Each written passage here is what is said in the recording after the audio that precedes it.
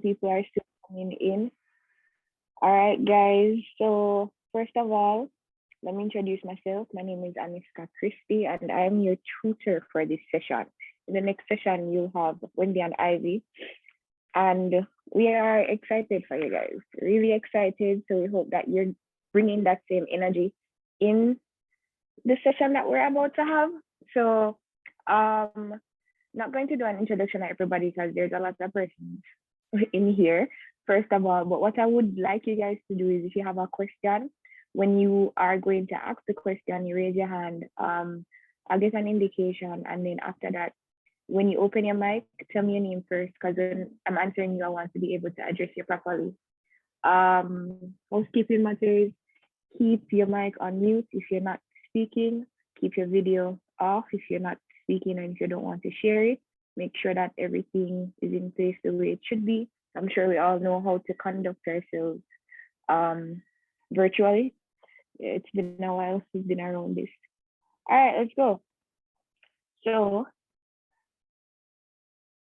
for today's session, what we're going to do is we're going to discuss our attitudes towards the exam first, and then we're going to review module 1 and some of module 2. We're going to do the rest of module 2 in the session in the afternoon. Afterwards, we're going to look at an example of a question, and then we'll try to answer a question on our own. So let's hear how you guys are feeling about the exam. I want a vibe check first before we go into anything, because I want to know how you guys are, where you guys are at. Don't be shy. You don't have to raise your hands all at once. Just come on. You can share how you feel about it. If you're not confident, if you are confident, if you feel like you need to brush up on some areas, let me know quickly. Okay, that's J Cornell. You can go ahead. J Cornell, you hearing me clearly? Yes, I'm hearing it clearly. It's J Cornell, right? J Cornell, yes. You can say J. All right, J Cornell, go ahead.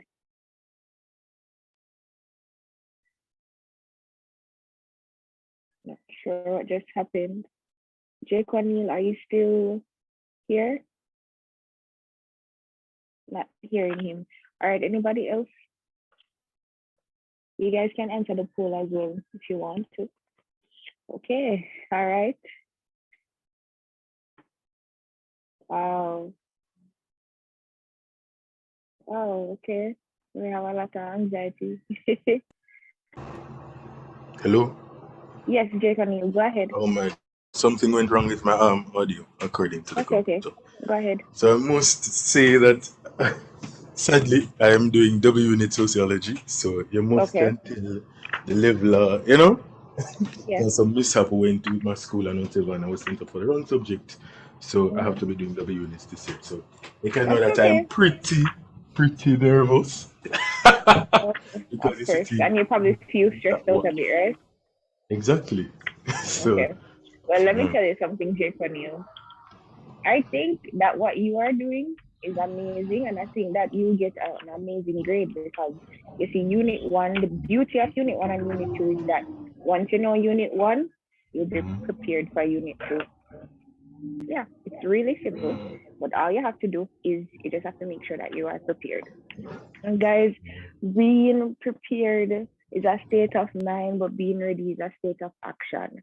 So you must know that. I see that a lot of persons, 62% of people feel nervous and only 10% here feel ready, while 29% feels not ready. Okay, so now that I understand how you guys feel, let me first of all say, do not be nervous. I know it's easier said than done, but I mean, what are you guys going to do? The nerves now go change the exam, now go change the date, probably did before. But what you guys need to understand is that if you paid for this exam and if your teachers recommended you, well, whether they did or they didn't, what you need to understand is that you're going to do it. So you have to do it. So why not give it your best shot? Either way, it must be done. So give it your best shot. When I was doing Unit 1, fortunately for me, I didn't do paper 2. However, I was very in love with module 1 of Unit 1.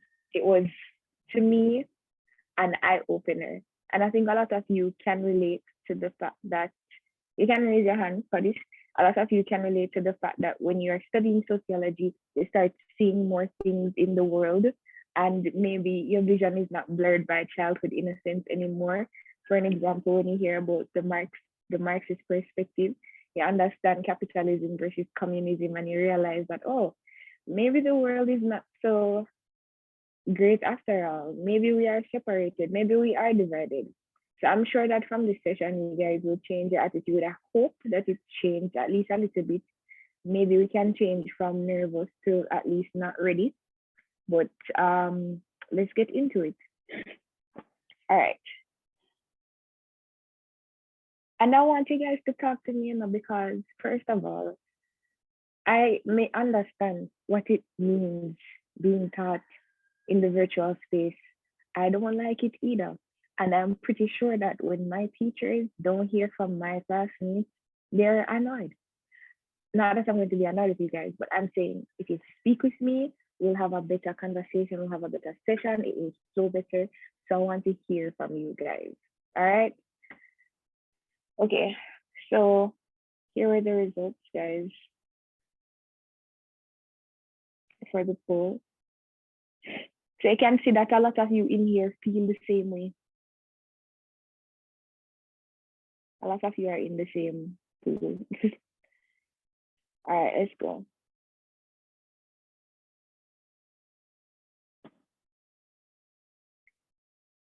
Let me get rid of this real quick. All right, so let's review module 1. In module 1, it's really simple. Guys, all you have to do is define sociology. You have to know the theories, the research methods, and culture and society. Really, really simple. I know I'm saying that now because I would have done it. But if you really look at it from a bird's eye view, they're not asking you much to do. And I'm pretty sure that you guys can get the most marks from module 1. Pretty sure. How are you going to do that now?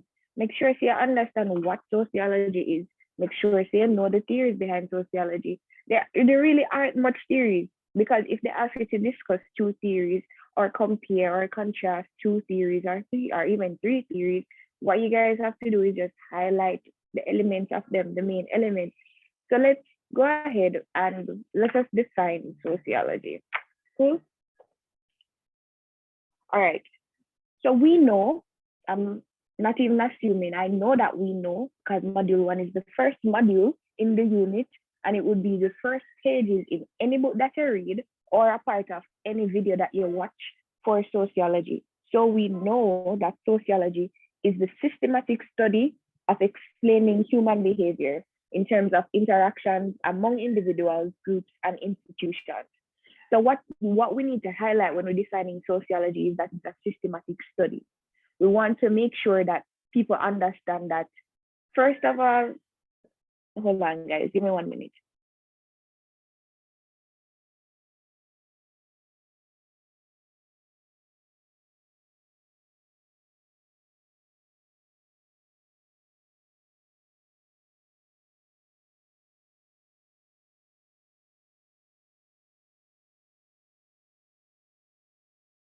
All right, sorry about that, guys. So first of all, we want people to know that it is a systematic study. We want them to know that it analyzes societal structures and that the relationship between people, interactions, well, people and their interactions in groups. So the micro and the macro, we need to highlight that. We need to make CXC, I was mixed them up. We need to make CXC know that we understand that sociology is not just about me or me and my interaction with my peers or me and my interaction with my family. It is about me, my interaction with myself, my interaction with my peers, my interaction with my family, and my interaction with the world at large. So when we're defining it, make sure that we understand and we put down that it is a systematic study. Next, we want to tell them that it is not just common sense knowledge. So this is no liquid, nothing. I know phonics, right? This is a scientific study. And because it is based on the study of human behavior, as we know, we want people to understand, or we want the markers, the persons who are marking, always pretend like they don't know what they're reading. When I was doing CAPE, one thing my teacher made sure to tell us was that sometimes what you should do is put yourself in the position of the reader, pretend that the reader knows nothing, right? So when you're pretending that the reader knows nothing, you want to make sure that you explain everything. And you don't need to go too far in explaining it because you don't want to take up the whole time probably explaining functionalism alone, for example. What you need to do is you need to kind of translate what is complex for sociology into basic terms for the basic man. So it's basically the definition of genius. It's the ability to translate from complex to simple. So what you want to do is when you're defining sociology, you have to be able to translate that complex term sociology into something that the normal man can understand. Imagine, well, I use one sibling. Imagine explaining sociology to one of your classmates, somebody that you used to know from high school that didn't do sociology. Maybe it's somebody that graduated before you that did the sociology either, or a family member.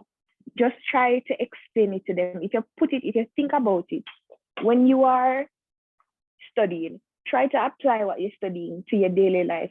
It will help you to remember, not only remember, but to understand the concept more. So try applying it to your daily life. Try thinking about explaining it to somebody, one of your peers, or even a family member, and then use your own words while you're doing it. So the key things that I want you guys to remember when you're defining sociology is that it's a systematic study.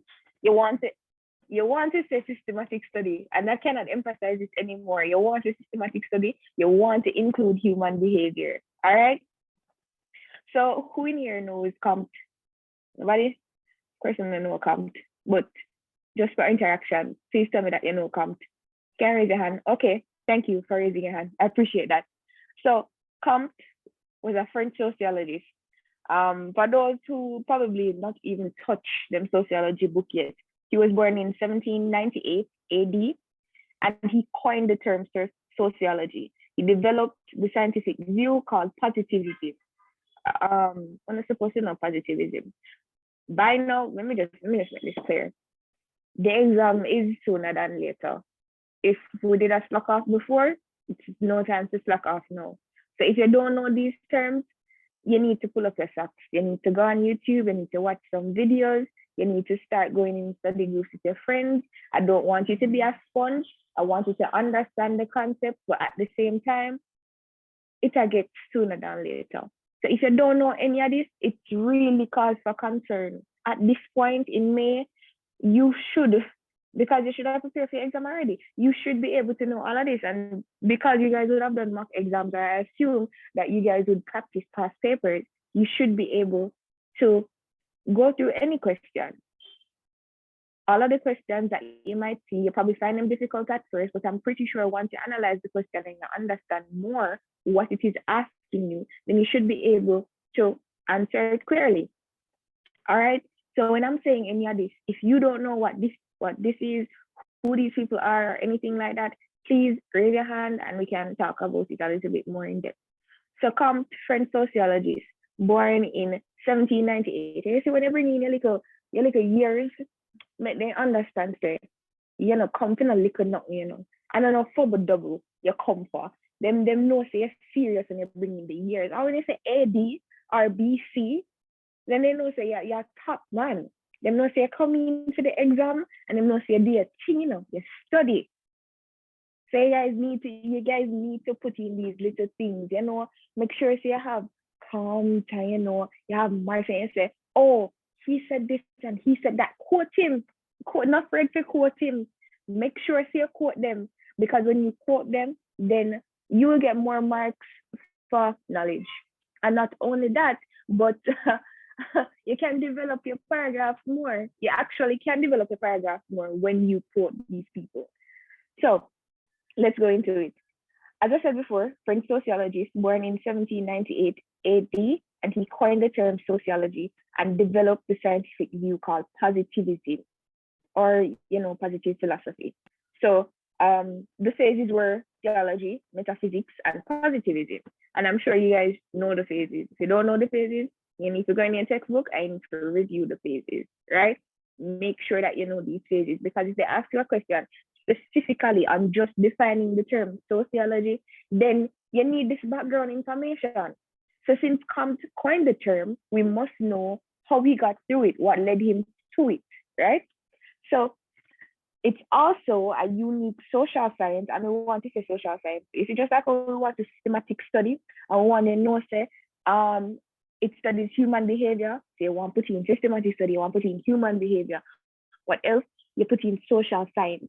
Because it's not just about the social, it's about the sciences too, which is why sociology is such an amazing subject, because not only is it systematic in that you study it as a science, but also it is social. It's studying, demographics, studying how people respond to a pandemic, for example, studying how they respond to a volcanic eruption.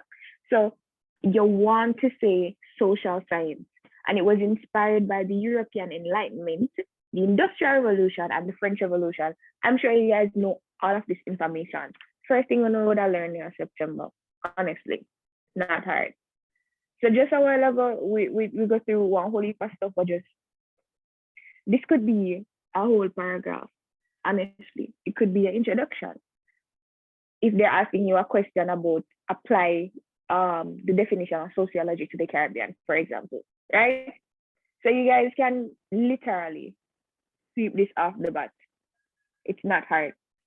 So let's talk about some Caribbean sociology. We have Rhoda Reddock. Anybody know what theory Rhoda Reddock is associated with? Repeat the name. Rhoda Reddock. Feminism. All right. Perfect. She's associated with feminism. Perfect. Good. All right. Susan Craig. What theory? Anybody know Susan Craig? Right. If you don't know Susan Craig, it's the perfect moment to write it down. You're going to look it up. She talked about education. And some of these names you will not know. Some of these names will be in the book and you'll just look over them. But some of these names, perhaps they'll come on your paper one. So even if it's not now, still look at them. Some of these names will help you to add emphasis or to add a little body, add a little flesh to your paragraph. So make sure that you know these names. M.G. Smith. Come on, people, let's go. Run into this quickly. M.G. Smith. The Plural Society thesis. Yeah, man, pluralism. Lloyd Brathwaite. Guys, there are 79 of you. Please, somebody answer. Social stratification. Social stratification for Lloyd Brathwaite. All right. George Beckford. Anybody for George Beckford? Plantation. Okay. The persistent poverty thesis. Yeah. So guys, these are just simple names I just gave you. Maybe some of you know them, maybe some of you don't. But the reason I asked you guys is because sometimes they will say something to you. They will give you a name, a random name. Some man from some century who did something, and it's always some man or some woman who did something great.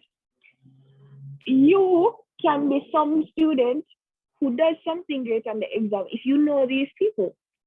So the more you know, the more places you go, the more you can write. Not telling you to know everything you know, because you have to paste everything in your head. I had a classmate who thought that she could get through by knowing everybody. But you see, reality is, it's one thing to know them, but it's another thing to apply the knowledge that you have.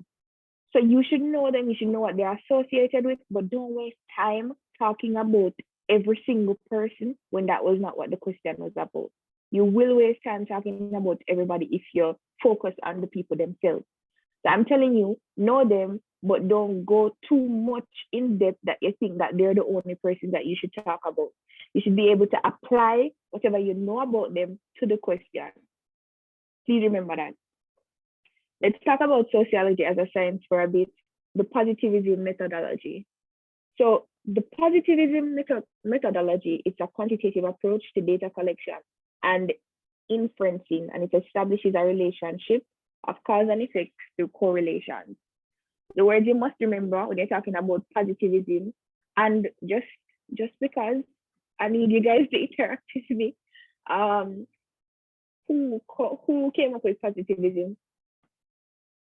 Auguste Comte. I didn't hear you. Can you repeat, please? Auguste Comte. Yes, Comte. Yes, thank you, Comte. All right. So when you're talking about positivism, you want to highlight that it's a quantitative approach. You want to highlight that there are correlations, generalizations, empiricism. It's cumulative, it's objective, it's value-free. Those ideals, you want to make sure that you put them in there because these are what makes up the methodology. And if it's what makes it up, if they ask you about it, if they say, Comte, he came up with positivism, discuss or assess the methodology. If they give you that, you want to make sure you go into everyone. Clearly, you want to, all right, it is quantitative, meaning da. There are correlations, meaning this and this and that. So it's associated with that. And don't forget, guys, please use transition words in your essays. I know some of you probably do already, but for those persons who are not so au fait on how to write the essays and all of that, please try to use words to make your paragraphs flow. And we're going to talk about the thesis in a minute. Try using words such as furthermore, likewise, similarly. You want to really go in it because you are now at an advanced level. When you sit the Caribbean Advanced Proficiency Examination, you're sitting it because you're advanced. So don't go in there with no CSEC answers. And remember that when you want to express yourself, do it in an educated way. You know why you're educated? Because you're sitting the exam. If you're doing CAPE, if you register to grade 12 or 13, just registering for any unit of CAPE, you are telling CXN, we are telling them, I think I am educated. I'm at an advanced level and I want to sit this exam to prove that I am proficient. So don't come in and don't give them one half answer. You can't do that. You're saying, I'm sitting this exam because I think I'm capable of being proficient. CAPE is like A-levels. I think they used to do A-levels in England. They used to do it before they did CAPE. It's like Oxford University level, honestly. This is it. This proved, and that's why a lot of persons, they get high-paying jobs when they sit CAPE over persons who just sat CSEC. It's important that you give an advanced answer because you're in an advanced exam. So, positivism. Let's go back. Remember, quantitative, generalization, empiricism, cumulative, objective, value-free. You want to add all of these in your answer. Now we're going to go into sociological theories. Let's go. We have the macro and we have the micro. All right, who knows what's associated with macro? Let me get an answer real quick, please. Macro, what's associated with it? Functionalism. Perfect. Anything else? Marxism. Yeah, perfect. All right. So, functionalism is consensus theory and Marxism is conflict theory, but also feminism is a conflict theory as well. So you want to be sure to highlight that each one is either consensus or a conflict theory. Make sure that you make them know, say that, right? So it's either or. Then we have the micro. So let's talk about the micro, guys. What's on the micro? Interactions. I can't hear you. Go ahead again. Excuse me, guys. Not hearing you. Interaction. Okay, great. Interactionism. What else? Feminism? No. Feminism is actually a macro one. It's big. All these women out here, of course it's big. All right, so from micro, and I think you guys want to write this down if you don't have it. So we have the rational choice theory by Max Weber. A lot of you should know that. We have interactionism, as you said before. We have ethno, never know the pronunciation like a school, but teacher again.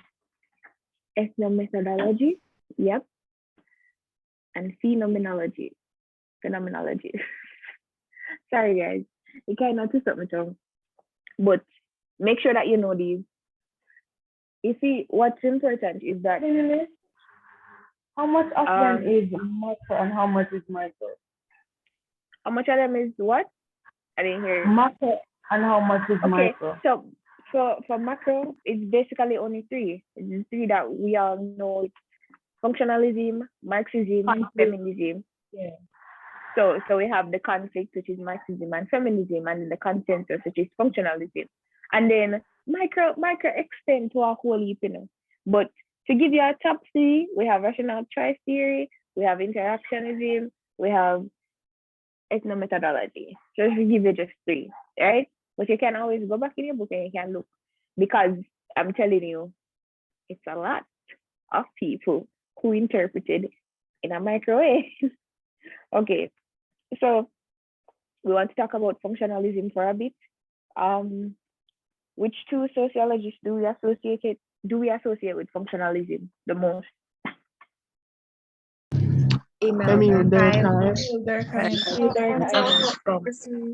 All right, good, perfect. So we have Durkheim and we have Parsons as well. So if you want to add in somebody, Parsons is a good way to start. So functionalism, let's talk about the main ideas behind it. I need people to tell me what are the main ideas behind functionalism. Guys, you know it, you know? And I know that you guys know. Functionists believe that society is like Go ahead. The functionalists believe that society is made up by its many different institutions. All right. So if you just hold, thank you, by the way, for that answer.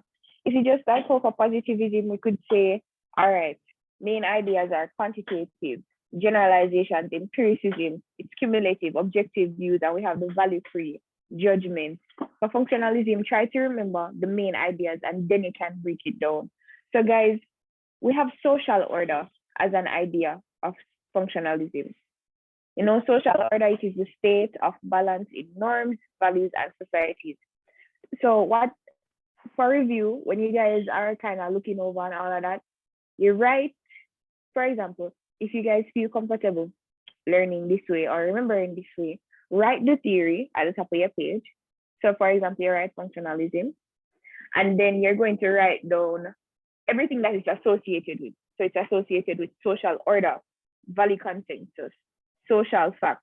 There's mutual interdependence of institutions.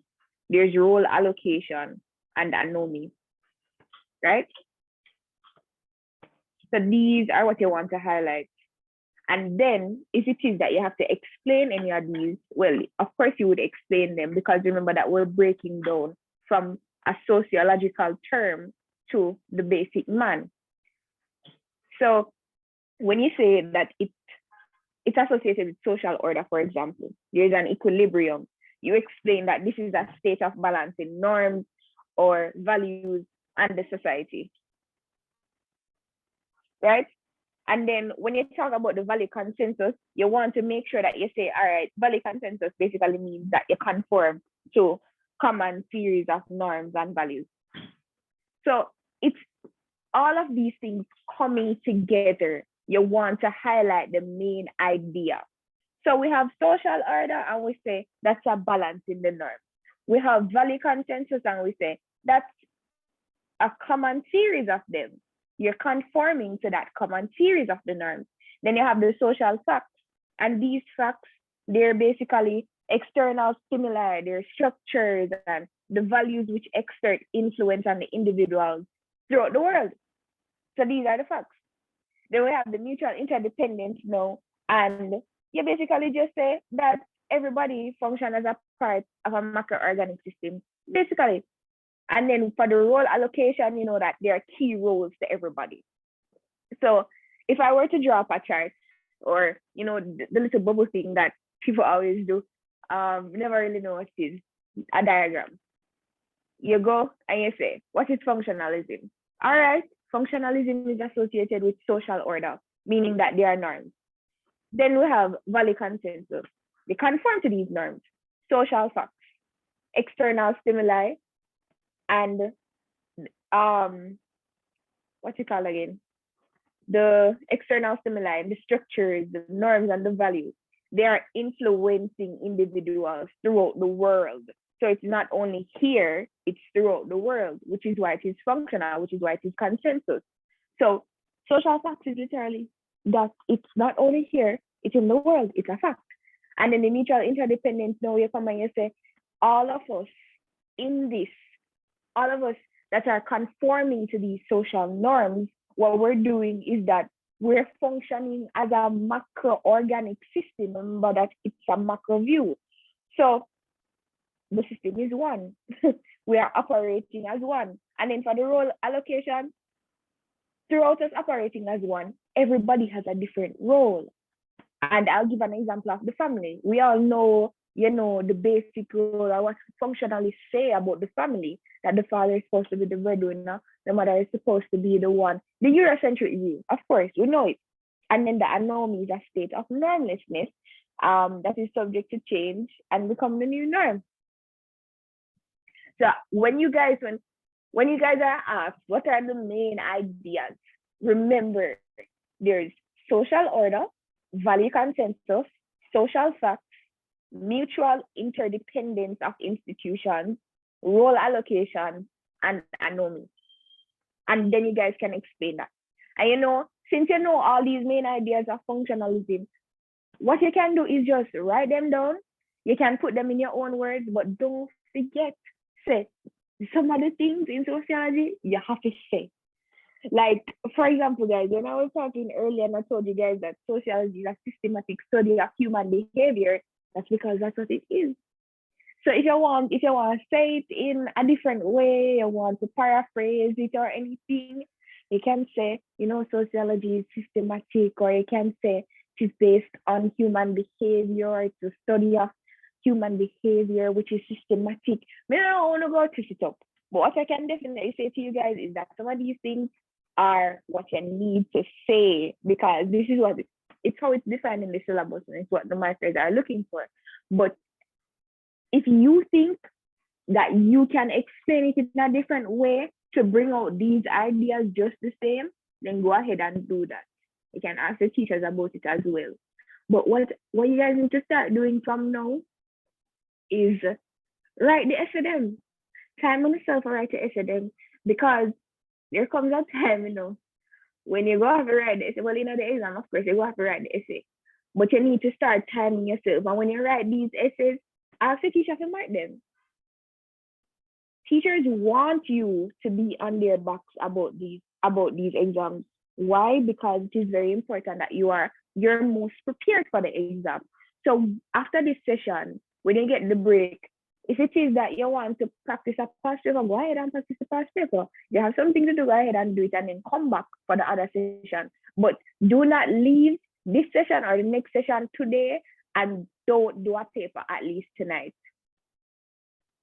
You can vibe all summer. You can prof all summer. You can do anything you want summer. And then, you know, the beauty of it, when the time comes to exam, you don't have to be nervous, as majority of you are, because you would have prepared for it. So be your most prepared for the exam. As I said before, you know, guys, you have to give advanced level answers to these advanced questions. I'm pretty sure when I read the question, them sometimes when I read them, I'm like, what? When I say, what is them ask me? Because they're advanced questions. It's A-level questions. So them expect who they read, who they sit the exam, who pay to do the exam, whether you're sponsored or you pay your own money. You supposed to know, say you're coming to this.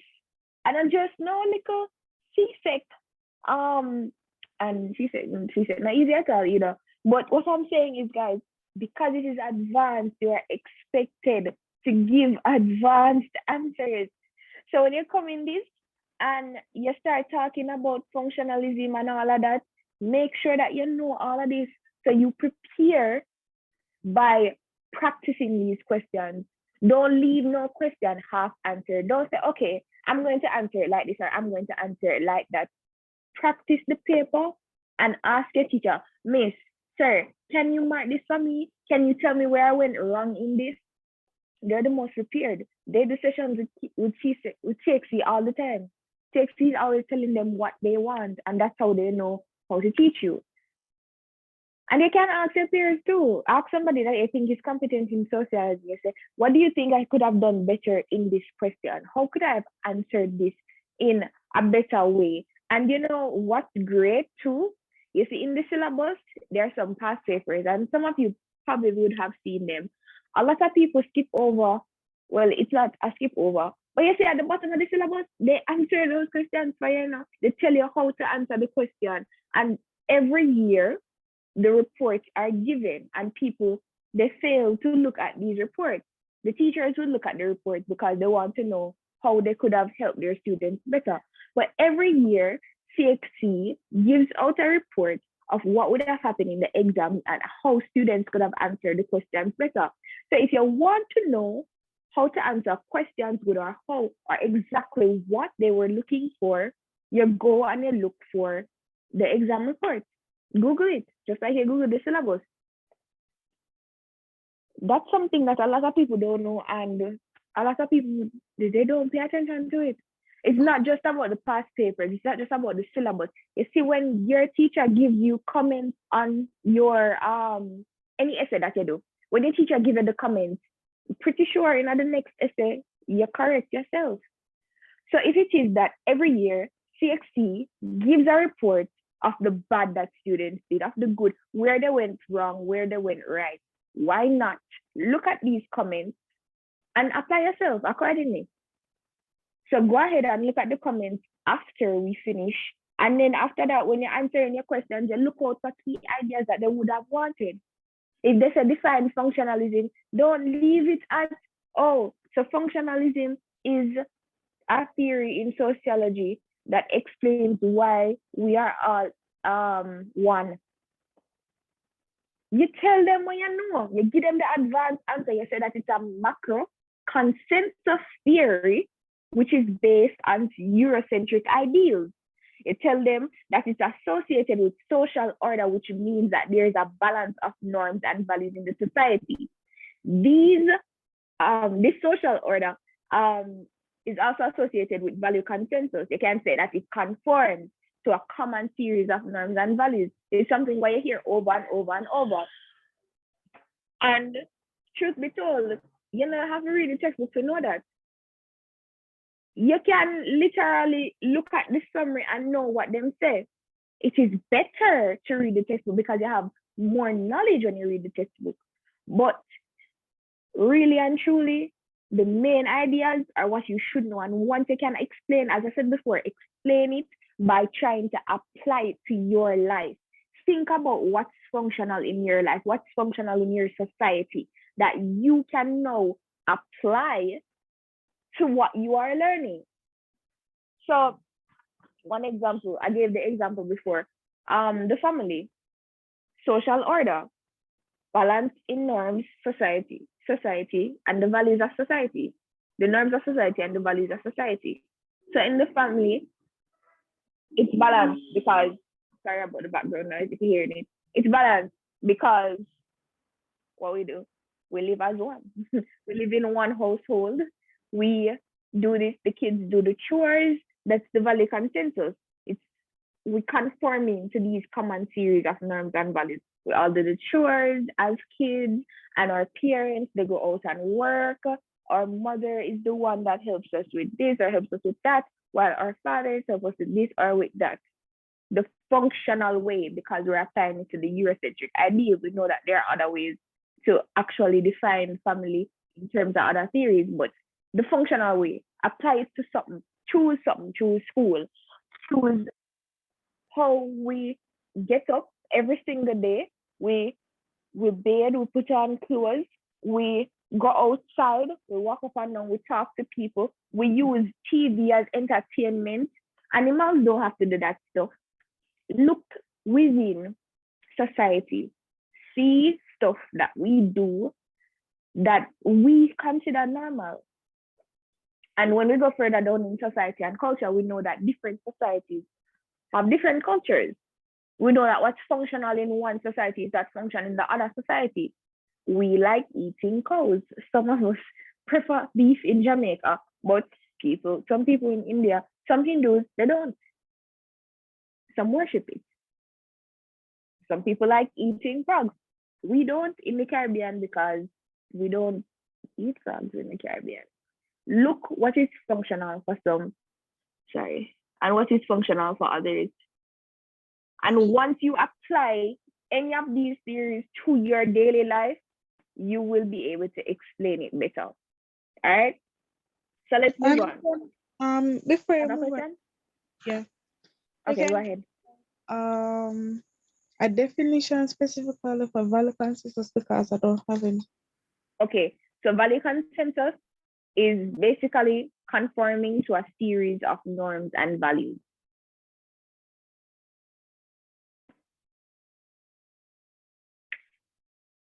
And if you ever feel like you can't define the word or the phrase, what you can do is look within it.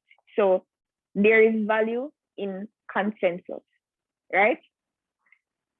So we have these norms, we have these attitudes, these beliefs that we have, and they're a part of how we function as a society. We find value in them because they are habitual. It's a social fact. You can use all of these elements of functionalism to just wrap around each other, right? Remember that there's mutual interdependence. So you can say that because there's mutual interdependence, we are dependent on each other to conform to these. Everybody has to conform to something in order for us to actually function as one. So for the house to be clean, I have to sweep. My brother has to wash the dishes. My mother is the one that maybe cooks the food, and my father is the one that buys the food. So please look within the household, look within the world. How are these things normal? What are the normal things that we do that makes us value our consensus?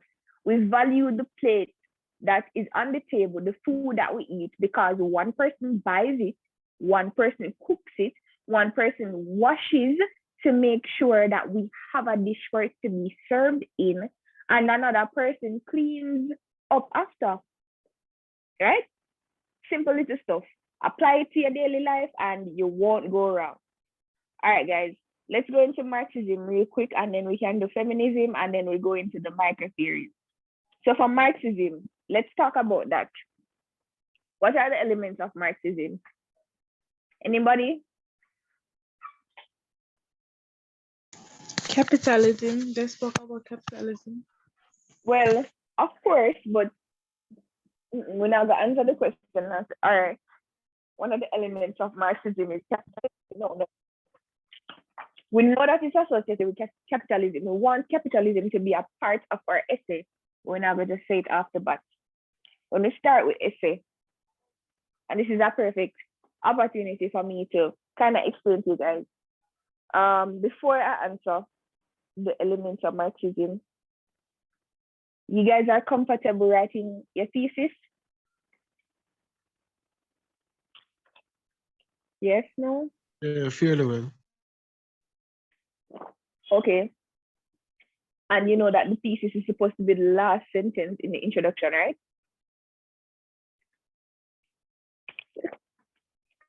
Yes. Okay. Perfect. So give a background of everything. I'm going to give you not the question, but the answer to a question about Caribbean society and the impact of globalization. Right? Here's an introduction.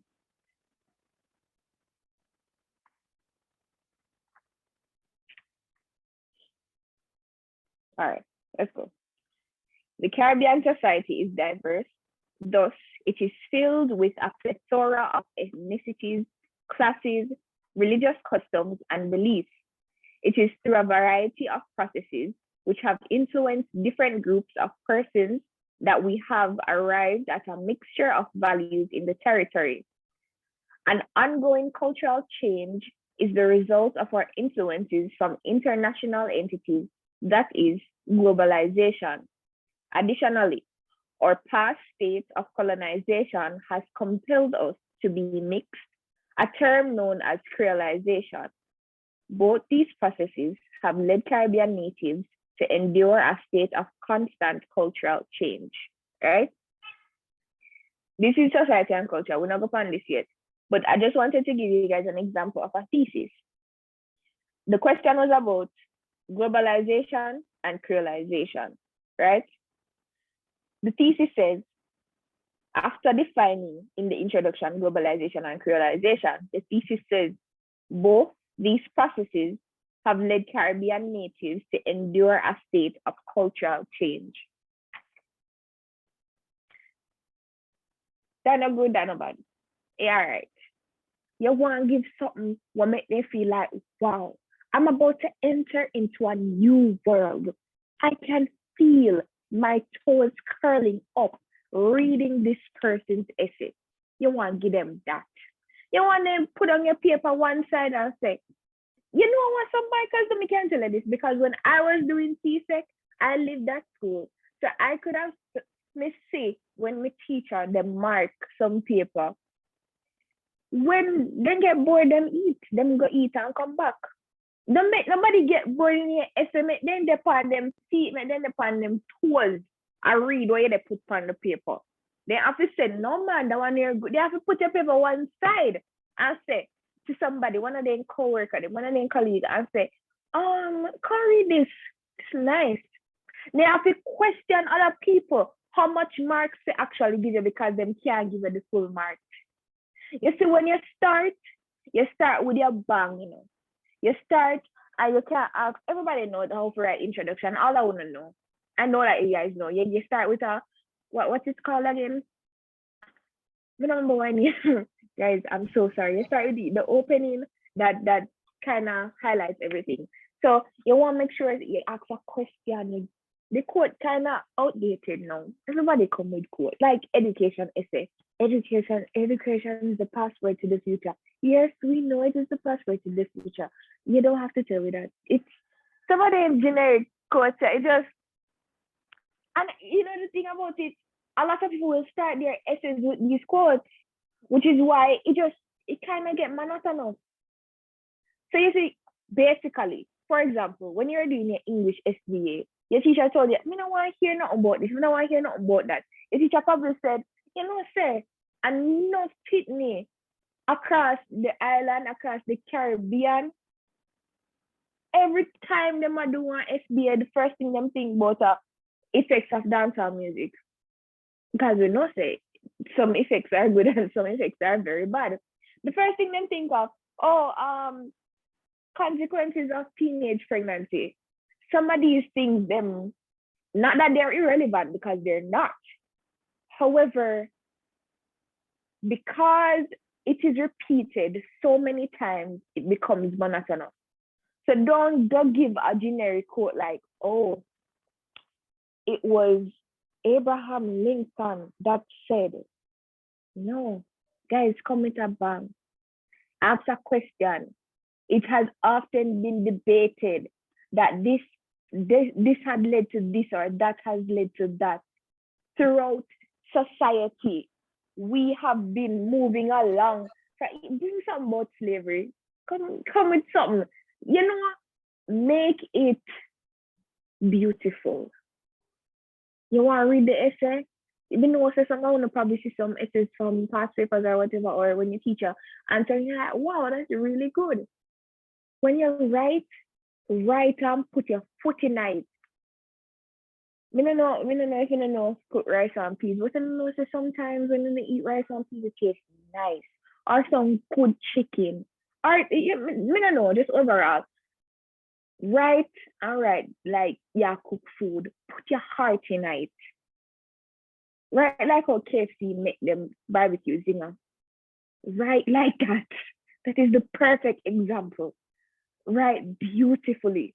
And right, like you get great service from Chick-fil-A. Just right, nice. When you're right, people supposed to look at the people, they say, my God, this is so good. This is so good. So make sure you want to prepare it now because only supposed to they get per merit list in here. Everybody. Excuse me. Nobody. Yes, go ahead. I have a question. Is this marathon centered around the topics that were issued, or is it that you are doing, I suppose, an overreaching understanding of the basic information that we need to know, and then we get into the topics that were given?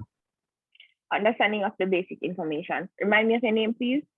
My name is Javon. Okay, Javon. So understanding of the basic information.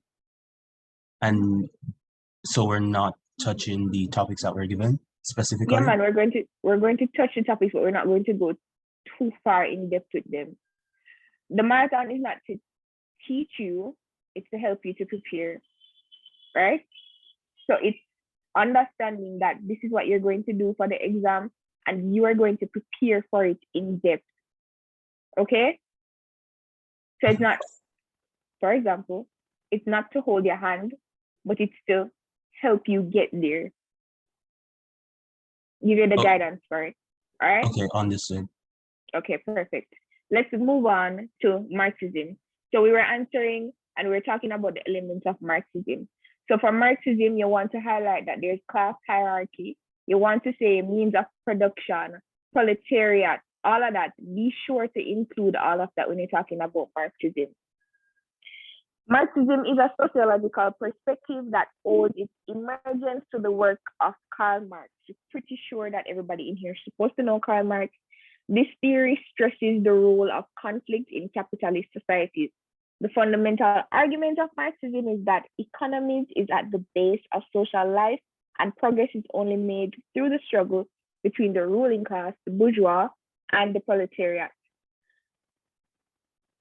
For Weber, he credited the emergence of the social action theory. His work offers an alternative to the Marxist economy deterministic theories, as he was concerned with the importance of ideas rather than material forces as a vehicle for social change. Weber drew attention to the significant role that individuals can play in shaping society. So when you're highlighting Marxism, be sure to highlight Karl Marx, and you can highlight Weber as well. So two functionalists that we spoke about before were Durkheim and Parsons. For Marxism, you can be sure to mention Marx and Weber. For feminism, we have different types of feminists. Anybody can tell me the 3 different types that we have? So you have the liberal feminists, the radical, and the Marxist feminists, also the cultural feminists. Okay, good, perfect. So we have liberal Marxists, we have radical, and some scholars they pride themselves in talking about the Black feminists. So liberal, we know that they. Huh? Somebody was saying something? Go ahead. Yes, miss. I was saying that isn't Weber for interactionists? Hold on. Yes, I'm sorry. I did that accidentally. It was beside Marxism in my notes. Sorry. So remember that Weber is for interactionism. I'm very sorry, guys. Mixed up just a while ago. Thank you for that correction.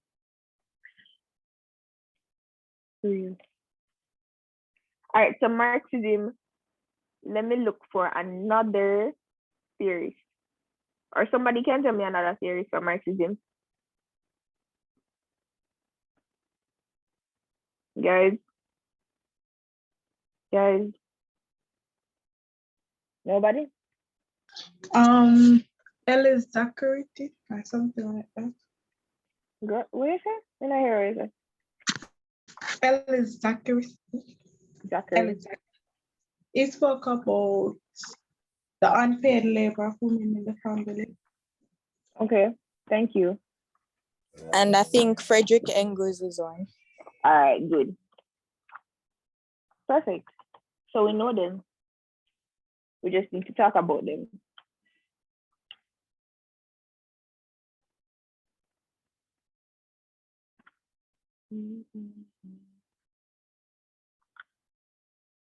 There's one more that I remember, but I had his name, I think his name starts with D. I had a hard time pronouncing his name. You just know spell out holy for them name. All right, guys, give me 1 minute.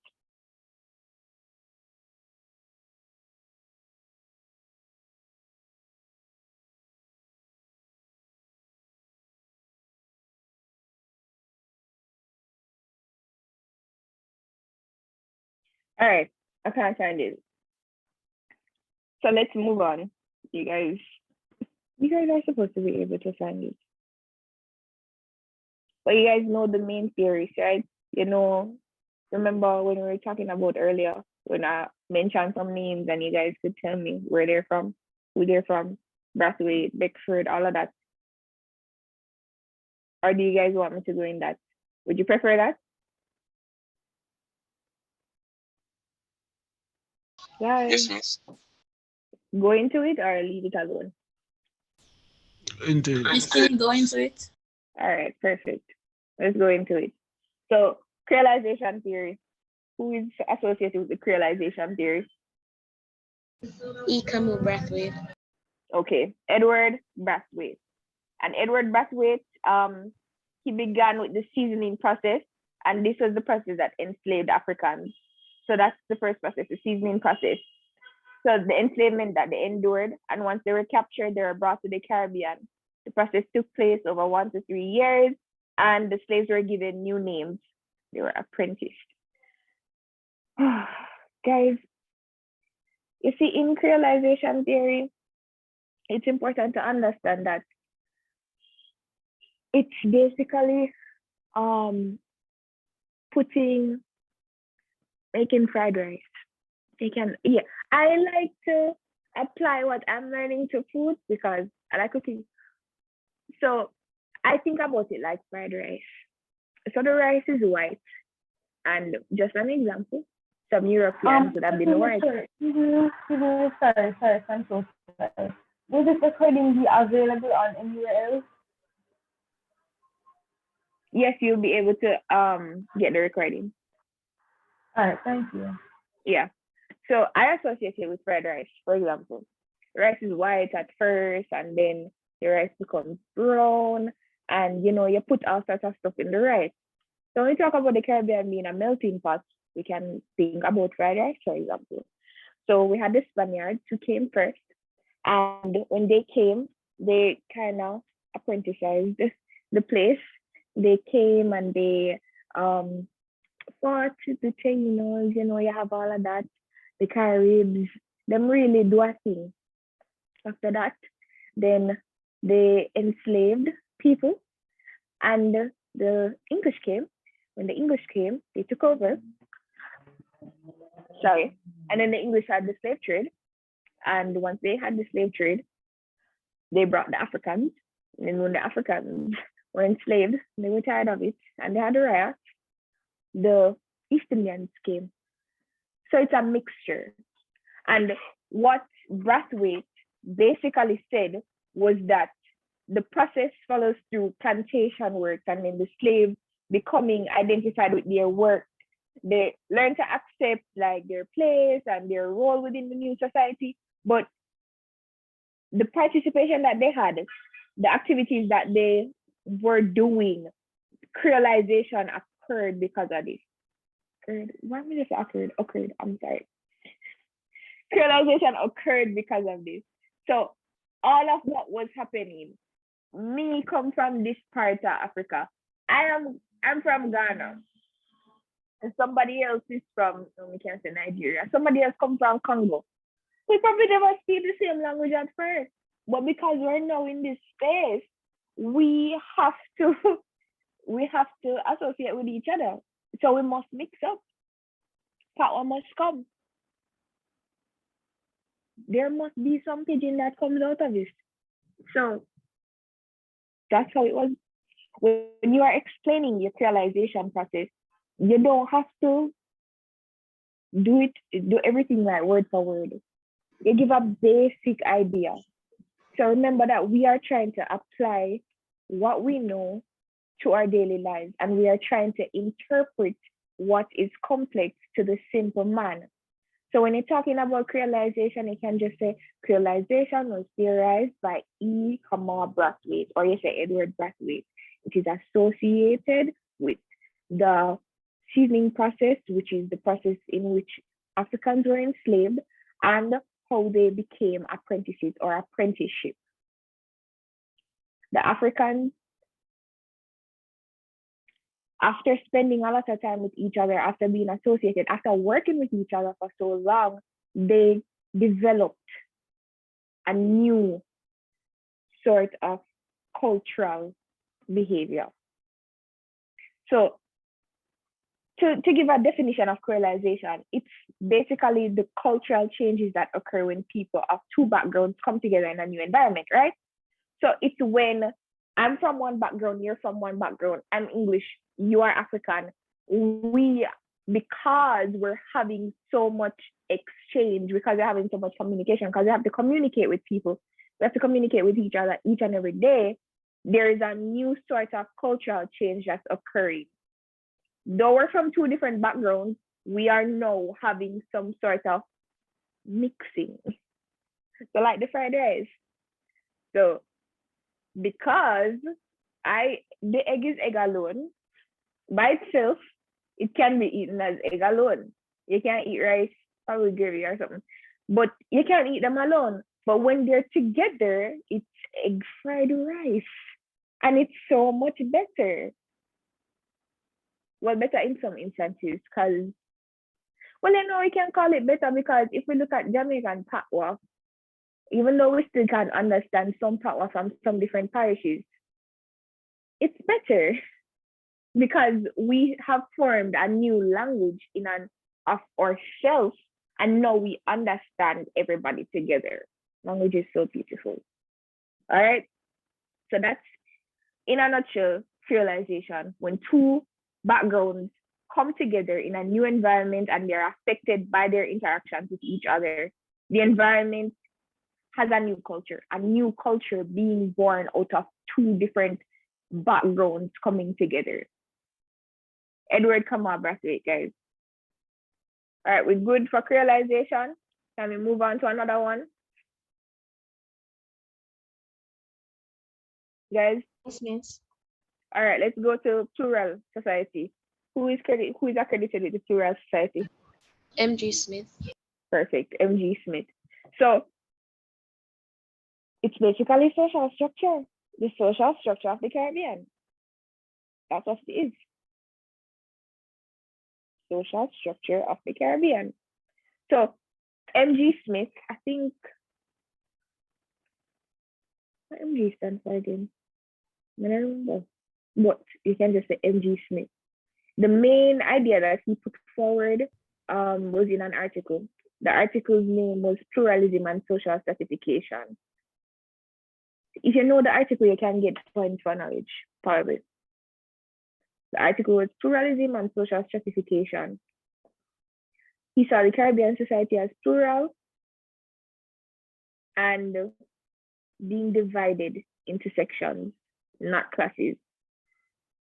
There's class division within each section for M.G. Smith.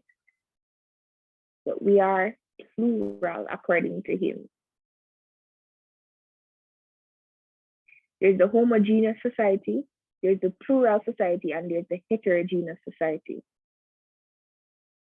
Are you guys aware of that? You mean like there was a part in my notes where M.G. Smith said something about that. The only time that the social, like the different groups would mix is just for work or something like that. Yeah. Okay.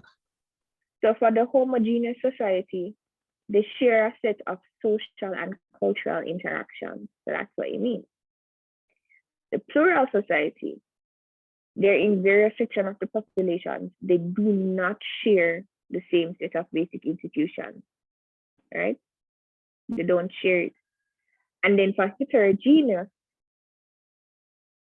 these basic institutions are shared, but they also have alternative institutions. So for heterogeneous, we all share school with people, but each of us, we probably are a part of different religious organizations. So we share the school, we probably share taxi even. We share different places, but for example, we go to different places of worship. The plural society, they have various sections of the population and they don't share the same set of basic institutions. An example can be us and the Maroons. Are you guys understanding?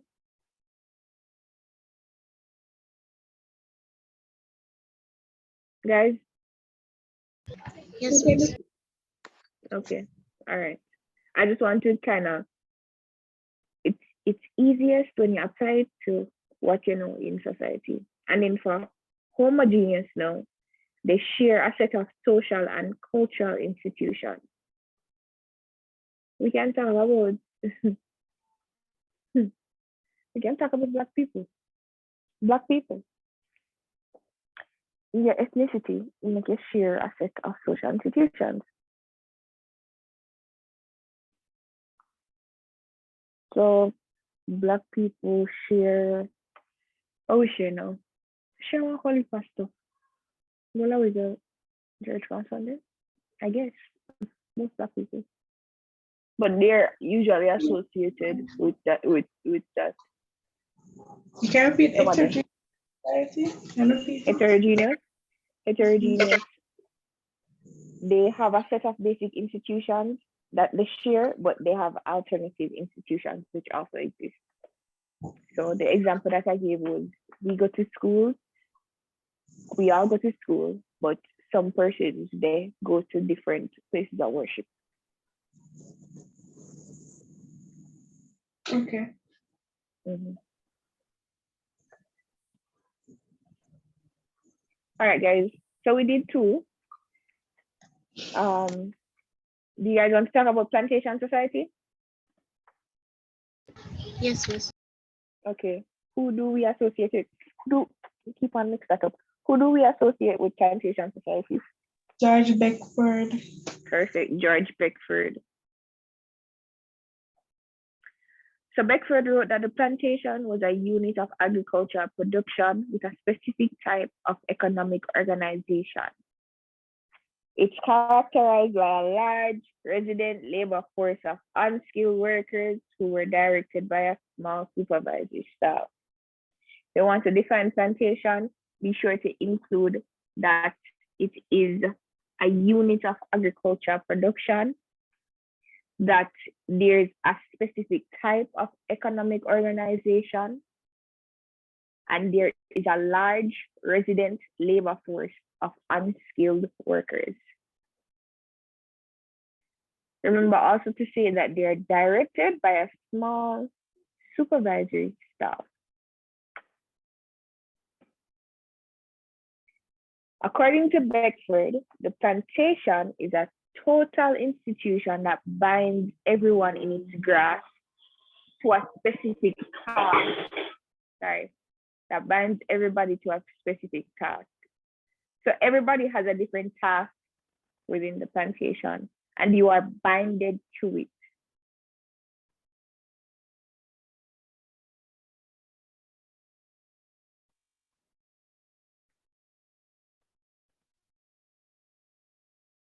The social structure of the slave plantation took its shape from the social organization necessary for production. So the organization was necessary for production, and because of this, the system placed the white European planters and administrators at the top and the enslaved Blacks at the bottom. The Blacks, when you guys are well, you don't need it for sociology. But when you think about it, really and truly, the blacks and the East Indians, they were pretty much on the same level, which is why a number of Indians would have migrated later on. When they came, just like the Africans came, they came for work. It was indentured labor. They were told, you are going to come here and you're going to work and you can come with your family. You're going to get a plot of land and it's going to be all dandy and fine. You're going to live a nice little life. But when they came, they were underpaid, undervalued, underappreciated. Thus, they were on the same level at the bottom, just as the blacks were, which is why a lot of Indians would have migrated, right?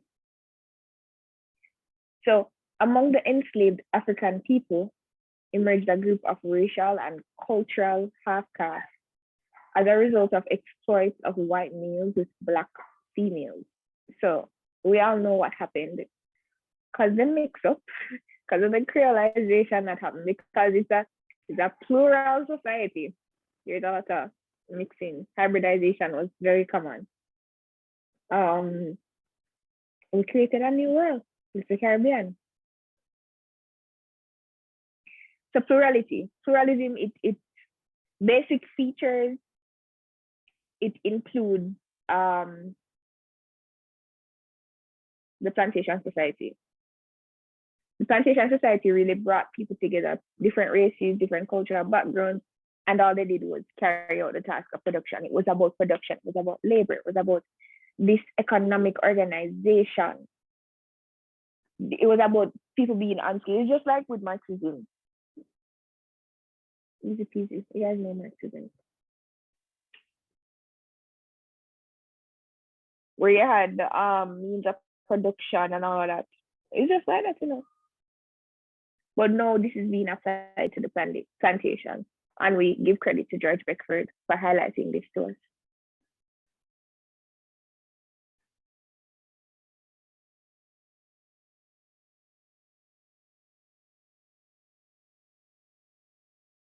All right, we can move on to feminism now. Yes, miss. Yes. All right, perfect. So feminism is a sociological perspective that examines social phenomena from the viewpoint of women. This is about women. This is a time to be alive. Feminists criticize the classical sociologists for only presenting issues from the viewpoint of men and largely ignoring the experiences and contributions of women. The theory aims to highlight the ways in which men dominate social relationships while providing opportunities for women to enhance their lives. Feminism is associated with the viewpoint of women. So it says viewpoint of women or perspective of women. And be sure to point out that feminists are really criticizing other sociologists, the classic sociologists, for only presenting issues from the men's perspective.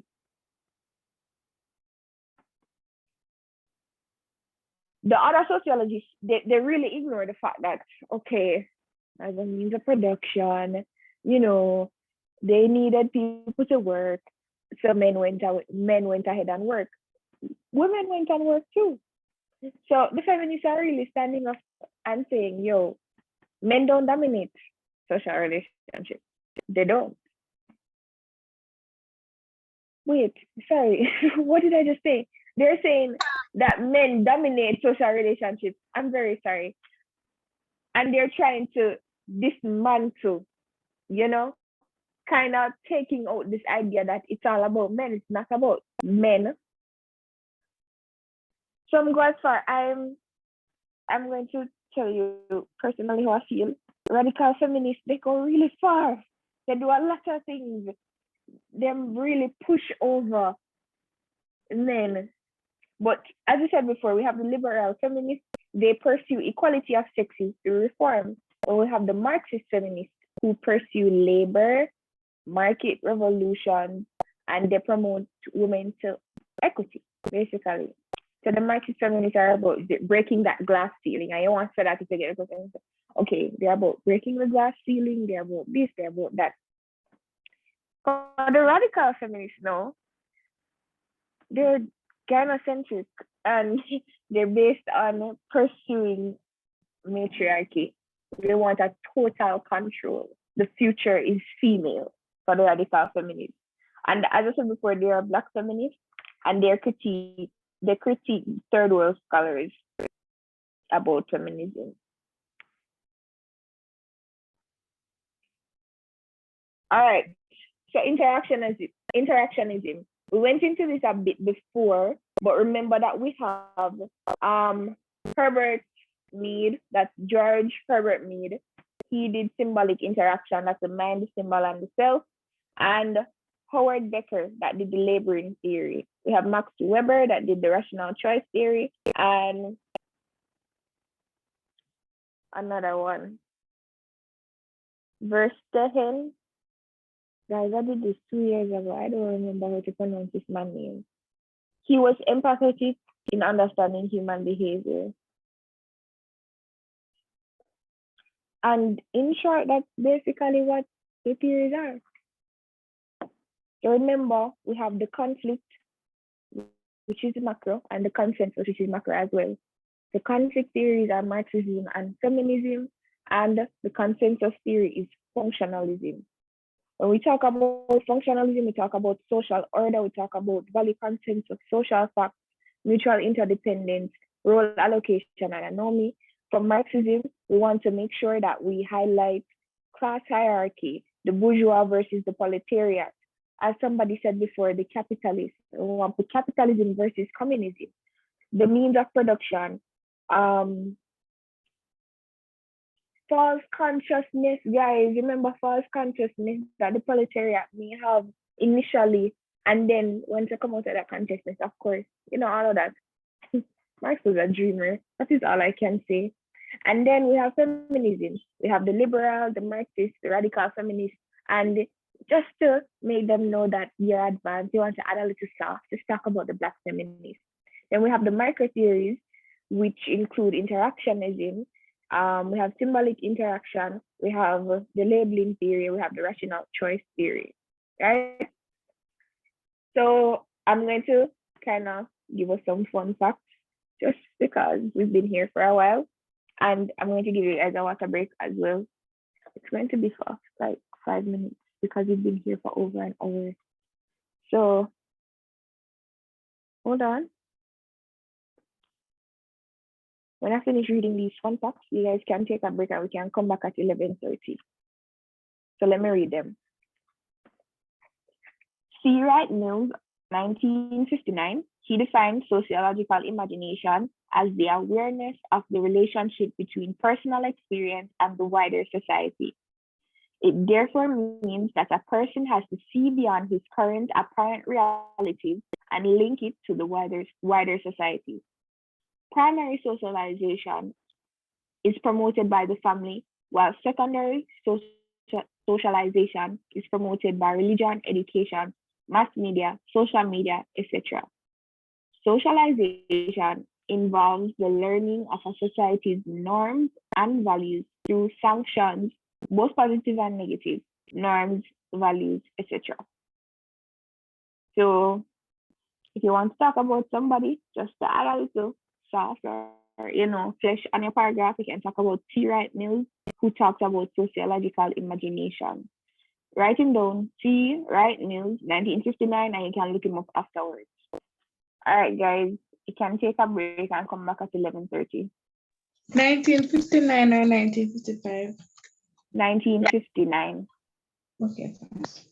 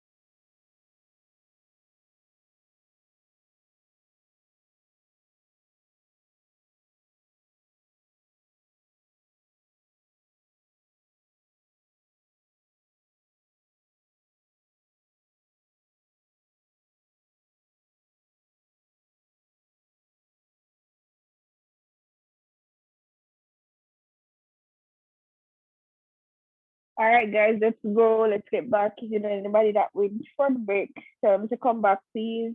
Ready? Ready. All right, so for this half of the session, come, line up on yourself. We need vibes. Come on, man, come on. You know, so I'm not feel so well about the exam, but please, guys, come on. We're going to talk about research methods and culture and society now. So let's go. Let's talk about it. All right, so somebody tell me what's one research method and somebody tell me what's another. Anybody can go first. Let's go. Guys, somebody answer, please.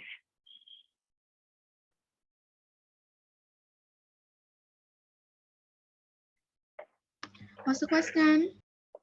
We're talking about research methods. I need one person to tell me what's one research method and another tell me what's another research method.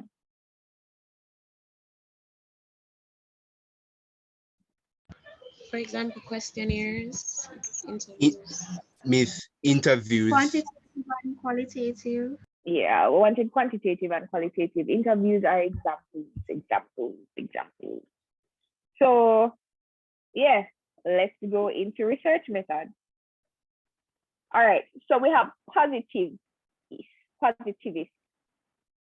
So they're based on quantitative. It's statistical for them. Everything is evidence. They want facts. They want to be objective. They don't agree with interpretivists.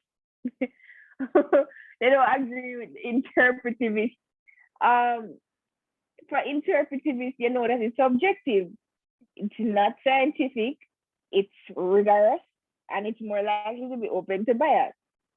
And then it's really either or. So as somebody said, qualitative, you have qualitative, you have quantitative. And you have the mixed method or triangulation method. All right, so who can tell me about the positivists? Tell me a little bit about them.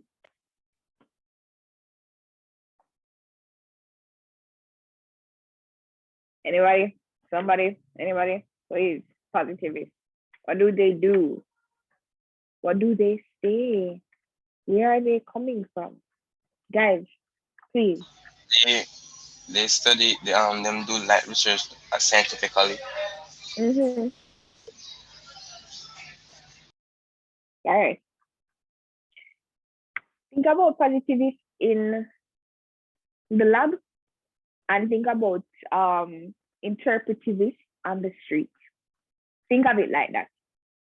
The positivists, they're concerned with what makes society work. Human behavior is actually shaped by external stimuli for them. They focus on the observable.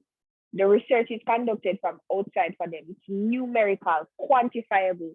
That's the type of data that they deal with. Numbers, it's logical. It analyzes numerical data. They explain the causes, right? They have social facts. It's reliable. It's replicatable. The laws are made via generalization. So when you have a little what are they called again? Not polls. Oh my gosh. I don't know how to forget this. Questionnaires. Wow. When you have a little questionnaires, or Google gives you a questionnaire after you finish doing something, or even WhatsApp asks you simply rate this call. Positivists are the persons who study how many persons give a 1 star, 2 star, 3 star, 4 star, 5 star. And based on that, they're able to analyze, the social behavior. So that's what they use. They have statisticians who use these things to tell Meta whether or not WhatsApp call is working, whether or not they should do that. You have people on okay, so it's still Meta because Instagram. So because we like messages on Instagram, right? Or we can heart the messages instead of replying to messages. WhatsApp said, people prefer, based on the statistics, people prefer putting a heart on messages than replying to messages. People prefer reacting to things. So we're going to make them react to stories. And when we're on WhatsApp, we're going to make them start reacting to the messages. So they don't have to respond because more than likely, them leave people for feed or sometimes unread, right? As I said before, you have to apply what you're learning to anything in society. And once you do that, you have a better understanding of it and you can explain it better. So as I was saying before, they are quantitative positivists. Them associated with objectivity. They want to make sure that it's objective. It's a macro research. Functionalism is associated with it. You have the social facts, it's reliable. The generalizations can be made based on these small questionnaires that we do every single day. The amount of time you press skip ad on YouTube, they tell you that, okay, maybe for the next 2 songs or maybe for the next video, we do not put in an ad for this person because obviously they don't want to see the ad. All right, you skip all of the slow ad them with Dino. Maybe she just doesn't want to see these ads. Okay, you skip the ads them for colleges and university or how to write better on Grammarly. If he does that maybe he doesn't want to see this ad. Maybe this ad isn't for him. And when you press stop seeing ad, this is what positivists use. They use these things. They use the statistics to understand you better and to understand human behavior better so that they can, for their company, perform better for you, have better resources for you, help you to navigate any platform better. That's positivism. For interpretivism, these persons are concerned with rich and in-depth ideas. I don't know anybody who has ever written a report to Facebook or to Instagram or anywhere to Snapchat, write a big report, but some people do it. And when they write this report, then whichever company can understand what is actually happening, and based on this report now, they can say, okay, so these persons thought this or these persons thought that. So for interpretivism, these persons, they're associated with social interaction. That's what they want. They want validity, transferability, right? So let me give you one example. When it comes down to the positivist, and this is something that the interpretivist would have said that they criticize them based on. It's general. There's no in-depth analysis of it. So you can see somebody say, okay, they rate the call 3 out of 5, but they don't tell you why they rate the call that way. You can hear them say, okay, I rated the call this way because this and that and this, when you have a mixed method approach. But when they tell you, all right, I'm not rating it, but I'm telling you how I feel about it. This in-depth analysis now is more subjective. It is micro research and it is associated with qualitative methods, right? Social actions, symbolic interactionism, feminism, they're associated with that. It's really concerned with people's personal feelings and emotions and experiences rather than what just makes society work. So it's not just off the bat, it's not just functional. Within interpretivism, human beings create their own experiences. They need to understand how individuals interpret meaning. There's personal involvement of the researcher. So the researcher is in it. For example, when you're doing interviews, the analysis in this one is more descriptive and you can report the experiences like I would have told you guys before. It's concerned with understanding actions, meanings, and motives, right? So that's where it is as it relates to positivism versus interactionism. A lot of the times we study the methods of social research, and when we're studying them, we sometimes forget the ethics associated with it. So I want to put emphasis now on the ethics associated with these research methods, right? So for ethics, remember, you should be aware of people's right to privacy when you're doing the research. You should be aware of plagiarism. Don't plagiarize. you should avoid misinterpretation of events. So when you're studying it or when you're researching something, the results should not be manipulated to prove the hypothesis or enhance careers. The thing is, and I'm sure when you guys are doing your IA, you would have seen this, where a lot of people, they do it all the time. So because their hypothesis says, okay, smoking ganja makes you homeless. Because that's what their hypothesis says. They're going to manipulate the data and say, okay, I know Mr. One man on the road, I'm homeless and he used to smoke. I'm pretty sure somebody else knows somebody who's homeless because they used to smoke too. All right, I'm just going to say that 5 out of 10 people, not 5 out of 10, 5 out of 5 people, they smoke ganja and they become homeless. And you manipulate the data in such a way that's not supposed to be done. When you guys are answering the questions, remember what the module is about. So while you're going in depth into what you're talking about, the reason a lot of your teachers or even CXE says be sure to add definitions is because there's supposed to be a background of the module before you actually go into applying the module itself to the question. So when they ask you about ethics in research, for example, you're going to want to say, okay, what research is? Are you going to go in depth to say, all right, so based on this definition of research, there are different methods of research. Talk about the different methods. And then when you're going into the meat of the matter now, that's just scratching the surface. When you're talking about the research and all of that, you're just scratching the surface.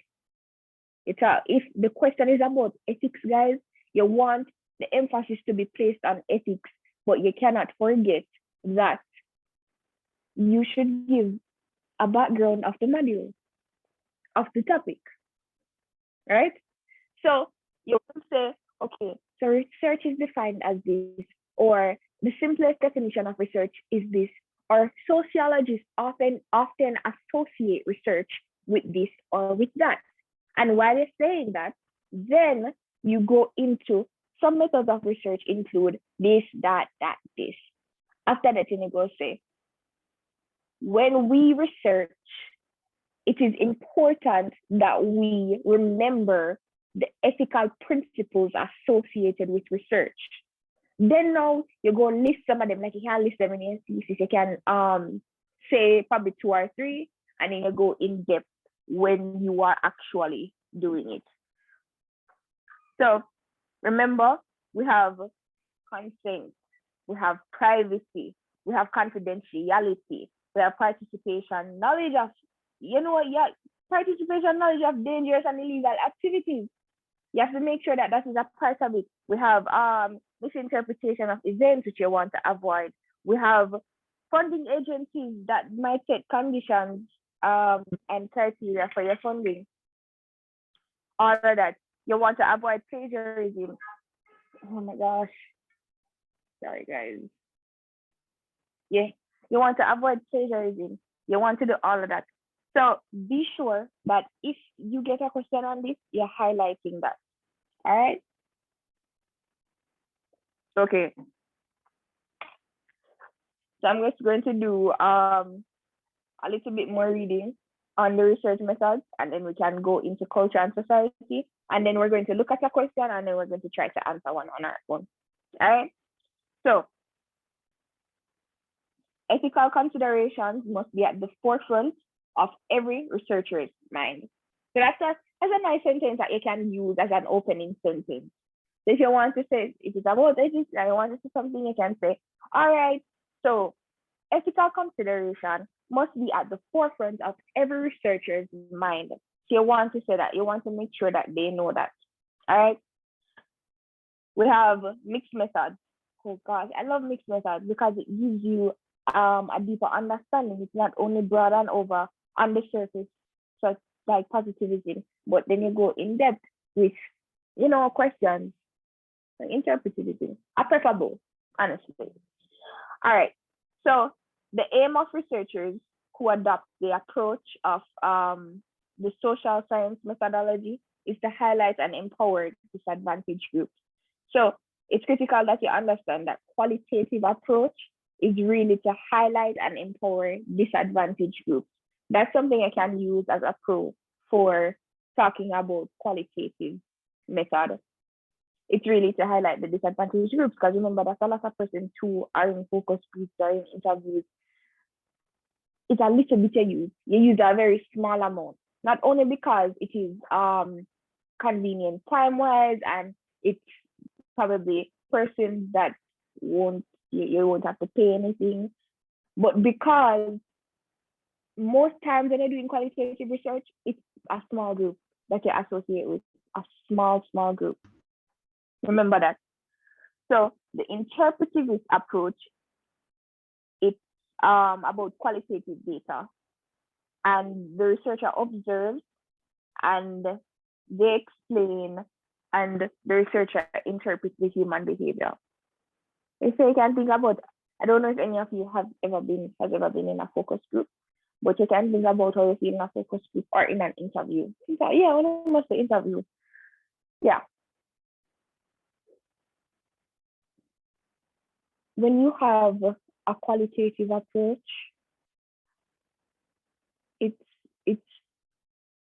it's considered more in depth because you get to see, I'm pretty sure you guys know this, the researcher gets to see the emotions of the participants and they get to understand it and interpret it.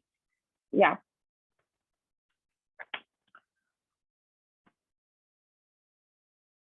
All right, let's move on.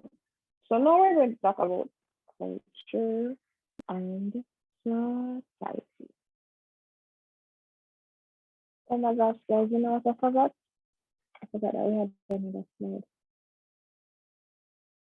It's supposed to start with religion.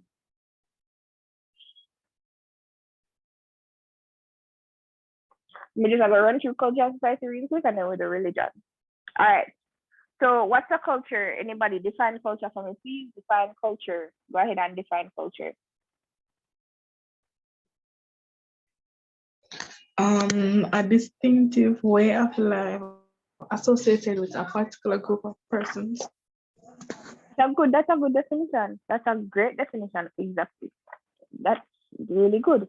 When you're talking about culture, if you are going to explain it, be sure that you highlight different topics. So as I said before, the answer that you give, it's going to apply to the question, but be sure to provide a basis, a little background of everything. So while you're giving your points, you can say, all right, so while culture is based on the distinctive group of people in a particular society, you can say that within the society, there are subcultures which have their own unique features. There are also countercultures which are at odds with the mainstream society. And then you have multiculturalism as well, in which there is no dominant culture, but a multiplicity of different cultures. So you include culture. When you're defining culture, you want to include that there's subculture, there are multicultures, and you have countercultures too. You can give examples in your own country. A counterculture in Jamaica is maroons. Oh yeah, maroons. And subcultures. What? I didn't hear you. What? Rastafarianism. Yes, perfect. Rastafarianism. And then you have subcultures. Subcultures. We have you can talk about Jamaican Jews. A lot of people, they don't talk about Jamaican Jews. So Jamaican Jews are subcultures. You have Muslims who are Jamaicans. They are subcultures too. And then the multiculturalism, it exists in Trinidad, Guyana, Suriname, yeah, a lot, because you don't only have blacks, you have Indians and all of that. And even here in Jamaica too, where we have different ethnicities, but we're predominantly black in Jamaica. All right, so cultural differences. We have assimilation, acculturation, cultural integration, cultural retention, cultural renewal, cultural erasure. Be sure to add these things, them small stuff here. So when you see the syllabus highlight them, it means when you get a question, if the question can apply to whatever definition these have, then put them in there. Don't forget, just sprinkle them in there, drop them in there. Find a way for whatever you're answering to just give a little, give a little. You want to say, all right, so there's interculturation, which is the mutual or symbiotic exchange of cultural traits among different cultural groups. You want to talk about cultural diffusion, that's the spread of cultural traits from one society to another. Talk about cultural retention, which involves the intervention of established groups to ensure that important cultural symbols are not destroyed. Give examples of cultural retention in your own communities. How do we make sure that our culture is not destroyed? Anybody? Teaching the kids, or kids and all that. Perfect, teaching the kids. You know what's a great example of cultural retention? The Jamaica Cultural Development Commission. When you are in school as a primary or prep school student, entering JCDC competitions, you probably never see nobody on the street, nobody on TV doing dinky mini, but your music teacher, your dance teacher will teach you how to do dinky mini, and teacher maypole as if you are in a time that has a maypole and they do it for fun. Your entertainment is nothing associated with maypole, but because we need to retain our culture, we have a cultural development commission that helps us to retain this culture. We have different things that are embedded in us, not only in our education, but in how we are socialized, which allows us to retain some part of our culture. Understand? You could argue that cultural retention is eating rice and peas and chicken on a Sunday, or for some people in the country, drinking soup on a Saturday. You could even say that cultural erasure is eating KFC every Friday. It can be argued. So, guys, please look deeply into your society. Please make sure that you are seeing these things, because that is sociology is simply, as we said before, a systematic study of human behavior, but simply it is looking at society through a different lens, through a lens of studying what people do, who they are, who they want to become, instead of just being associated or just conforming to the norms of society. Because as much as functionalism is functionalism, truth be told, it is functional for people who are communists. They see that as functionalism. And for persons who are probably a part of a different type of democratic society, people who are Republicans, they see that as functional. So, though we have our subgroups, we have our subcultures, we have the counterculture, we have all of that. People within these spaces, even though it's not social fact to use what's associated with functionalism, it can very much be argued that these people, and when you're talking, if you're getting an essay about functionalism, it can be argued that these people see this as functional. It might be different from mainstream society, but for them, it is very much functional. So when you're talking about society and culture, please include all of these things and include how it is applied to your Caribbean society. Everybody Caribbean society is different, honestly. Let's talk about the development of the Caribbean society for a bit. It's often described as multiracial and multi-ethnic. We know that it's comprised of people from Europe, Africa, Asia, and America. Yeah. on a day-to-day basis, ask anybody, they'll say that the culture is the way of life of a people, and it's shared from generation to generation. Socialization, and you want to bring in socialization, and you want to talk about who socializes first. You can do that, but don't go too much into it if the question is not based on that, guys. So, what culture really does, it functions as a means of communication. So we know this. We know it off the back of our head. We know that it's through language. Language is a tool that we use in culture. The elements that make up culture are really the language, the values, the norms, and the laws. We have variations in culture. We have dominant culture. We have mass culture. We have popular culture, pop culture. We have real culture, ideal culture, culture shock. Has anybody ever experienced a culture shock? That is something so real. We have ethnocentrism. That's about judging the society by the standards of your own society. We have cultural relativism. That's about appreciating our culture for what it is. So guys, we have all of these things, all of them. If it is that you are ever questioned about society and culture, you know exactly what we say. So just gonna do a quick run through of everything that we just did, and then we're going to go into module 2. So society and culture. Culture is a learned behavior from previous generations, and it's shared among society's members. It may be material and non-material. Pop culture or popular culture is the culture of the masses or the mainstream society, whereas counterculture reflects the patterns of behavior that oppose the established norms of the dominant culture. We have a subculture, which we talked about, Rastafarianism. It's a group within the main society and has unique norms and values that differ from main society. Then we have aspects of cultural change, like we're talking about cultural erasure, that's removal of culture. Enculturation, that's adoption of new norms and values from a surrounding culture. Assimilation, that's consensus integration of a minority culture into a dominant culture by choice, right? But then for acculturation, we know that it's by force.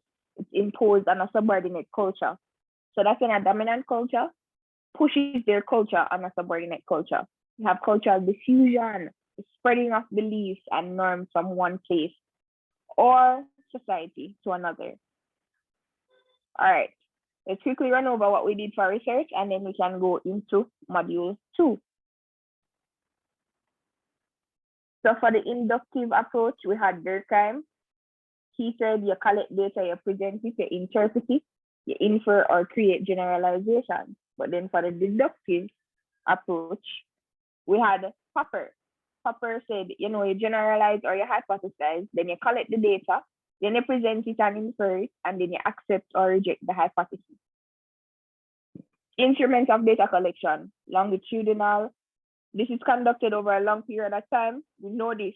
And cross-sectional is over a short period of time. We have participant observation that may be overt or covert. Anybody knows what's overt or covert? Anybody? Well, yeah.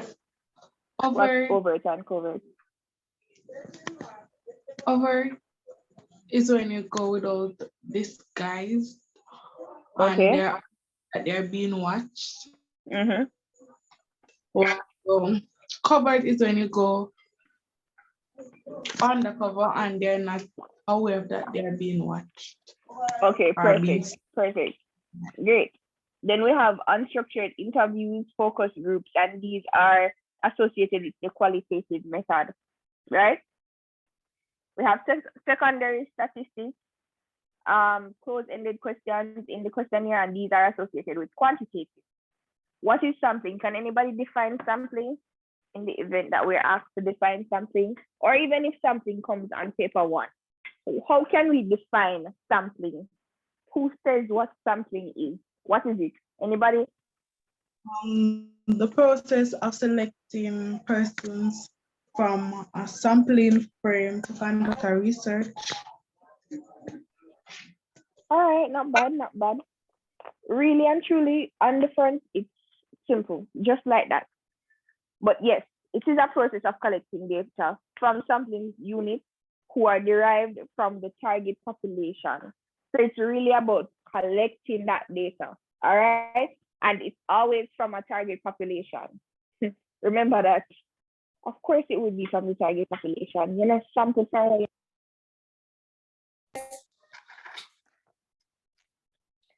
All right, tell me if you are hearing me still. My AirPods just died. Are you guys hearing me?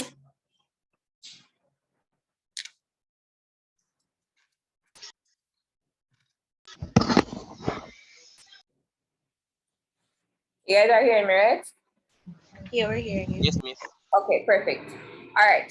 So as I said before, sampling, it's really about collecting data from units within the target population. So you have a target population, but remember that, I mean, most people don't meet the target population because the target population could be anybody. It could be people in Jamaica. It could be Jamaicans. It could be students from ages 12 to 17. But because you can't get every student everywhere from, well, when you narrow it down, you could probably say Jamaican students from 12 to 17. But it's a unit from that target population. That's what sampling is, collecting the data from a unit within your target population. That's what it is. So we have probability and non-probability. Probability have an equal chance of selection, and non-probability, it's an unequal chance of selection. Pretty simple. This is probably the simplest part of the whole unit. Sampling, no probability and no non-probability. When it's probability, it means that the odds of you getting this is the same. And then when the non-probability is an unequal chance. Simple. So for probability, we have simple random sampling, systematic sampling, stratified sampling. Guys, it is not hard. I'm telling you the truth, it's not hard.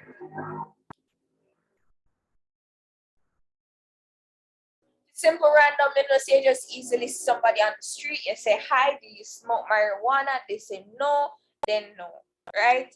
For systematic, you know that you go by a structure. There is something that you are following. So instead of saying, hi, do you smoke marijuana? I'm going to stop using this marijuana example. Hi, do you eat ackee? We go ask that. Instead of just asking that person that, you could probably say, hi. Before you say hi, is it male or female? So that's one method. And then stratified random is a couple of processes. So you have to go through a couple of processes. So, hi, I see that you are a male. Of course, it's obvious. You choose males and then you say, hello, are you between the ages of 60 and 80? No, you probably don't see nobody be able to walk between those ages. Hi, are you between the ages of 30 and 60? Yes. And the person say yes or no, and then you say, okay, cool.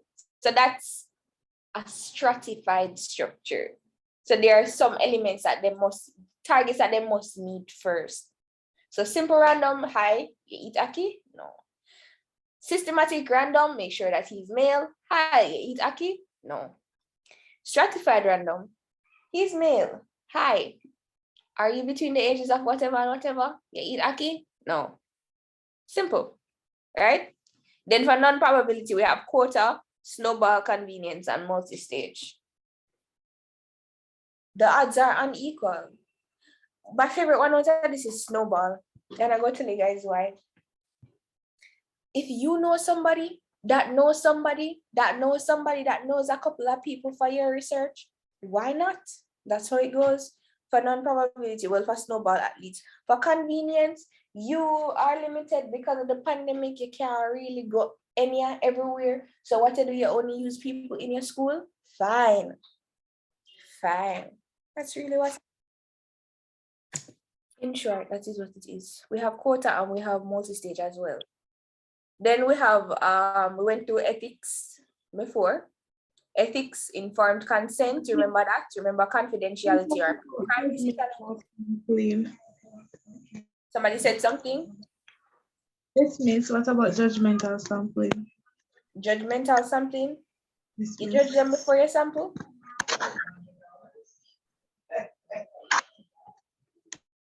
Judgmental sampling is when you judge them before you sample? I'm asking. This I'm not sure. It's like I saw a PowerPoint and there are other, beside the four main ones that we are accustomed to, there were like other types include convenience and judgmental. I'm not really sure what judgmental. All right. So let me give you what the four main types of non-probability. I don't know of judgment sampling. I've never heard of it. But let me give you four main types of non-probability, and you can explain those if you want to, or you can try to understand those and remember them. For non-probability, we have quota, we have purposive, we have snowballing, and I just said we had convenience. For quota, we have the quota sampling. It's really chosen based on a quota. So there are predetermined categories. I don't know if that's what they meant by judgment, but your age, your gender, whatever, the first set of individuals found that fulfills this criteria. So it could be like when you're on the street. These are the criteria that you must meet, in order to be a part of the target population, right? For purposive sampling, it's really chosen because they fit with the purpose of the research, or they meet the researcher's criteria, but it's probably difficult. It's more difficult than quota. For snowballing, as I said, it starts off with you knowing one person, and that one person knows another person that fits within what you're looking for. So I know that I live in, for example, Mandeville. Somebody at my school may live there as well. All of we don't live in a Mandeville. Some of us come from different parishes to go to school. I want the person that knows me to tell me somebody else that they know that lives in Mandeville. And that's how we do it with snowball sampling. For convenience sampling, it's usually volunteer. It's really who is most convenient for this research. So it's just made up of individuals who happen to be available. So if you're there at Tuck Shop one day and you want to see how many people buy one patty for lunch on a regular Tuesday, you just go to them. So it's who's there. So you don't bother with the, okay, I'm going to go in every class and I'm going to ask who eats patty on a regular on a day-to-day basis, or who would eat a patty on a Tuesday, preferably because they don't serve cooked food on a Tuesday. Instead of doing that, you just go to Tuck Shop on Tuesday and you say, oh, yeah, eat patty. And you do that. So those are the four main types of non-probability. Not sure about the judgment, but wherever you got the PowerPoint from, or whoever made the PowerPoint, you can ask them about it. But to stay safe, according to Chinapu, the four main types of probability, non-probability sampling are convenience, quota, purposive, and snowballing. All right?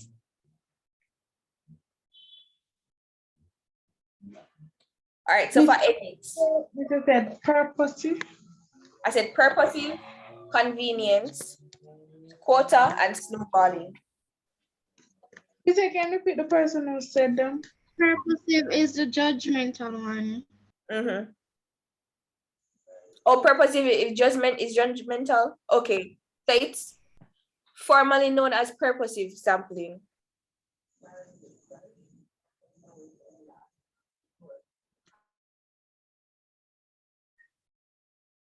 I've actually never heard of judgmental sampling.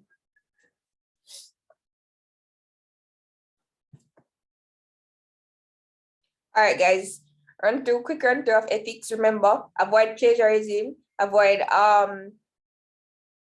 manipulation of the data. It's also called interpolation. So it's interpolation. That's biased editing to suit your agenda. Confidentiality and privacy, informed consent, and you need to guarantee safety and protection of respondents. So that's it in terms of ethics. That's it in terms of research methods. That is in terms of culture and society. We are going to move on now to module 2. We're just doing religion for today. Then we're going to try past papers. Religion.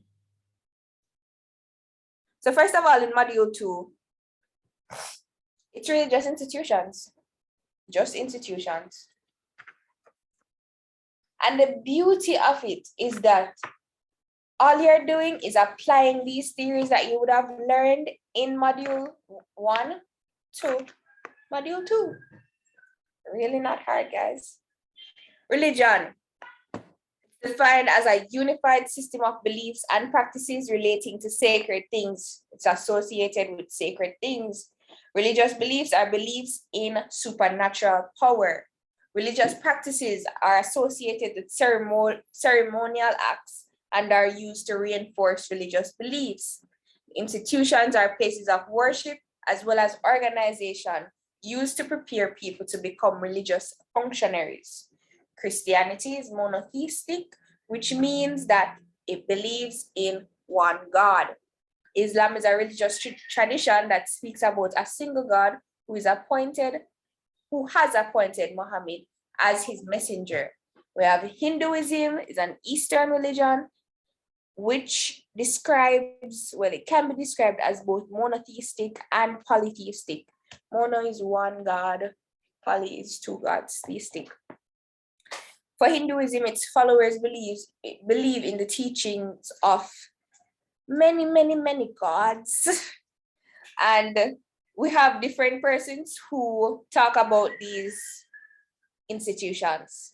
We have the functionalists, Durkheim, we have Parsons, we have Marxists, we have Weber, who argued that religion was responsible for the development of capitalist economies. We have feminists that believe that religion contributes to gender inequality in society. All right, so Durkheim's view on religion. Anybody knows that? Durkheim. How did Durkheim see religion? The worship of society. Anybody else? It's a conservative force that brings about social order. Okay.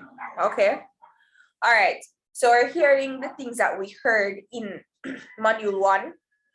And this is, as I said before, what it is about.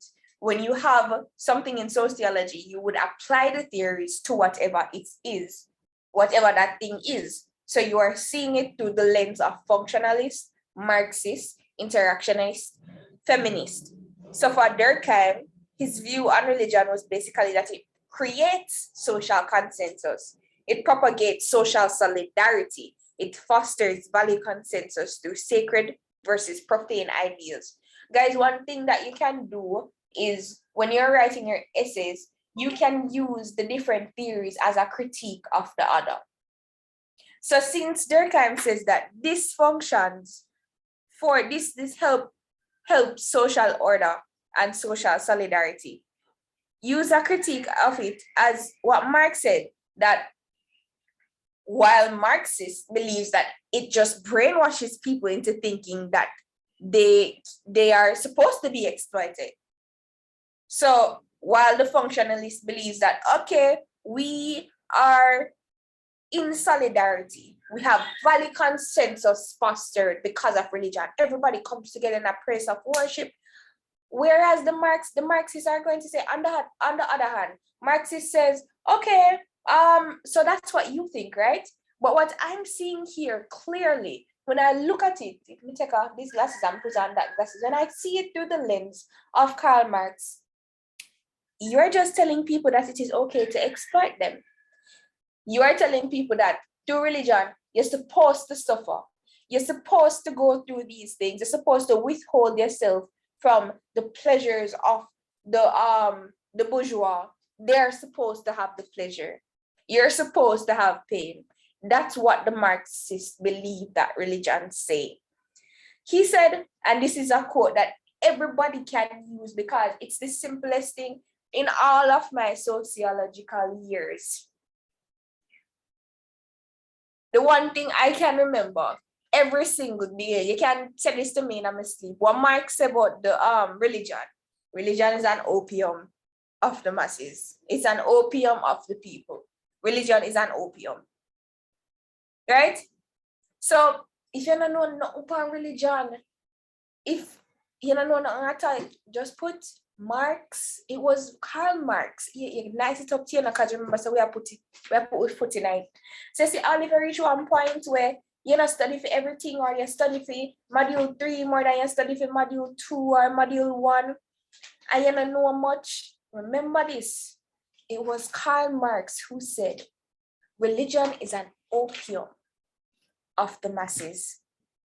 Start with that. Start any topic sentence, you start with that. If you're going to talk about Marxism, you're going to use it as one introduction. Do not use that as a conclusion because it has to be explained. Remember that when you are giving your points, you give the point, you explain the point, you give an example, and then you link the point back. You link your example to the point. So it's just how we were talking before about what were we talking about? We talked about so many things. Let's use the family as an example. No more use religion because the religion we're talking about. How we were talking before about people suffering because of it.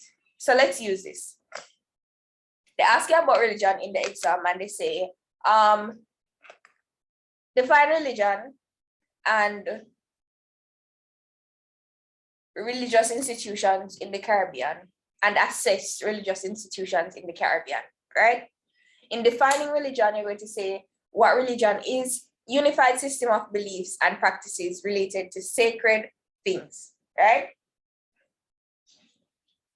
And then when you enter in your introduction, you write a little thesis, and then afterwards you go in and you go say, while the functionalists, and this you can use as one paragraph because the question is about assessing religious institutions in the Caribbean, you are not going to go too much in depth in the theories. You're just going to give a background of the theories. Remember, we said that we need a background before we go into anything because that's what the module is associated with.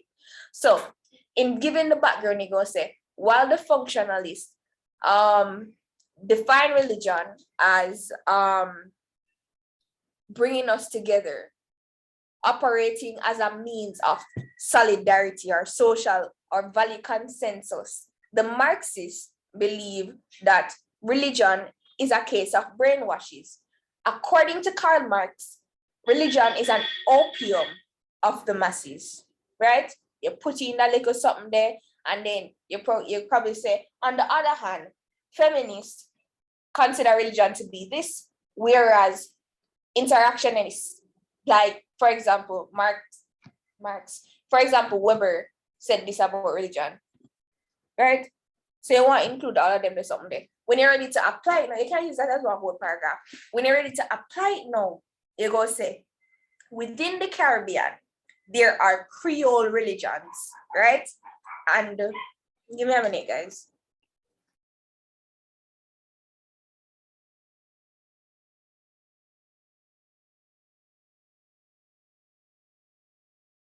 All right, so we start and we say, within the Caribbean, there are Creole religions. All Creole religions share a number of common characteristics, or I can say a common number. Characteristics, they share monotheistic, they're either monotheistic or polytheistic. They use magic, and their followers believe in spirit possession and worship of the dead.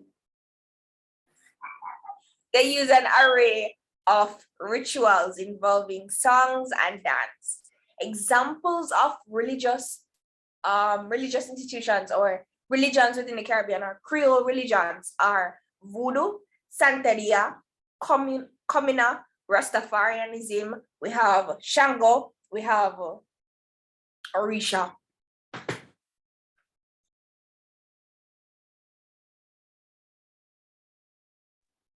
All right, so I need somebody to talk about voodoo. Anybody knows about voodoo?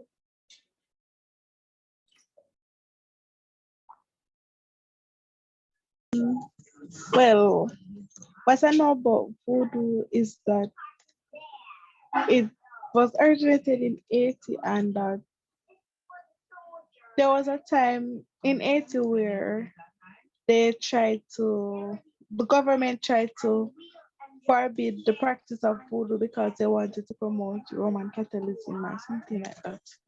Okay, so that's good. It was formed in Haiti. If it's about assessing for the question, you can talk about where it's from, what they do, the key elements of the religion.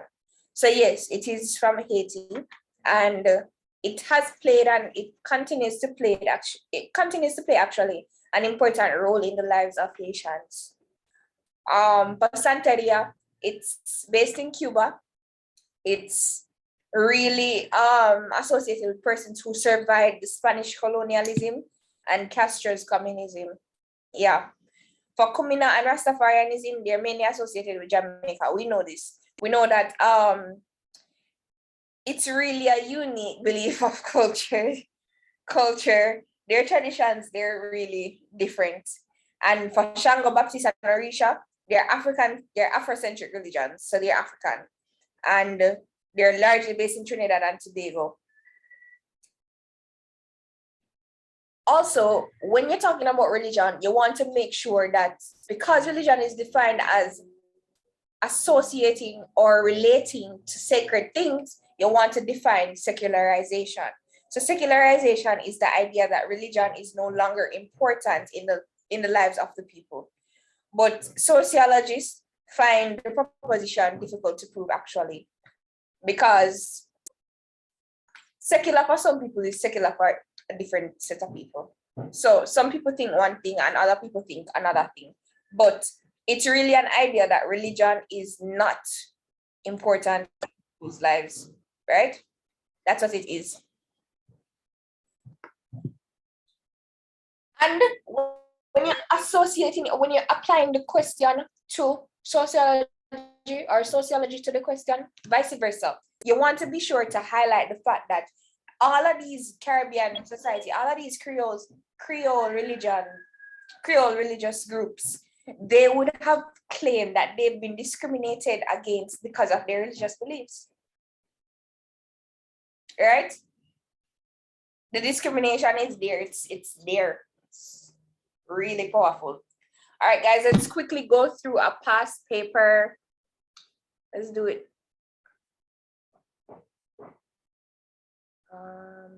Where is it? Yeah. All right, tell me if you see my screen, please.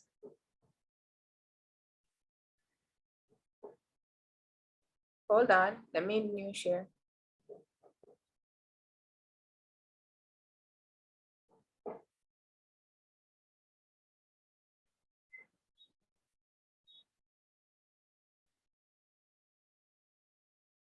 Why am I not seeing? Okay. Guys, you see my screen?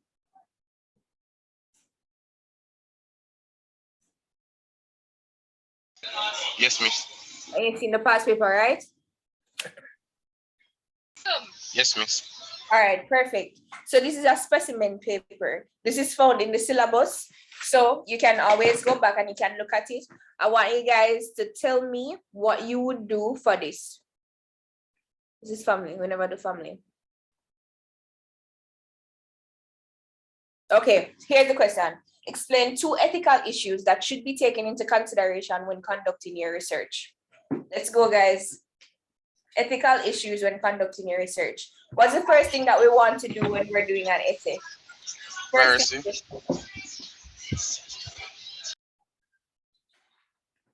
Guys. Oh, starting it, you should have an introduction. How do you start your introduction? With rhetorical questions, attention grabber. Yes, you must have an attention grabber. So remember, you want them to say, all right, these people are marking hundreds of thousands of papers. You want them to look at the first thing on the page that you write and say, all right, this is what I'm marking first. A lot of the times they mark section by section, so they'll mark all 100 papers for all section A for like 100 papers first and then move on to section B. When you write, try writing in such a way that you want to read what you wrote. So put yourself in the shoes of the reader, of the person who's marking. You want it to be advanced, you want it to grab your attention, grab yourself with what you're writing. Once you do that, then you have a great essay and you have a great grade. So let's get an attention grabber for this question. Somebody, an attention grabber about ethical issues. Guys, remember, it's just an example, you know. Anybody can talk. Remember what we talked about before? You can say ethical considerations must be at the forefront of every researcher's mind. Would you want to read something that starts like that? Yes, miss. Okay, ethical considerations must be at the forefront of every researcher's mind. You can talk about the importance of ethics from saying this first. You can talk about research done throughout the world must be based on ethical principles. Or you can say before any research paper is approved by any organization, ethics must be centered within that research. Or the value that ethics holds within research is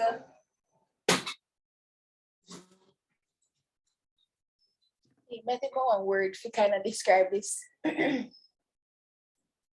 It's necessary. Yeah. Without ethics, there's no research. You can say they're hand in hand. You can start it like this. Just as how without air we cannot breathe, without oxygen we cannot breathe, without ethics our research cannot be valid. How does that sound? Guys? Hello? It's really good, miss. Thanks. Okay. So, as I said before, these are the things you want to read this. Don't write no essay what you're not gonna read. Write something like you're right if it observer. Write it like you're right if it gleaner. Write it and do it well. You are here because you are advanced students. The fact that you are up to this point and you haven't dropped out means that you are taking this seriously and you want to do this exam. No, even if you are nervous out of your wits, one Marcus Garvey said, without confidence, you are twice defeated in the race of life. So you're going to go in there and you're going to be confident about it. Be confident. Don't be wrong and strong, no, you know. But be confident in your ability to sit this exam. And once you are confident, you see, when you sit down up straight. Nobody slouch. Don't leave no door open for no doubt coming in your mind. None of that. You sit down up straight. You cross your legs if you're a lady. You sit up straight if you're a gentleman. And you put on your pencil. If you have a little watch, you put it beside your paper. You make sure you time yourself. Remember, it's the 2 hour exam. I say go 2 hour 30 minutes. Yes, miss. Within the first 5 minutes, look at each question. See what you're doing. See what you have in front of you. Plan out what you are doing. When you do that, afterwards, everything will start flowing after that. So you go up on the paper, then what they say, extra paper or whatever, and you write. You can write in a pencil. I usually write on the desk because I kind of have OCD, so I don't want to mess up my paper. And then rub it off after. If it's a desk that you can write on, because you know some places don't allow that. What you can do is within the first 5 minutes, and you don't have to rush yourself either. You have 2 hours and 30 minutes. That is literally, that are most Marvel movies. you have that amount of time to create one excellent piece, just like how them can create one excellent movie in that time. And I know you guys can do it. The fact that you guys are here means that you are ready to do it. It means that you think you can do it, right? So guys, when you are in there, you plan out what you're doing. You make sure that you have an attention grabber. Make sure that you would want to read this paper that you are writing. When you read it, you're just in awe. When you look over, you're supposed to say, this nice. Cry with joy. Tears of joy when you come out of the exam. Not because you never finish. Not because you didn't do well. Not because you're not competent, but because you would have written a paper that is phenomenal. See yourself being called by CXC saying, this is amazing. You see, when you envision these things, just attract them something here to you, man. Just do that, right? So we are talking about ethics. And we're going to start off with this. We say, ethical considerations must be at the forefront of every researcher's mind. So we say that now.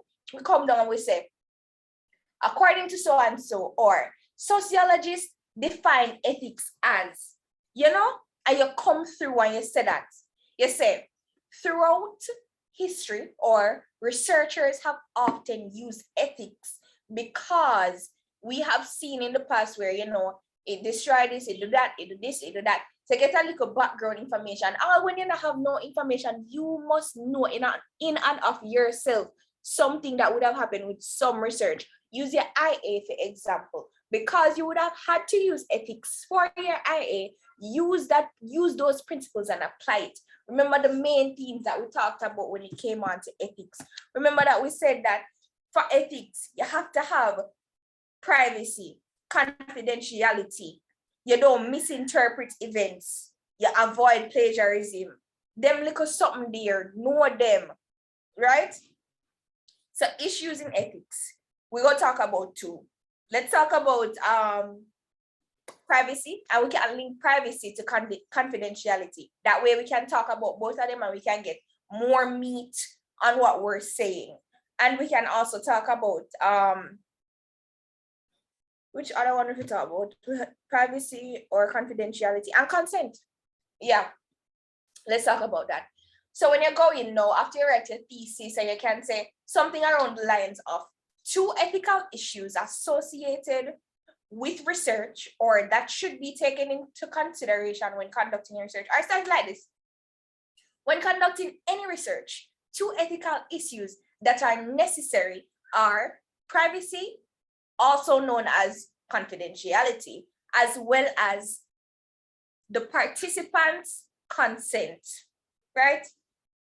Then you go in, you have a little opening sentence. Now you go talk about privacy / confidentiality. You go say, it is imperative, or it is significant, or emphasis. No, hold on. You want to say something nice. You want to make it nice like rice. So you can say, it is important that confidentiality or privacy is respected or applied or included in any research. Then you go on and you say, when the researcher is with the participant, or, the researcher must ensure that the participant, especially because sometimes some of these topics that people do in research, they're sensitive. You talk about the sensitivity associated with it. All of that, you want to make sure that it's in it. Then when you go on into the whole, what's it called? Consent, you talk about that too. And while you're doing this is a questionnaire. Enough things can come in the questionnaire, And I just know little say privacy, you say confidentiality, or you say consent. Remember, say we give a background of everything while we're talking about it. So you go say no, say it sounds weird when I say. All right, what you're going to say no is, all right, so for positivists, they are strictly based on quantitative statistical data. It is important that the consent is given when participants are a part of any of these studies. Why? when you download any meta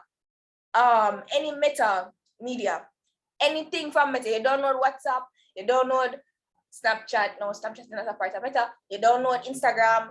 Probably some of you have Facebook, maybe not. Anytime you download that, them ask you first if they can get access to your privacy. So when they're doing their research and you do the little ratings, how was the Instagram call, how was this, how was that? Because you ask them ask you, you say yes. And when you give them access to your photos and they say you go beach now, them are going to put on ads for go beach. All that's a part of it. When you go on any website and you accept them cookies, you give your consent to participate in whatever study they have.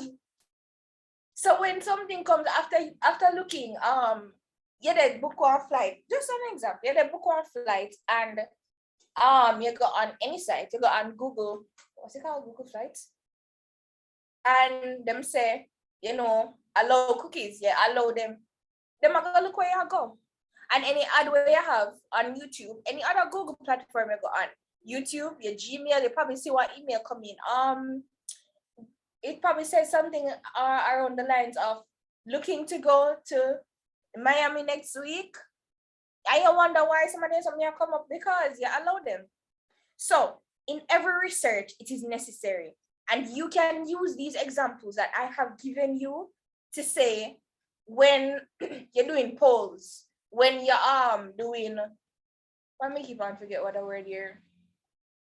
Not interviews. Some of them they send me. They always send me surveys. When you're doing surveys, all of that online. When you do ratings, when you do all of that, just use it and apply it to what you have here in front of you, what is in your book. All of that. When you get your point across and you explain the point, you use these examples that we have, you link it back to the point. You say, thus, these principles, the principle of consent is needed for any research to be valid or reliable. Understand? So when them give them little reports and them have the statistics, somebody go on TED Talk and they say, according to Facebook, 99%. I use Facebook because it's like a very big organization. I know enough I probably don't use it. But anyway, that's really what it is about, guys. So now and then you know, of course, your conclusion, you wrap it up and you just give a basic overview of what you said. Let's go to, and as I said before, guys, this is the syllabus. So I'm going to go down to where they answered the question and I'm going to show you what exactly they were looking for.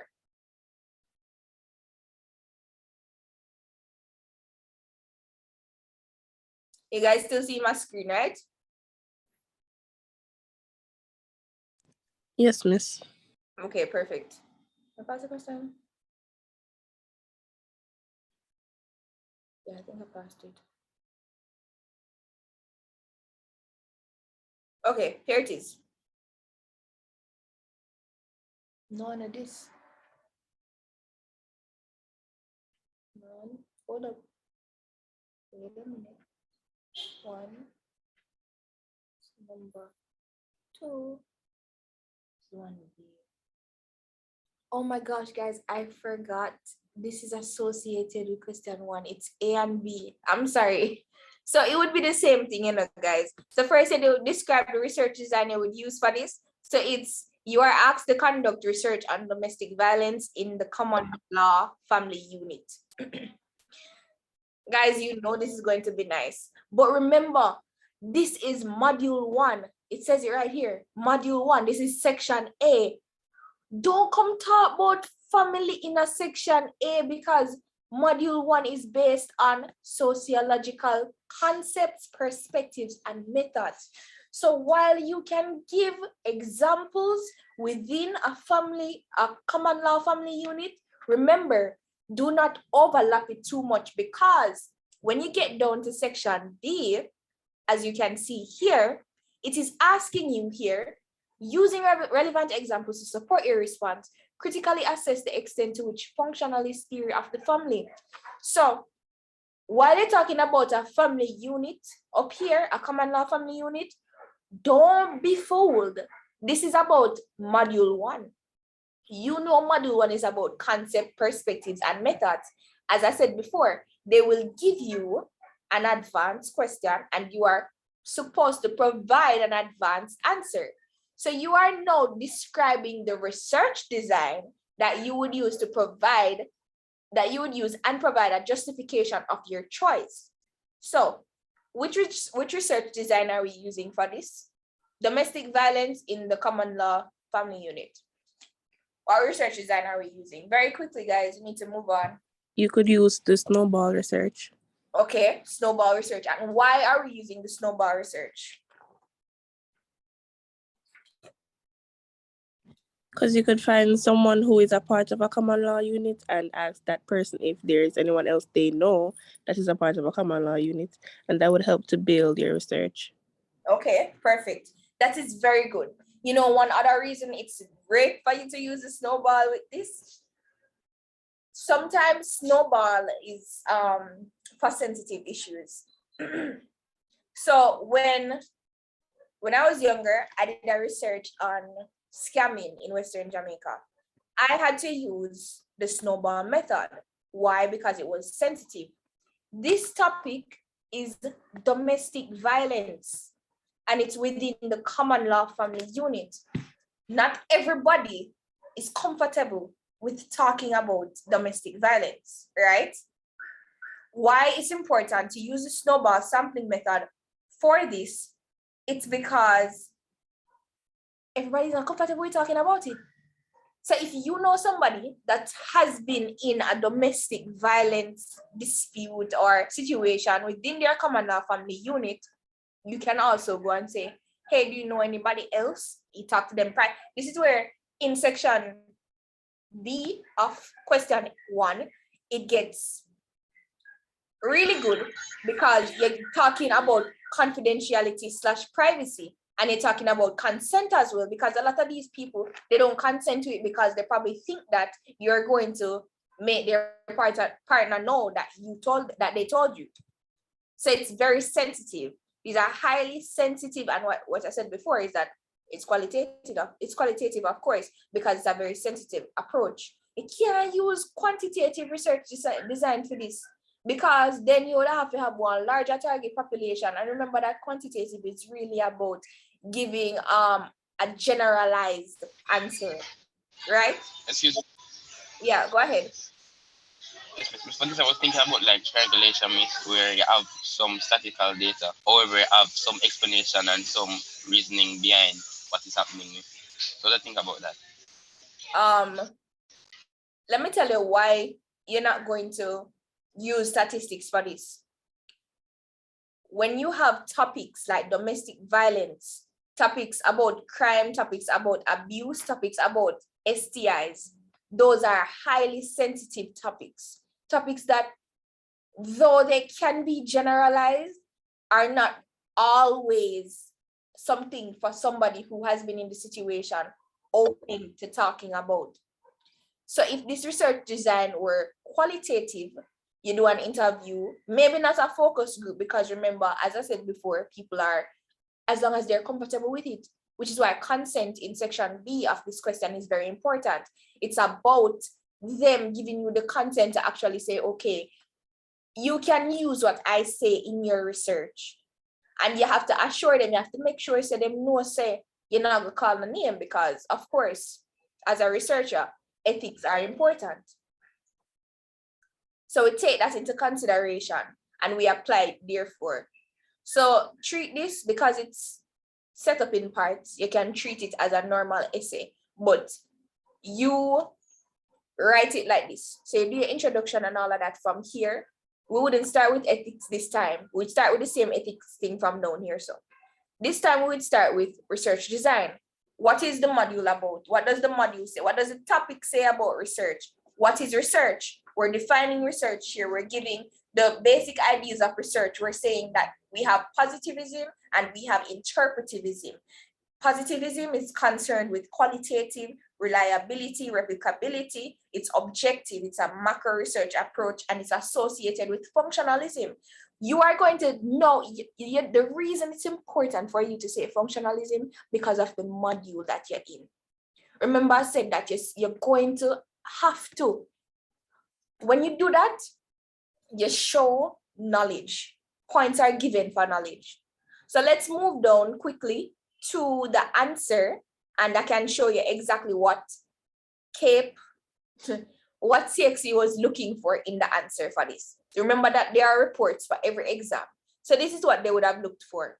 So conducting research on domestic violence in the common law family, 17 marks for the first part, 8 marks for the second part.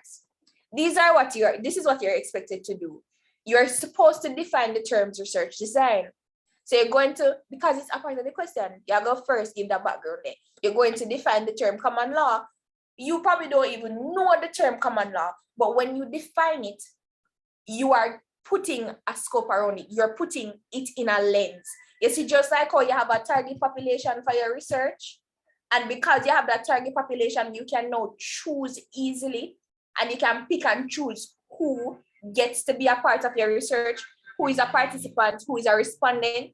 In the same breath, when you define the terms that are in the question, it is easier for you to know, based on that term, answer the question. You're expected to define research design and common law. You're expected to demonstrate a general understanding of how to choose an appropriate design or approach for the conduct of sociological research. So in selecting the approach or design, the nature of the source of data, so we have common law unions and the issue to be studied, domestic violence, should be considered. So remember, the nature is common law unions. And remember that this issue is domestic violence. So here it is clearly. Me never look on this before me come here. No, this is the first time me I see them paper here and they answer here. And even if me see it already a couple years ago. So guys, me I tell you no the truth, because CXC is here to back me up. Be able to outline quantitative and qualitative designs. So first, you put that off the bat.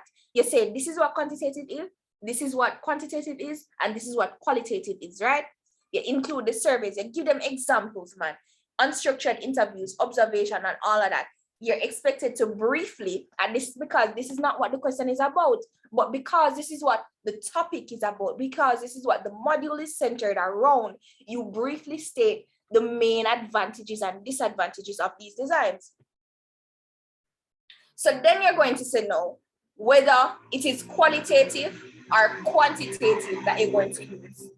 Quantitative, this, and them give you the answer. Them tell us that quantitative is based on secondary data, while qualitative is based on observation or unstructured interviews with victims. This is your evaluation. In your evaluation of it, you should be able to point out that research requiring depth and detail is more amenable to qualitative design. More so, for studies of domestic violence, it may be difficult statistically, as I said before, to obtain an adequate and willing representative. That is exactly what it is. Remember, it is sensitive, guys. So when you have these sensitive topics, you want to make sure that you choose something what it gonna make a person comfortable. You want an answer. You want to see how them flinch when you ask them about being hit with a stick, for example. You are also expected to identify and explain 2 ethical issues that should be considered in conducting such a research study. Now here's where knowledge and understanding comes in. You should demonstrate an understanding of how to plan or conduct a research design, especially for family settings, right? Studies of domestic violence situations as primary sources of data require snowball, see there, snowball or opportunistic sampling methods for a quantitative research. And then domestic violence situation as primary sources of qualitative require unstructured interviews, observation, or case studies. The quantitative research aims to reveal trends and significance of behavior with reference to statistics using the methods identified above. But for qualitative research, so it's not wrong for you to use quantitative, it's just that if you're using it, remember that you go have to be very sensitive, because you can use a survey for quantitative. You don't have to, and snowball method really well. You can use a survey, for example. You can use an unstructured interview for qualitative. So the ethical issues here, privacy and confidentiality, avoidance of harm to subjects or their reputation, because them probably don't want nobody else know, and avoiding bias and ethnocentrism. There it is, ethnocentrism. You want to bring in these ideas that are associated with the topics. They're not given for you to just know them like, oh, sociological imagination. When you get them questionnaire, apply those things to the questions.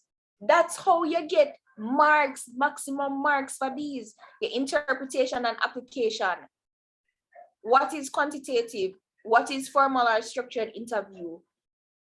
For this, they give you advantages and disadvantages. The beauty of any CXC report is that they give you the answer. They tell you clearly what they were looking for when you answer these questions. And if you're not give them, you're not get the maximum marks. Them tell you clearly everything. So guys, I want you to check, look for these reports that are being given, right? Look within it. When I was doing CAPE literatures in English, one of the hardest subjects to do in CAPE, especially because of it, me have to sit down. Is it me a gone away? Of course, me don't want carnival miss me. Of course, me don't want nothing miss me, but I had to sit and I had to read what CAPE wanted. Me have to read what them want at CXC because I wanted to get, and that's how you end up on the merit list. You read what them want, and when them tell you what them want and you give it to them, you get your marks. That's how it goes. All right, so I think I have, this is paper 2016 paper. We did module 1 just now. I'm going to see if I find any question on religion for module 2 from the religion. Here we go. All right, so number 4 says, one of the major functions of religion is to act as an agent of social control within society. With reference to relevant theoretical explanations, critically assess the ways in which religion maintains order within society. You see the reason them give you that quote? You can use the quote as a thesis. You can use the quote as part of it. But generally, the quotes them are just as a distraction. The question is with reference to relevant theoretical explanations. That is the question. Critically assess the ways in which religion maintains order within society. Though that's the question, them would not put the quote there if them never want the quote be used as part of the answer. So it wouldn't be a part of the question if they didn't want it a part of the answer, right? It says, one of the major functions of religion is to act as an agent of social control within society. You know, and you come and you're supposed to say, okay, this is what you're saying. It has been debated, or oftentimes sociologists find, or according to functionalists, one of the major functions of it. Put it in there. Don't forget it. Add it. Use it to back up anything that you say.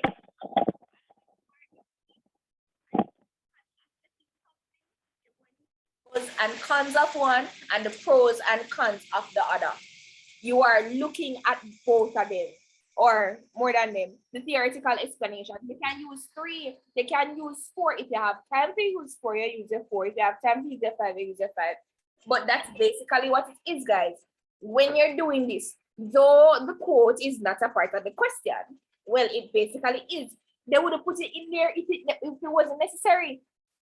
So this is something, you can all use this as your attention grabber. One of the major functions of religion, I mean, it's not ideal. I wouldn't recommend it. But I'm saying, yes, if you reach one point where time or no time you or something that happen, or, you know, you can still write a perfect, not perfect, you can still write a great, you can still write a valuable essay by using these things. So you're given this quote, you're given this, you're going to critically assess the ways in which religion maintains order within the society.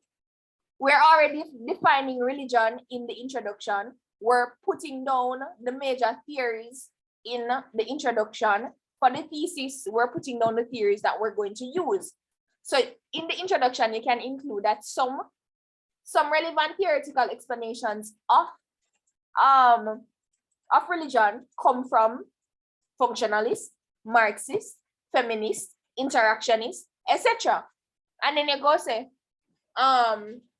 well, I'm not too sure about signposting because I don't signpost. So whereas people would say, for the purpose of this essay, I don't do that. I write a thesis and I say, though the functionalists believe that one of the major functions of religion is to act as an agent of social control within society, theories such as Marxists and feminists believe otherwise. That's my thesis there. That's how I incorporate this quote within my essay.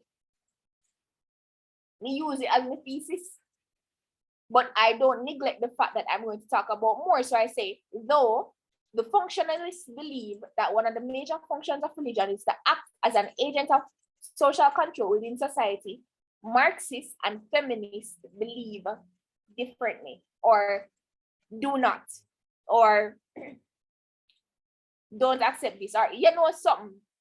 And then you flesh it out, man, you come with your topic sentence with the first one. So because you talk about functionalists first in the thesis, you go talk about them first. So you come and you go say, functionalism is centered around the idea of value consensus. Therefore, functionalists believe that religion creates social solidarity or value consensus within any society. So that's your point. You explain it and you say, all right, religion brings people together because everybody comes into a small space and they worship together. They get the same ideas, they believe the same things. And then after you explain it, now you give an example. You go say, one example of this is Christianity within the Caribbean. Because of Christianity within the Caribbean, people often worship on a Sunday. That's a norm. That's something that functionalists believe. And then what you're going to go ahead and say now is that you link it back. You say, through this or because of this or thus, functionalists believe that religion acts as an agent of, solidarity, social solidarity. That's what it is. Explain Marxism because you talk about it next in the thesis, then you explain feminism, and then after that you give your conclusion. Don't forget major persons who would have said these things, quote them as well, give years, give examples. Use some of the Creole religion them as one next paragraph. How does that maintain order within the society? Apply it to functionalism itself. All right, guys? That's what you want to do. Hold on, guys.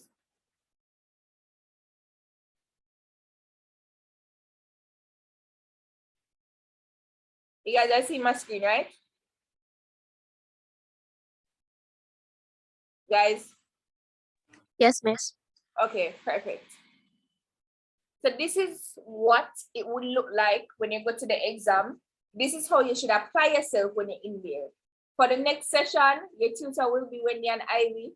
Wendy is very proficient in terms of the rest of module 2 and module 3. She'll help you with that. And you guys should be ready for your exam. Remember the things that I would have said before. You use your past paper, you use your syllabus, and you use the reports that CXC would have given to help you prepare for your exam. When you're going in the exam, you write something that you would want to read, and you make sure that it's an advanced answer for the advanced question that they would have given you. All right, guys? Guys? Yes, miss. All right.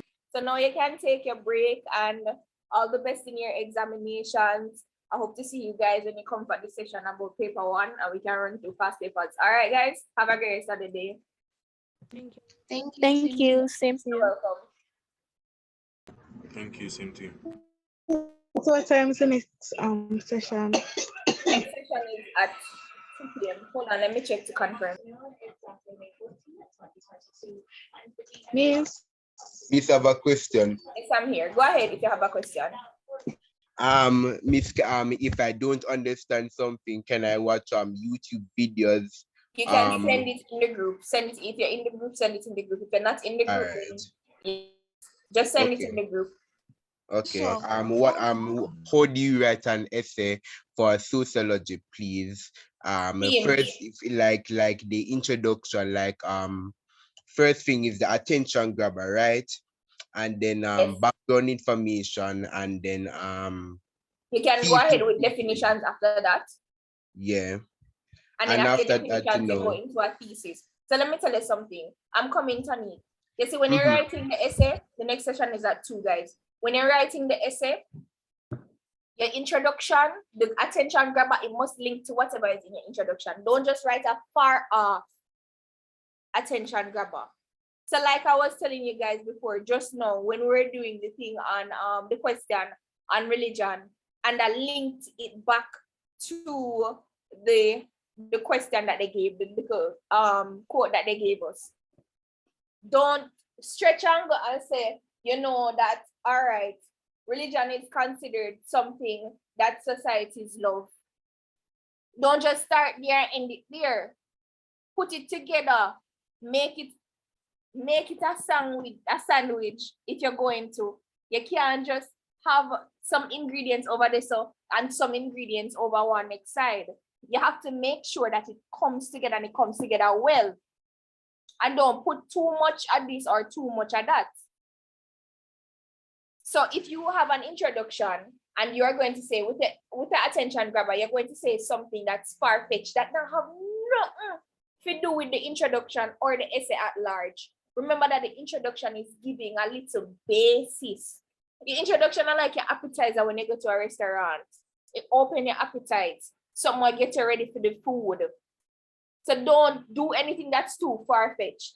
You don't want to spoil people them appetite when them are marked. That's how it is. Apply it to your daily life. Use something that you probably see on TED Talk and apply it.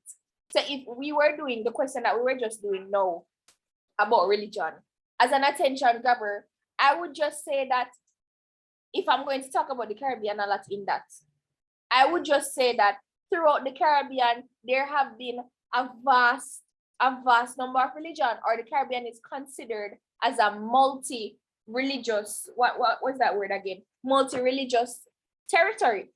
That word I use as my attention grabber. I just use that. And then I go in and I say, all right, so you know, religion is this and religion is that. Little bit further in the introduction, I say, within the Caribbean, there are a lot of religions which can be applied to numerous theories. So I'm linking now what I'm saying to the question itself, and then I come down now after that and I say in my thesis, one of the major, according to the functionalists, or functionalists believe that one of the major roles of religion is da-da-da-da-da. However, Marxists, feminists, and smaller Caribbean subculture religion, Creole religions believe differently. So you link it. So when you do your introduction, everything must come together well. If you use something from one statistic, you make sure say the statistic link to whatever question you answer. You understanding that, Hawthorne? Yes, miss. Okay, perfect. Somebody had a question. I think it's Tony. Go ahead, Tony. Thank you very much. You're welcome. I was asking where to access the report, but somebody responded to me. Okay, perfect, Tony. Is there anybody else with a question?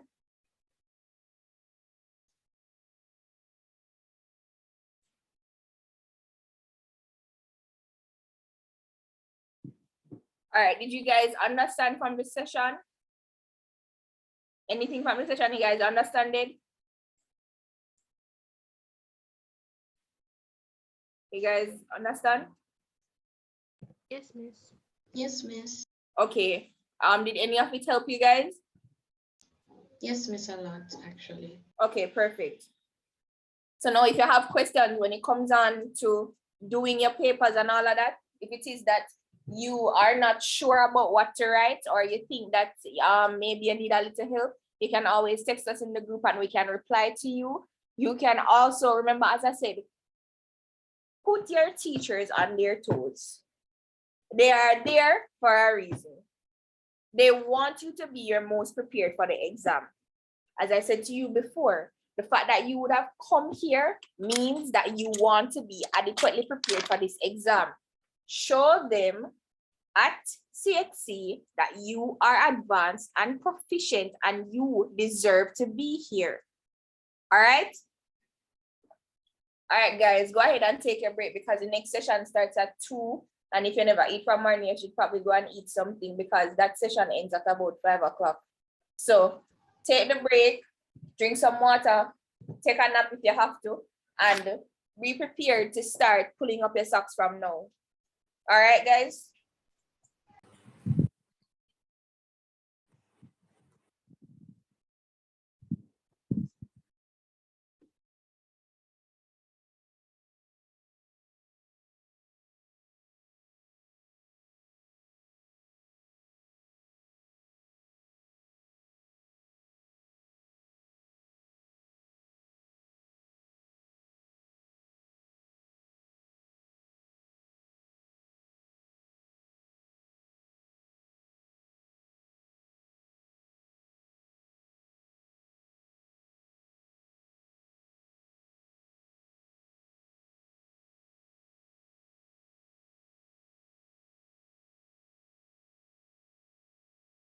Are hearing me fine?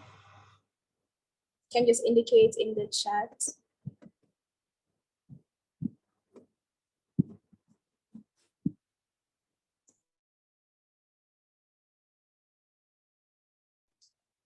All right, thank you.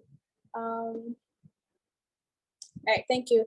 So yes, all right, so I'll be leading the second session, and Aniska would have carried out the first session just now. So she was, I believe that she would have covered the topics under the first module as well as religion. And so I will be carrying you guys through family education and social stratification and social mobility. All right, so, and social mobility, right. So just a few disclaimers before I begin. And also I'm just going to tell you a little about myself. So I am a first year law student at UWI-Mona. I did not write a paper 2 exam for Sociology Unit 1 because that's when COVID started. So full disclaimer that I don't know everything and I'm not professing to know everything, but I'm here to offer assistance as best as possible. So with that being said, I want you all to, participate and cooperate with me. So I'll be asking questions really for you guys to respond to. And I mean, you are the ones who are going to be writing the exam. So it is in your benefit to respond to those questions. Otherwise, so like I said, I don't know everything. And so when I ask the questions, I'm just asking for your cooperation. Otherwise, we'll just be sitting here looking at each other. Well, looking at me. Okay. Great. That being said, I'm also open to corrections. You can just raise your hand or indicate in the chat if I made a mistake going along, and that is to benefit everybody here. All right. So that being said, I'm going to begin. And the first topic that we're going to go through is family.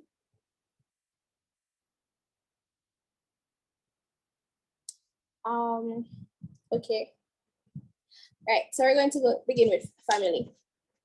And so I'm going to ask you, right, what is a family? Is there a definition that you all have ready to write down on your exam? A definition for family. That's what I'm asking you for. A social group characterized by common residence, economic cooperation, and reproduction. Okay, thank you. I think that was, I'm not sure who just spoke, but thank you for your response. All right. So, okay, I have here that according to R.T. Smith, the family is what people say it is. And we can see why that would be relevant in the 21st century. And I also have a definition from George Murdoch that the family is a social group characterized by common residence, economic cooperation, and reproduction. It includes adults of both sexes, at least two of whom maintain a socially approved sexual relationship, and one or more children owned or adopted of the sexually cohabitating adults. That was a mouthful. All right, give me 1 second. Share.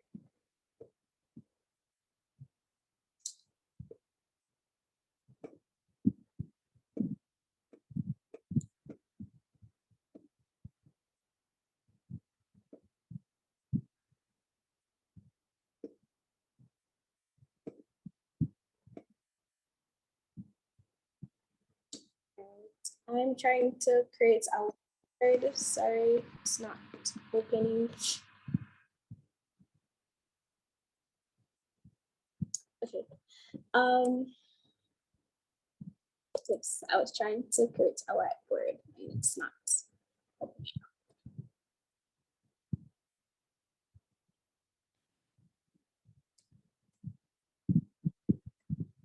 All right, I'll just leave that. Okay, so moving along. So we have a definition for our family. And so the definition that I just read, which was from Murdoch, it says that you have two adults of the opposite sex and some other things. But, you know, based on that line alone, you can see why a lot of persons would not agree on this definition for a family, right?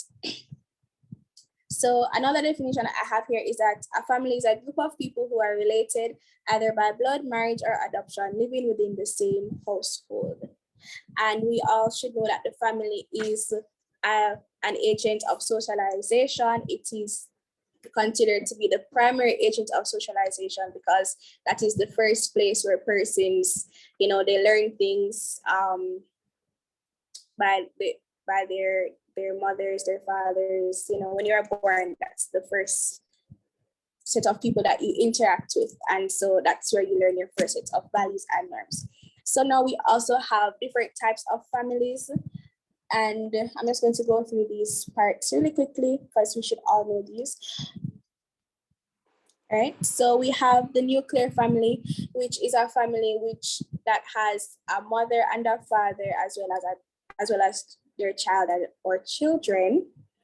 And we have the extended family, which consists of other members of the families or other generations rather. So you have grandparents, cousins, etc., living with the mother and the father and their children. We also have the single parent family, which is a given, you know, you have the mom and their child or the father and their child. You have the consensual or common law family, which is prevalent in Jamaica. And I'm Jamaican, so I don't mean to, you know, exclude any other Caribbean countries by over-referencing Jamaica, but I'm just going off what I know. Right? So yes, we have the common law is where two persons are cohabitating and they are not married. And I believe in Jamaica that it's after 5 years where common law marriage would be recognized. You can correct me if I'm wrong on that, but so that I think it's 5 years. We also have the reconstituted family, which is where persons who would have been divorced or separated, they go ahead and they make another family. or they get married to somebody else who already has children. And so we have that reconstituted or blended family there. And we also have the joint family, which is where you have an extension of nuclear families. So you have other generations of nuclear families living together. And this is prevalent in Asian countries. Right.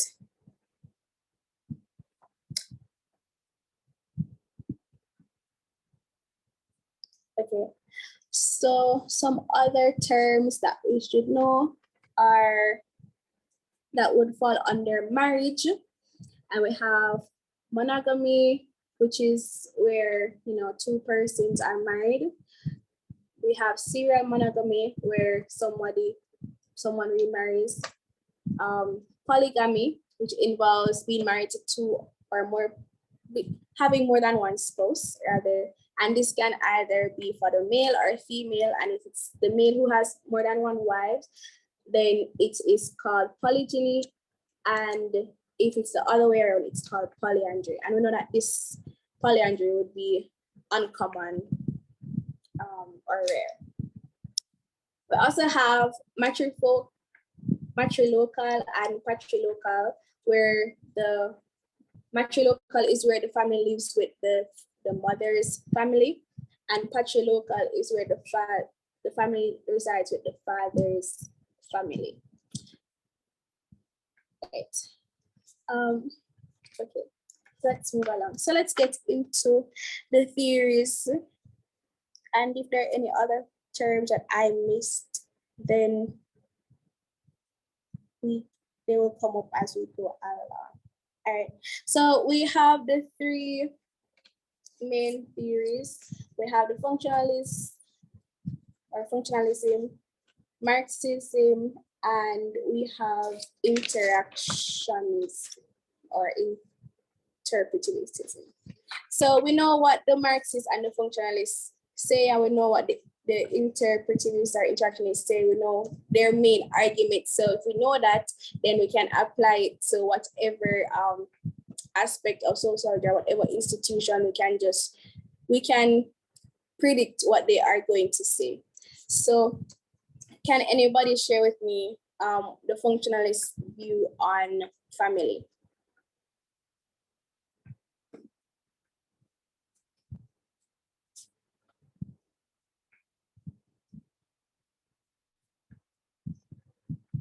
Remember, guys, this is to benefit you.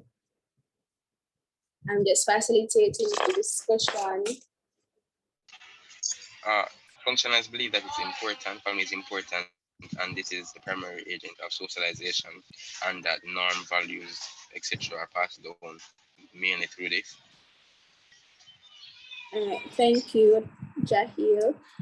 Anybody else wants to add anything that he would have left out? They ignore other family types. They only view the nuclear family as the ideal family type. Yes, that's correct. And anything else is dysfunctional. Right. Okay, thank you. So yes, as your colleagues would have said, right, so the functionalists, they view the nuclear family as the universal type of family, and this is deemed to be the most functional family. Anything else is dysfunctional, as was mentioned.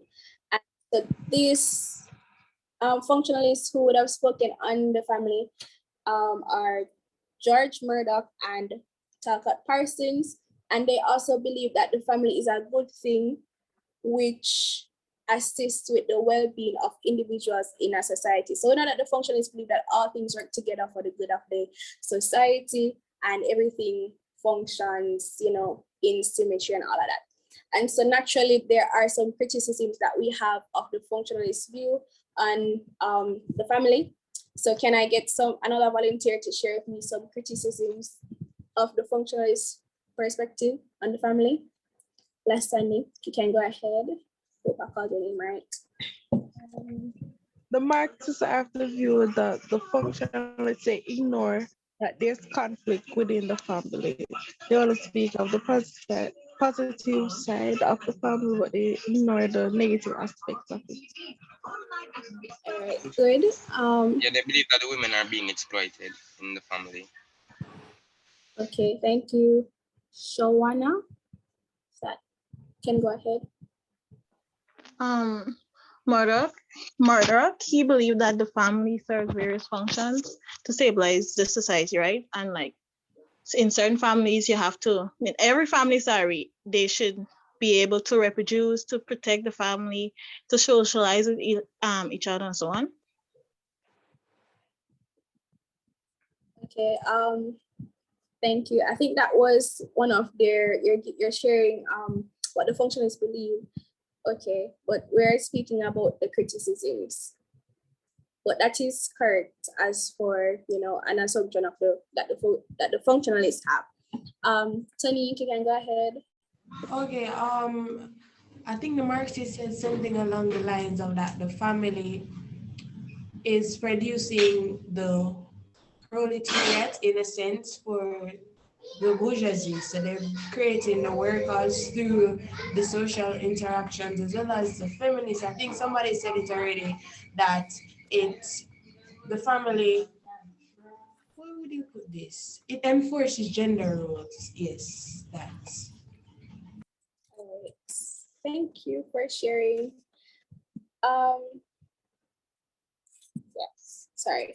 Okay, thank you for sharing. So I noticed that in the criticisms you guys mentioned, what the Marxists say and what the feminists say, and that's good because it's always good to highlight the differences between the two theories rather. All right, so as was previously mentioned, so like I said, I'm just here to confirm that you guys are on the right track and you did give correct responses. The functionalists do concentrate on the positive and they do not tend to look at the disadvantages of the families, and also they don't consider other types of other family structures outside of the nuclear family as being functional. All right, so now the Marxists. What do the Marxists say about the family? I know that some persons mentioned it, but some things, but we can get more responses on that. At least one response, anybody? Nia, go ahead.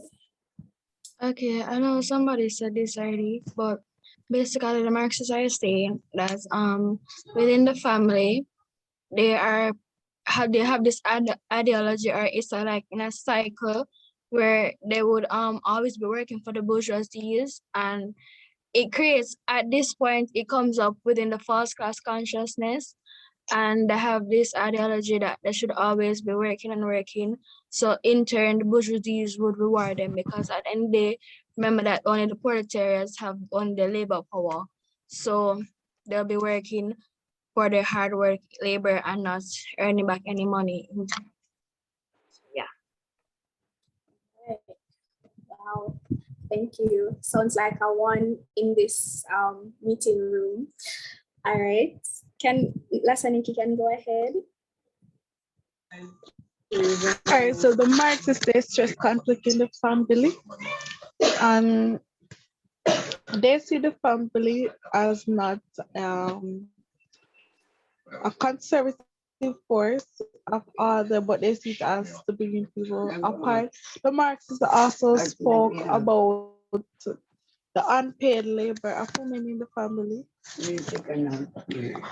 They mentioned that the women are being disadvantaged because there's unpaid labor and they should get paid for the work they do in their roles as mothers. All right, thank you. Before I continue, you mentioned about the women. Well, I think that was really more of what the feminists would have said, or the Marxist feminists, so just to not have it being confused. So, the points about the women being the unpaid labor force would have been points posited by the feminists or Marxist feminists, but there are two distinct things. Kayasha can go ahead. As it pertains to the reproductive function, correct me if I'm wrong, I think, or as I recall, the Marxists would mention that the families would reproduce to maintain that classism or social hierarchy in the society. So the high class would be reproducing, maintaining that class, and the lower class would be reproducing, maintaining that class as well. Yes, and I see Kayla in the chat, she was asking if Marxists say that family creates an acceptance of hierarchy. So all these are valid points. So just to tie them together a little bit more. Yes, so they do say that, you know, that the family, it's influence, or the economy rather influences family structure and the functions of family members. So they say that, you know, women are the reserve labor force and they are exploited, and you know, they're there to have children, and depending on the society that they live in, then will determine the amount of children that they have. And we know that if you're having a lot of children, then more than likely, well, let me not say that, but if you're having a lot of children, then the assumption is that they are going to be working in the working with, along the proletariat or for the bourgeoisie, and so the family, and so the family here, it helps to reinforce capitalism by providing the labor force for those persons. So some criticisms of the Marxists.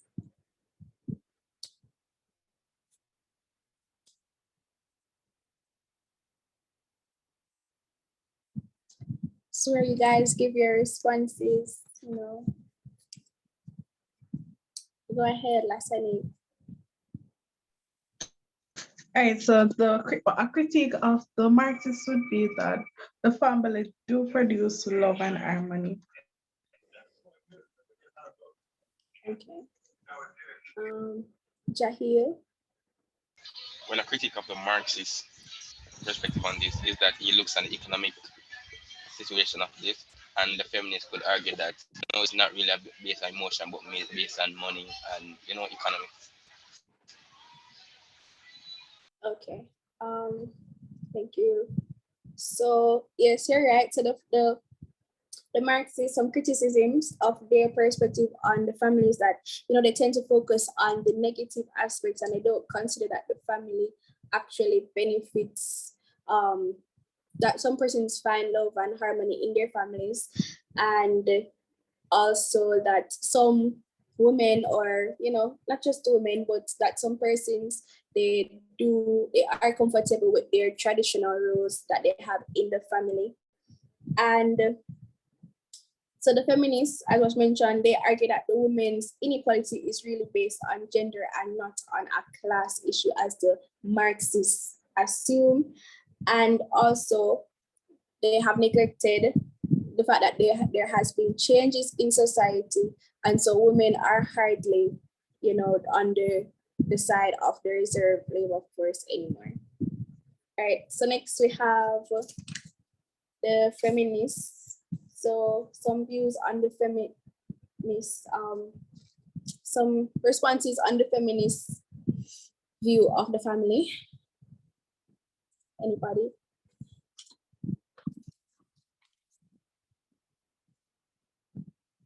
They believe that the women in the family are being overworked. Okay, that's one. Nobody else?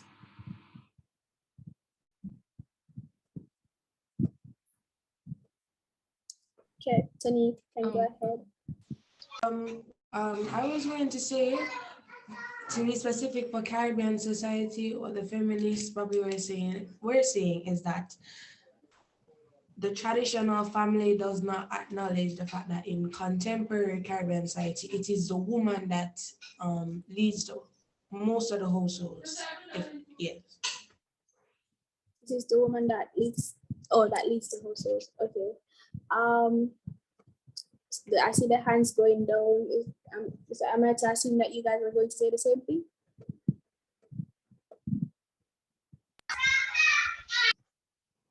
Well, no, I just forgot what I was going to say. Okay. So they believe that the relationship between men and women as set up by capitalism encouraged oppression of women. Yes, that is correct. So let me just go through what I have here. So the women in unpaid household roles, they would contribute to the capitalist society because, you know, they're being exploited and they're doing unpaid labor, which is so, like, you know, it's so weird when you think about that point, because I mean, who is going to pay the mothers to mother their children anyway? But anyways, so yes, the nuclear family, they say that the nuclear family contributes to capitalism by asserting what the roles of the husband and the wife should be, and that the family is patriarchal, and it's a patriarchal institution, and then women are, you know, oppressed at the man's expense. And yes, they say that it promotes class stratification by asserting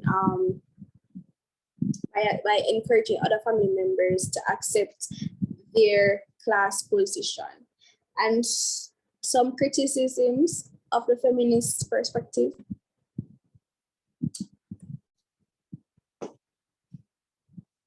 Anybody?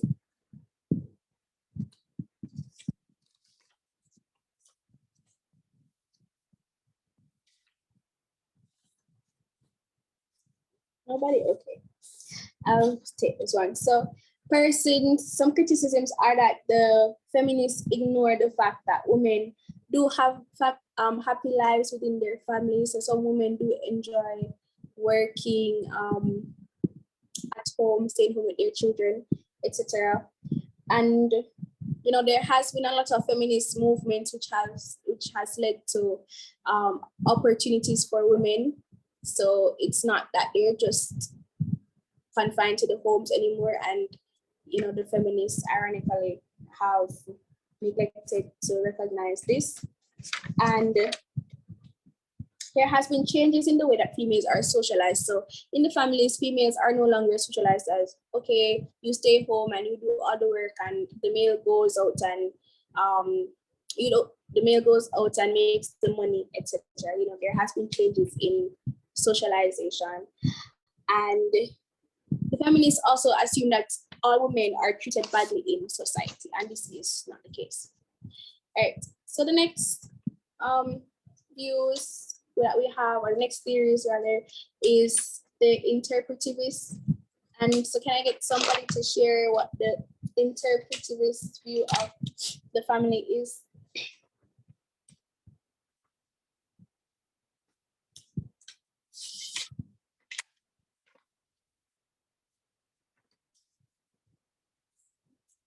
Don't all talk at once now. I'm going to try. So that I believe that the interpretivist view in general is talking about the meanings, and so that we attach to our daily experiences in life. So that their view on the family would basically be that it's seen as a unit, that as they interact with their various family members, they attach meanings to certain symbols, to certain experiences, and from those meanings that they've assigned to whatever it is, they live their life with that outlook, basically.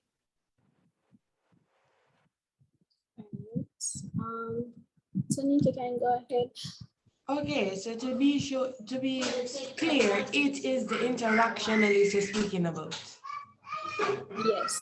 Based on my understanding, you know, they were the same. Okay.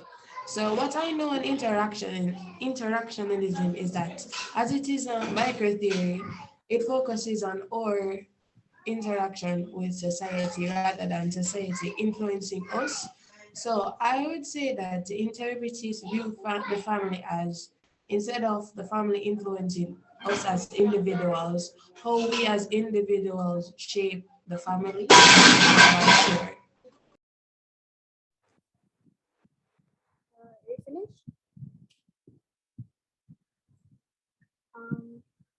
Was it Tony who just spoke a while ago? Yes, I'm so sorry. There was noise in my background. I was saying that is basically they view the family as how we shape it, not how the family influences us. All right. Thank you, Kevin.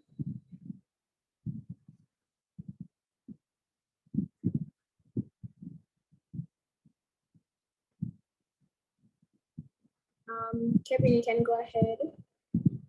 Oh, the interaction is basically view the family as you say a site of social reproduction in a sense where meanings can be like negotiated and maintained by family members.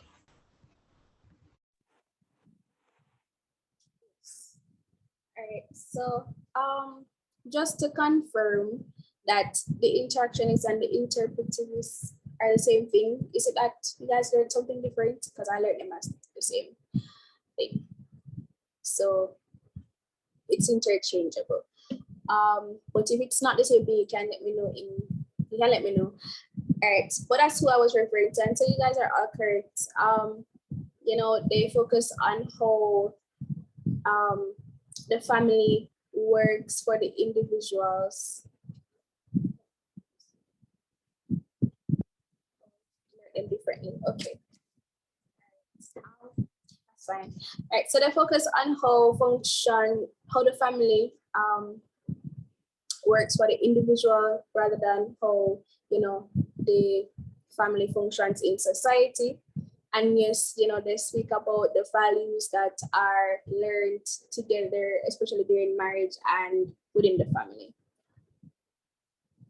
All right, so criticisms, anybody?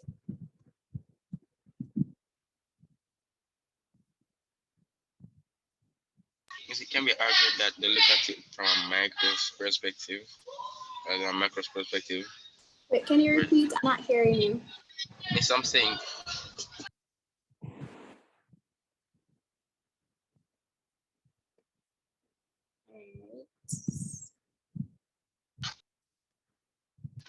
My background was noisy. So I was saying it can be argued that they look at it from a micro perspective rather from a macro. So it's not general, not be generalized.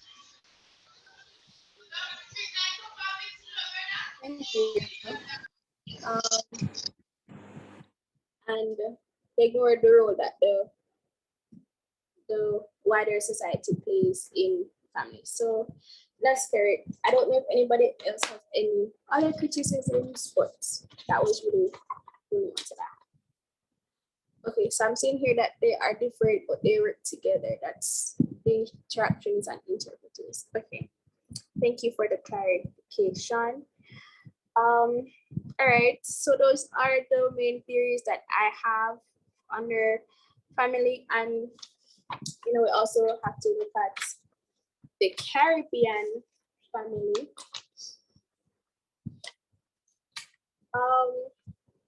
So can anybody tell me what they learned under this topic, you know, the Caribbean family?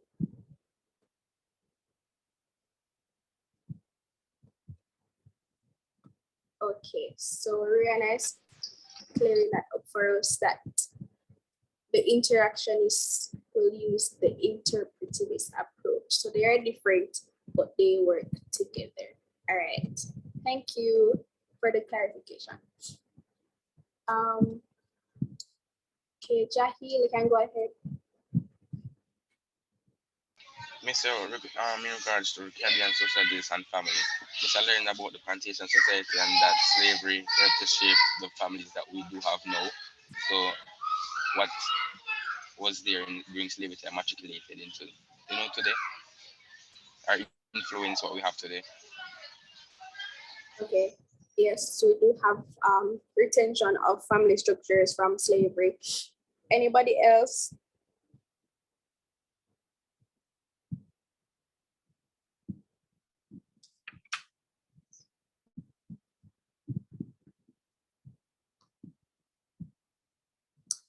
No, okay. So let me just share some of the features of the Caribbean families that we have. So, you know, we have Afro-Caribbean families. And so, all right, before I get into that, right, so we have some retentions from different, from different cultures that have, what's the word I'm looking for? Yes, we have some, okay, all right. Yes, so we have some retentions from different cultures in our families that we have today in the Caribbean. And so some of these are, we'll see them in the different family structures that we have. So as indicated in the chat, we have the Indo-Caribbean, Chinese Caribbean family, and we also have the Afro-Caribbean family, right? And so in the Afro-Caribbean families, there tends to be, absent fathers, there tends to be grandmothers, or a grandmother-dominated household, or a matrifocal household where the woman is the head of the household. And it is characterized by the marital, common law, and visiting union. So there, you might not have the father living there, as was said before, because there's absent fathers. So they tend to be visiting families, and or they might be common law. So they're probably not married, but they're living together. Then we have under the Chinese Caribbean families. So, they would retain the cultures and the traditions and customs of China, and they would tend to provide education for all their children, but they may favor their sons over their daughters, and their families are very stable and isolated from others. They tend to be. We also have under the Indo-Caribbean families, these families stress the roles of members. So the father is the authority figure. He's the one who provides and brings in the money and everything, while the mother is the caretaker of the children and takes care of the home, etc. They also have, an extended family structure, and yeah. All right. So African retentions, right? So African slaves would have carried their family patterns to the Caribbean, and we'll see this with polygamy and in extended households. But these things had to be modified because of slavery. So that slaves, they weren't really allowed to remain with their families and all of that stuff, lovely stuff there. Yes, so and they did not tend to, they were not able to really take care of their children, and their homes were abandoned. And so we will see some of these factors here in the Afro-Caribbean families that we have. So under, the indentureship, the Asians would have took their Caribbean, sorry about that. Yes, so the Asians would have brought their beliefs to the Caribbean, and so that is why we will have those structures with the roles of the structures with the roles of the father and the mother being emphasized. All right, just give me 1 second.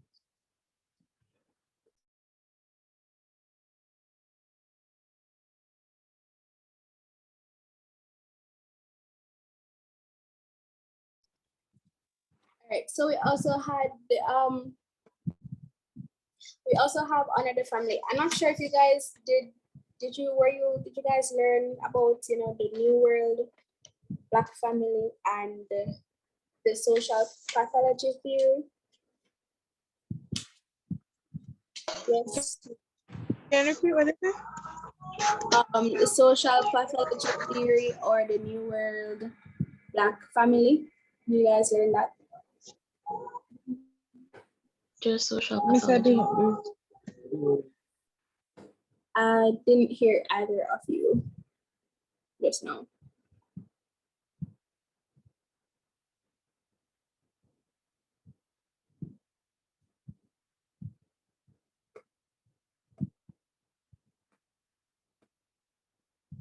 Social pathology. Okay. Care. So can one of you or can somebody tell me about the social pathology theory and, you know, its relevance to the Caribbean?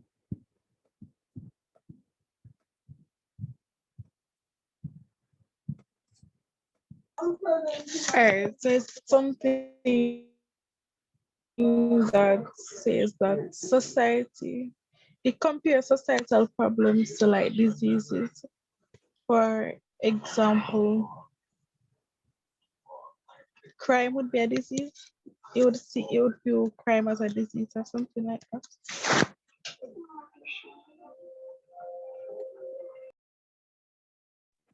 All right, Melanie, I saw your hand raised.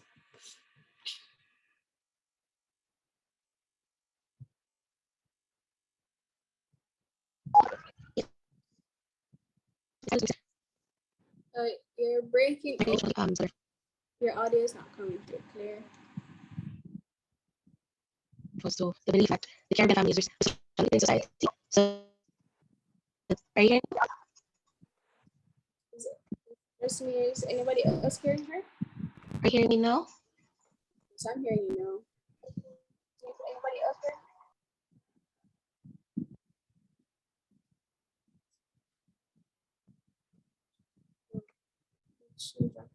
Okay.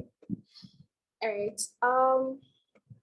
I see Lenisa in the chat says that it speaks basically about the social issues facing the society that make society dysfunctional according to the various perspectives. Okay.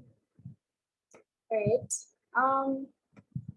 Yes, that's basically my understanding of the social pathology theory. You know, it speaks about the disorganization in the families,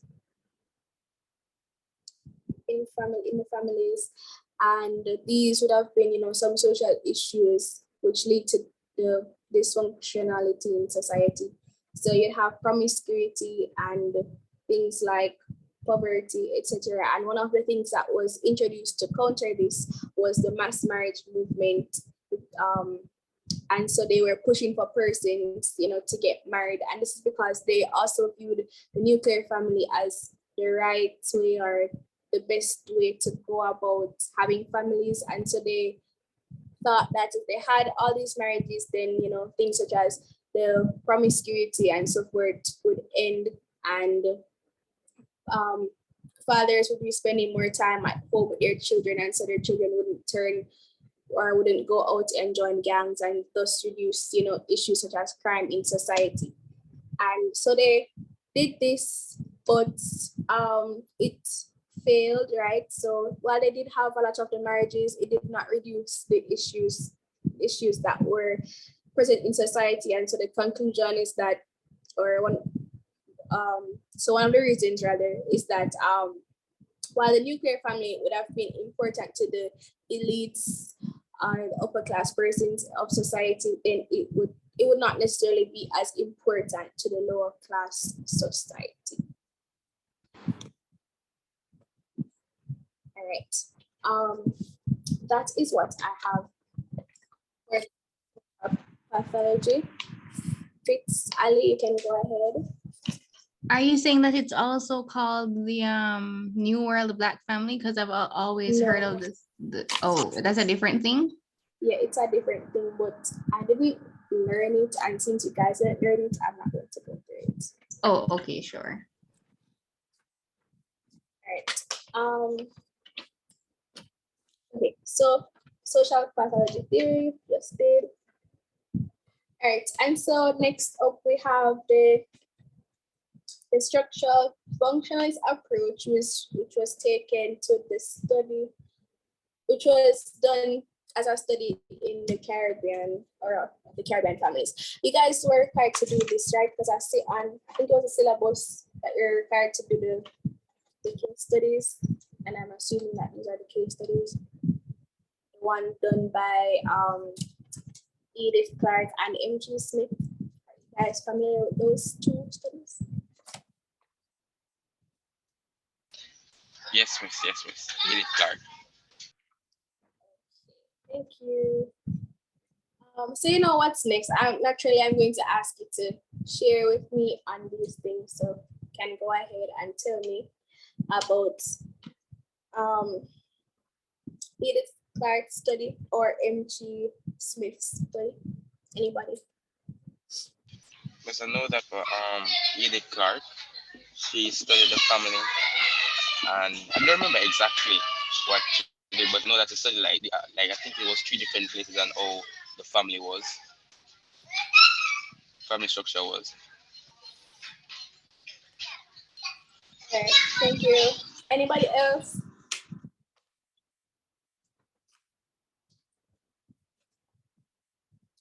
All right. Okay. Excuse me, Miss, was it the apprentice in my father, Miss? She studied. Are you hearing me now? It was one. It came under the communities that she studied. Jahil. Melanie, yes, I was hearing you. Then go ahead.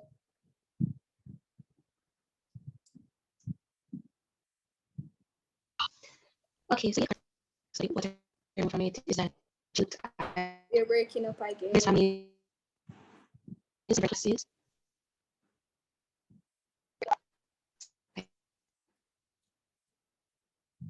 Maybe you can type it in the chat and I'll read it. But you are breaking up. All right.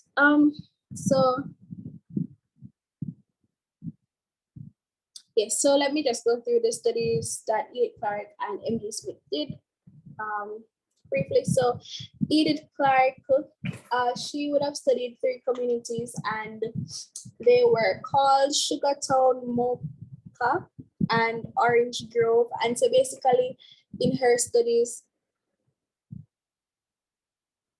okay, so Melanie says that she looked at various families from different classes. Okay, yes, you can basically say that, sum it up to say that. All right, so what she did when she looked at these 3 communities and the family structures that were in these communities, and she compared them, together, compared them against each other, rather. So she looked, yes. So she would have noticed that, you know, in Orange Grove, which was a higher society compared to the other 2. So let me just give a little brief. So, yeah. So Sugartown was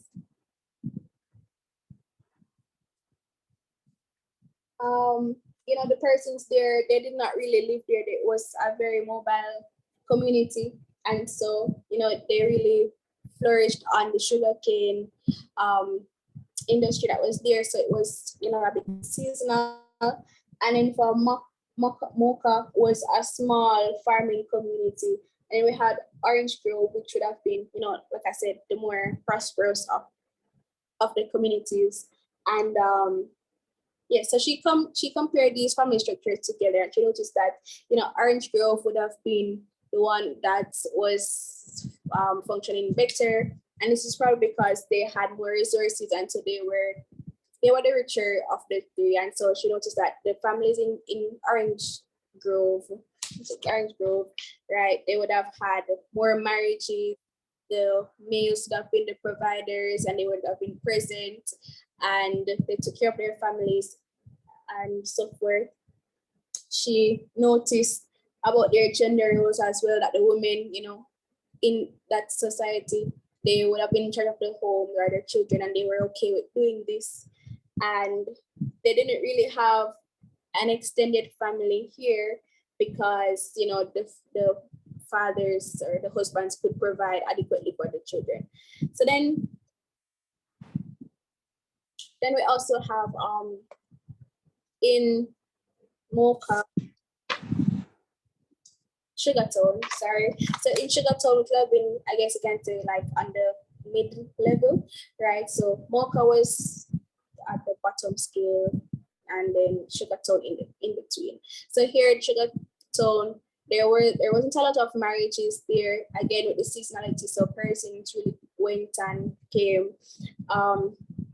And so in the society as well, the mothers would have to take care of the children, but they also had to extend the workload to like, let's say the females or the female children would also have to assist, and other members of the family. They tend to have extended household and so forth. And then in Mocha, you didn't really have any marriages. There was a lot of promiscuity, and it was like a norm. So like people were prideful in having several sexual partners, to the point where they were proud to even speak about these things in front of their children and so forth.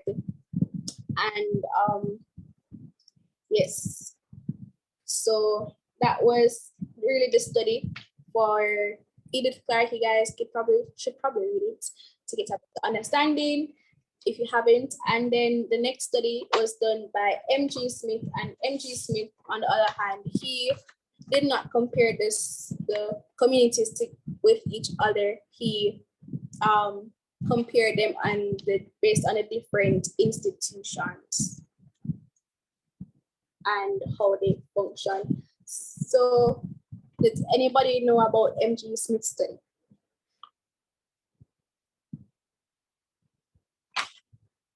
There was a research he did on the region of Ghana.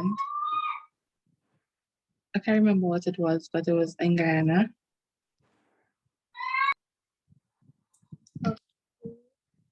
Yes, it was in Ghana. So he also looked at 3 communities, I believe.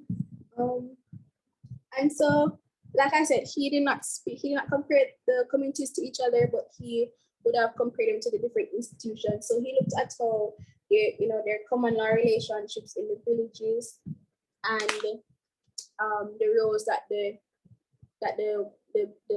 male and women had in their societies.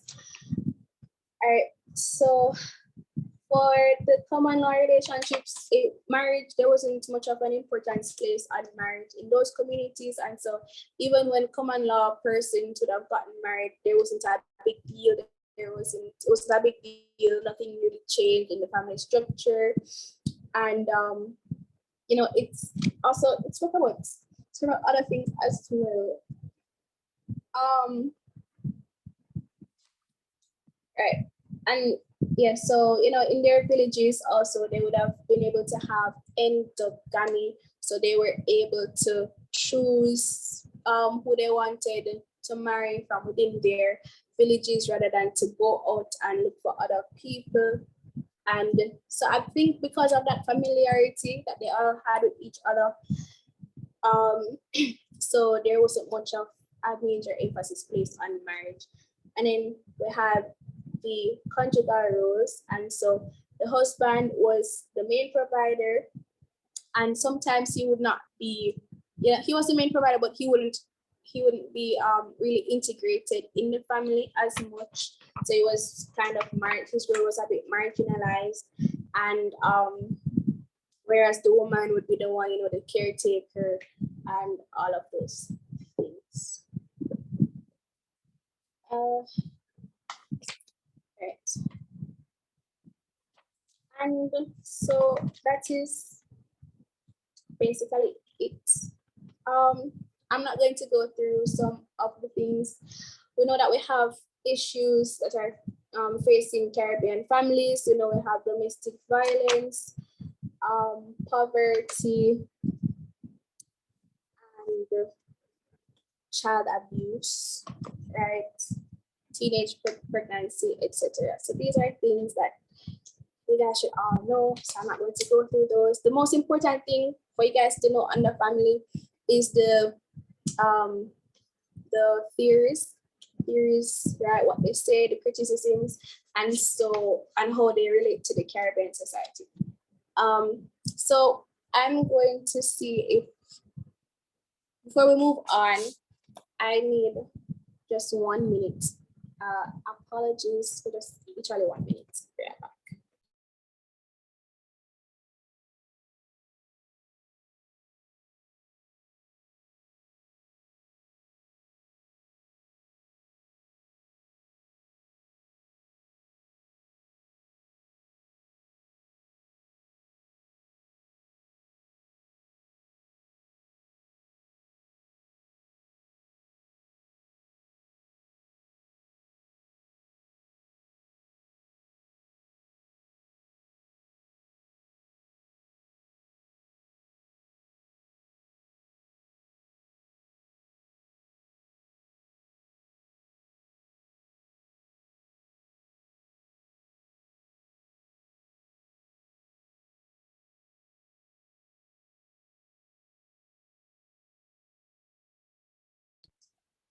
Okay, I am back. All right, so I want us to look at a question on family, and we're going to see if we can attempt it. Well, we're not going to write out an actual essay right now, but we are going to see if we can, if we have all the points that come up with all the points that we would need to answer, to correctly answer, you know, a question on the family. And also, if you have any questions based on the family, now is a good time to ask those. So let me see if this whiteboard thing will work. I don't know.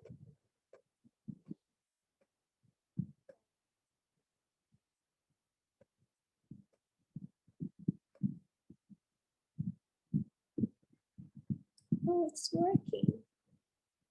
Did I make this? Oh yeah, okay. Are you guys seeing the whiteboard?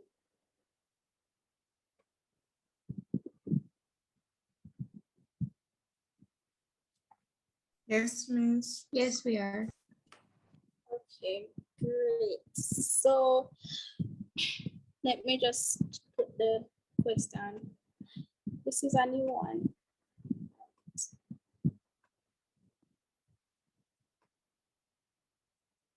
my gosh.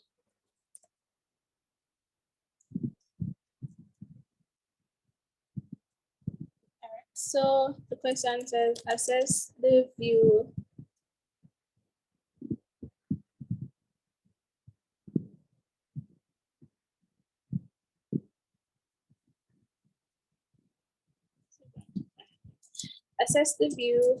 that the nuclear family is the most ideal family for modern day Caribbean society. All right, so full disclaimer that I don't really know how to use Zoom. I should, but this is the best I can do. Okay, it's working. Okay. All right. So some things. What's the first thing that we would do, you know, in answering this question?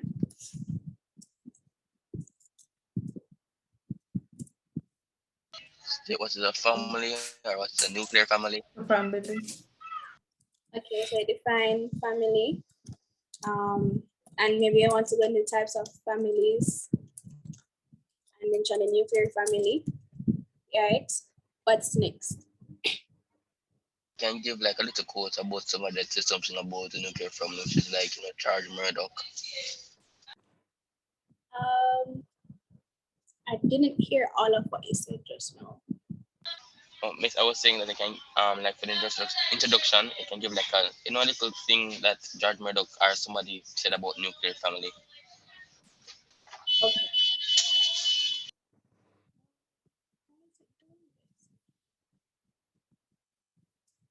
Okay, so what George Murdoch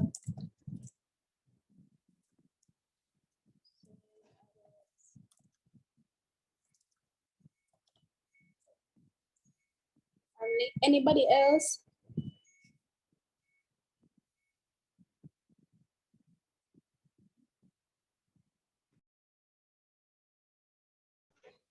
You can You give the thesis statement. You said the issue statement? No, we're supposed to be doing the introduction before we go into the body. So I thought we were doing the introduction. Yeah, I didn't hear what you said. That's what I'm asking. I was saying the thesis statement. Oh, the thesis statement, because, okay.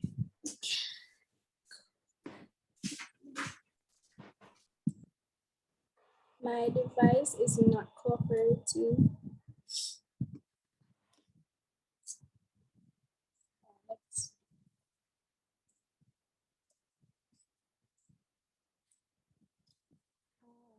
Thesis statement. your thesis statement basically mentions what you're going to talk about, right? And so you are going to get into the nuclear family and, you know, the different perspectives, the different theories.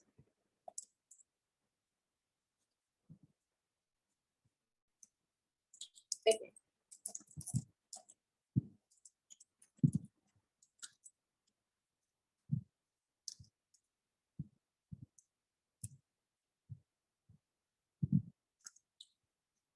Okay, so then you want to go in, you want to mention, I guess we can move on to the body now. So in the body, you can discuss why the functionalists or the functionalist view, right? So you can discuss why the functionalists view the nuclear family as ideal.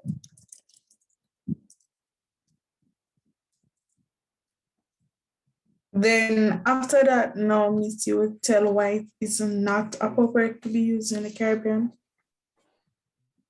I wouldn't mention, I don't know if I would mention that part as yet.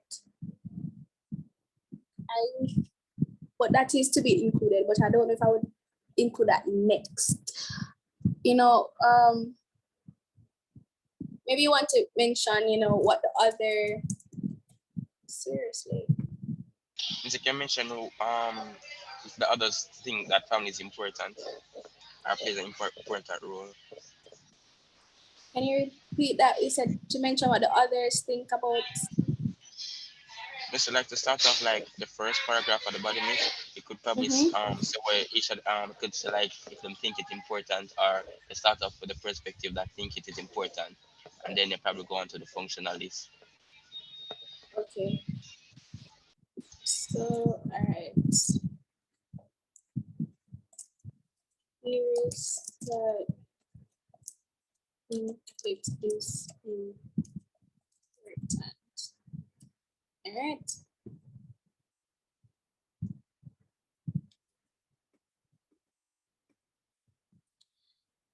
Okay, like I don't have, it's not, my device won't let me be great. All right, so, all right, the next thing, so you'd want to consider, so you want to mention the other theories, you know, criticisms of each, and especially the functionalists. So you want to zoom in on what the other theories say about functionalism, especially since, you know, they are talking about the nuclear family as being ideal, and it's really the functionalists who would have stated that, you know, the nuclear family is the universal ideal type, etc. And so then you want to go into know its applicability to the Caribbean. So the Caribbean, and in this you can go ahead and mention the social pathology theory and why it's I want to say failed, but you know, don't worry much is that word. But you can go ahead, you can consider the social pathology theory as well as M.G. Smith's study and the findings of the studies. So the findings of Edith Clark's and M.G. Smith's study. And once you do this, then, you know, it would naturally tie in the different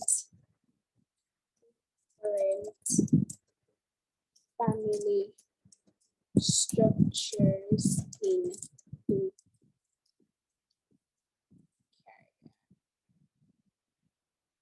anything else that we're missing?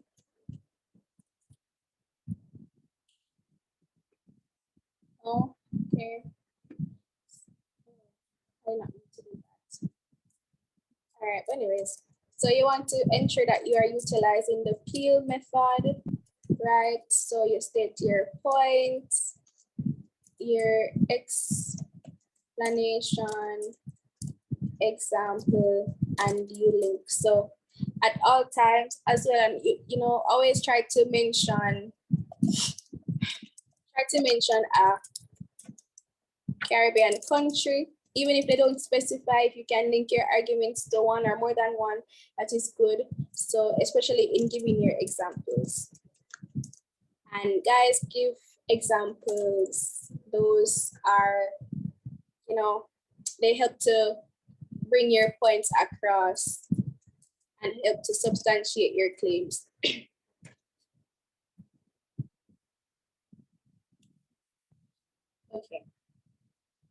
All right.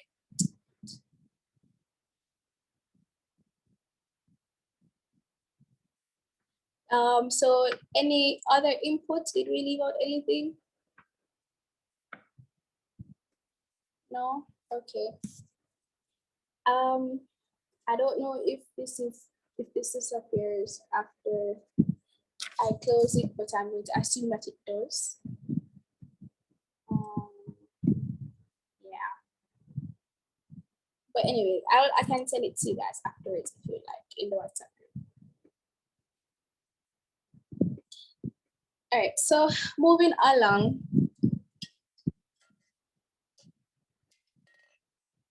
To education.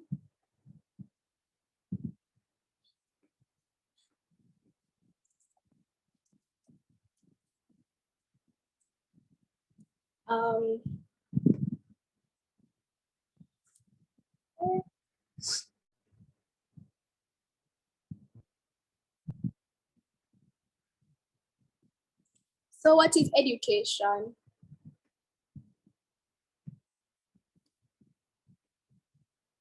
Can somebody volunteer a response what education is?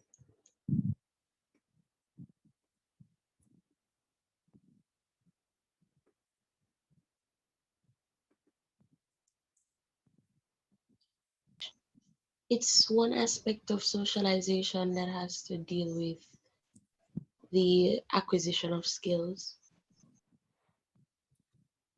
All right, thank you. An aspect of socialization that has to do with the acquisition of skills. All right, and also we know that education is an agent of, it's an agent of socialization. It's one of the secondary agents, right? And yeah, so so education is an agent of socialization, and we have informal education, which begins in the home, where we learn about values and stuff like that. And then we have formal education, which would take place in the schools. So I'm not really going to type for this part because it's going to take a while for me to be doing that and talking. So when it comes on to the question, I'll just leave this right here. When it comes on to the question aspect, then I will add something else to the screen. All right, so let's get right into the perspectives. So we know that we have some major perspectives on education, and so let's just get right into it and what they all say about it. So let's start with the functionalists, and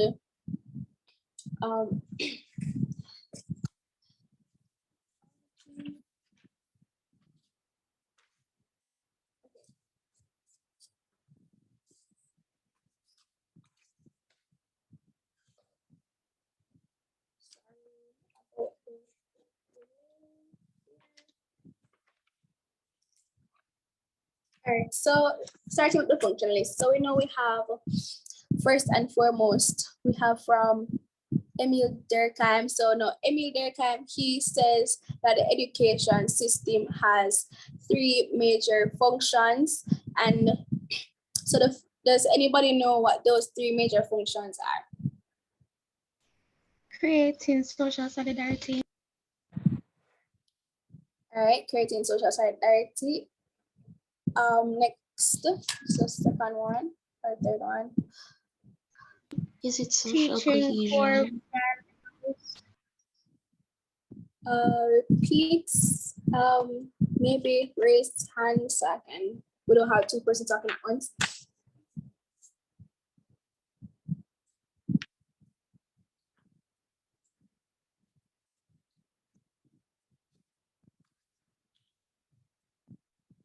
All right, so my two volunteers disappeared. Okay, so the next one is that education, our next function is that education prepares us for society by exposing us to social rules. And the third function is that the education system equips us with the knowledge that we need for labor, for the working world. Okay, so now next under functionalism or the functionalist theory, we have Talcott Parsons. And can anybody tell me what Talcott Parsons would have said or contributed to the discussion of education? We say that is a bridge between school and home, and it allows students to prepare for their adult roles in society. All right. Was it Talcott Parsons who said that it was a bridge, or any other time? It was Talcott Parsons. It's Talcott Parsons. He was the one who said that. And he also said that students learn universal skills such as competition, achievement, and equality in schools. Okay, thank you. All right. He believes that it instills values of competition, equality, and individualism. And listening to hear one thing that I said, it's a key thing that Talcott Parsons would have contributed to the discussion of education.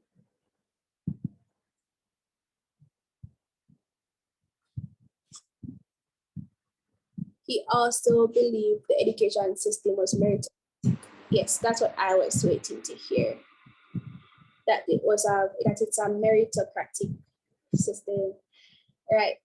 And so we know that this whole idea of the meritocratic system is that the education system is fair because it is based on merits, and it judges not the word to use, but it awards persons based on their performance. And so in this way, it is fair because it equips us for the working world where those things will apply.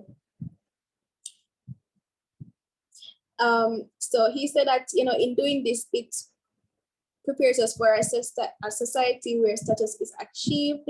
And so, yes, all right, great. And yes, so that education systems, he said that it teaches two important values: the value of achievement and the value of equality of opportunity. All right. That thing just said. Oh, it was somebody that shared the whiteboard for me. It wasn't. I just realized. Okay, thank you. All right. So the next person, the next functionalist that we have, Kingsley Davis and Wilbert Moore.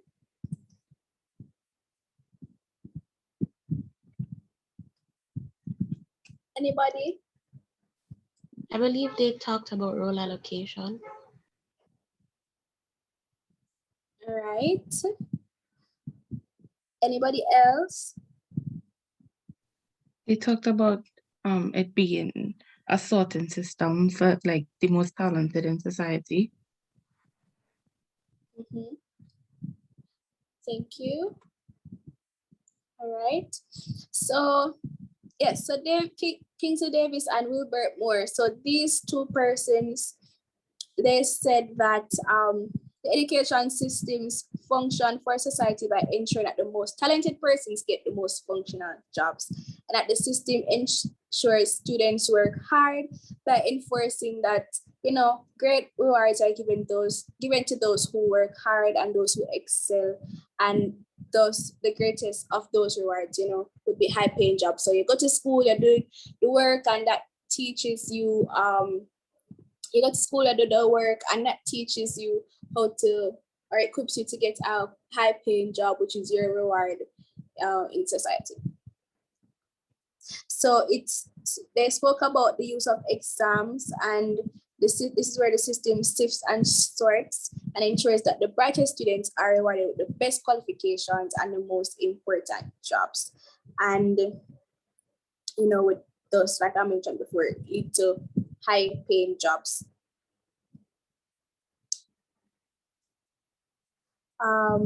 And they would have mentioned, so they also believe that, you know, the education system is meritocratic, and those who were talented, it doesn't matter your social class, your background, anything like that, as long as you are, you know, equipped to put in the work, you're talented and you deserve it because you work for it, then you would have the ability to achieve a high paying job or the rewards, right? So please to remember these theories, all of these three persons' contribution are four, because Kingsley Davis and a bit more, right? Their contributions, if you're going to speak about education and the exam, because they're very important. And so naturally, you know that we're going to have some criticisms. So let me just hear what those criticisms are of the functionalist view on education. They assume that the school system is fair and that it have equal opportunity for everybody. Yes, that is one. Davis and Muir theory justifies inequality in society. Okay, yes. Yes, Jahil.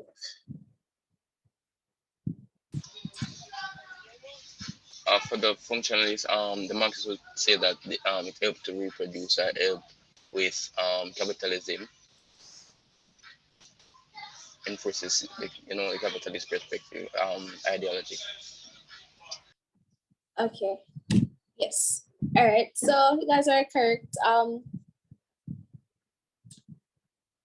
Right. So yes. So the functionalists, they assume that the school system is fair and that everybody is treated equally and that everybody has the same opportunity. You know, it promotes the inequality or the injustice rather of the education system by saying that, hey, if you work hard, you get rewarded. So you were not rewarded because you did not work hard.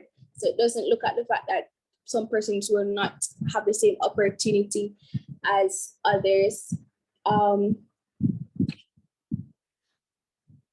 Yes. So, and they don't look at the fact that, you know, persons might choose different paths that are not in tandem with these educational norms and stuff like that. Okay, great.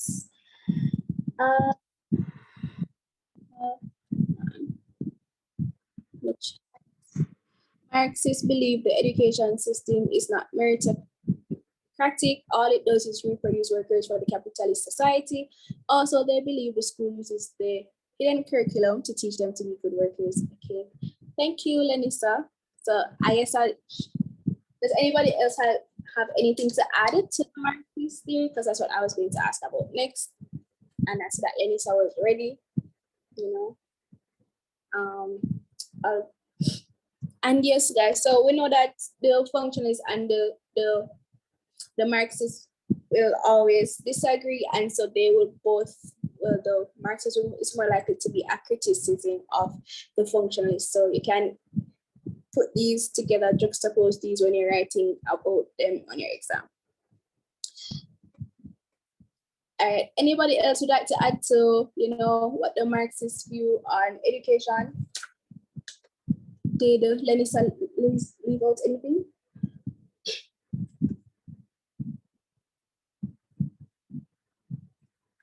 No, all right.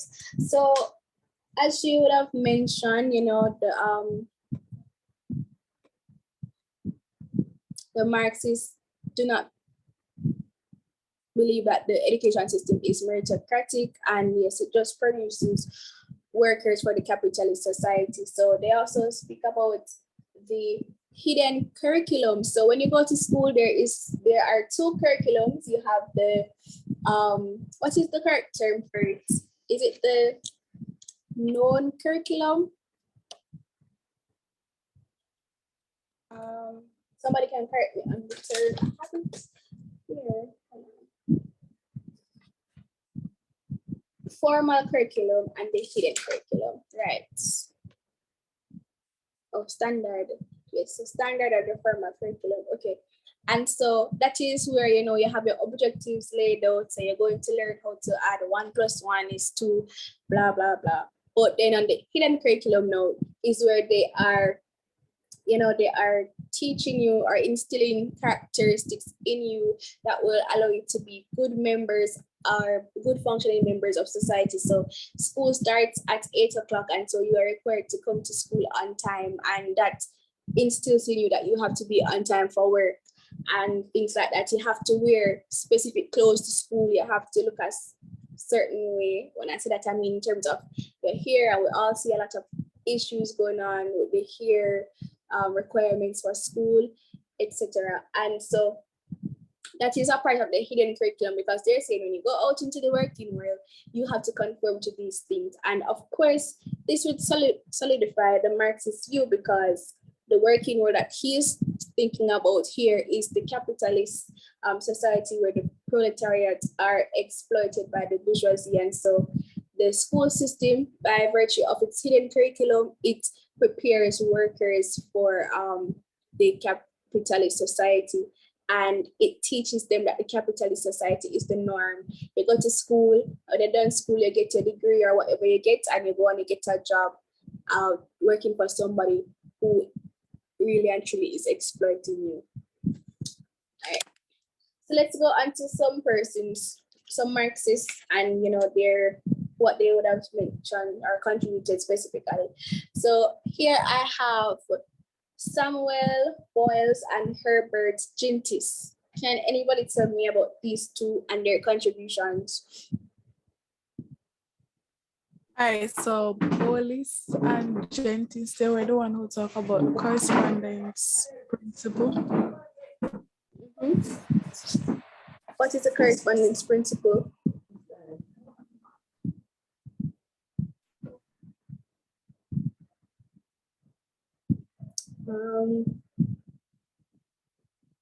Asani, she's gone. Right, so all right, Miss Amir.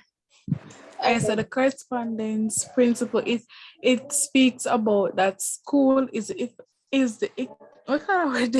Equivalent to work. Basically, that's what it means. Okay. Thank you. Anybody else wants to mention what these two persons would have said about education? They stated that it creates education creates a basically obedient workforce. Okay, thank you. They also talk about like children are alienated in school to prepare them to be alienated in workplace. Children are what in schools? Alienated in schools. Okay. To be to prepare them for alienation in workplace. All right, thank you. Anybody else? Okay. So yeah, so Bowless or Bowles, whatever, and Gentis, yeah, so that they would have stated that, you know, the role of the education system is to reproduce the capitalist labor force, and you know what we were talking about. So they were they were the ones who would have spoken about the hidden curriculum, and that is how they do this. So they also mentioned that the lower class students are labeled as underachievers and thus are treated accordingly. Wait, apologies. I have gone on something else there. Right. But yes, so that's from Bowless and Gentis. We also have Louis Althusser. Does anybody know this Marxist and what he said about education?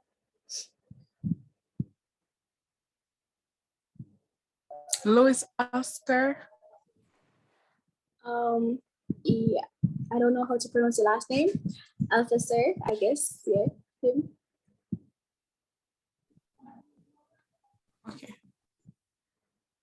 No? Okay, I thought you were going to He stated that students are socialized into accepting capitalist ideologies, which would lead to submissive workforces, like what Bowles and Ginter said. Thank you. So guys, I know that we already pretty much covered what the Marxists said, but especially when you're writing your essay, it's a good look. You know, it gives you more marks if you can say who specifically said what. So you have the general ideas and what everybody said, but you need to try to remember who actually said it or who posited it, and that will give you more marks. So that's why I know that we just mentioned it, but that's why I'm asking if you know what these persons said. And the next person here is Pierre Bourdieu, but I'm pronouncing that wrong, I know that. Anybody?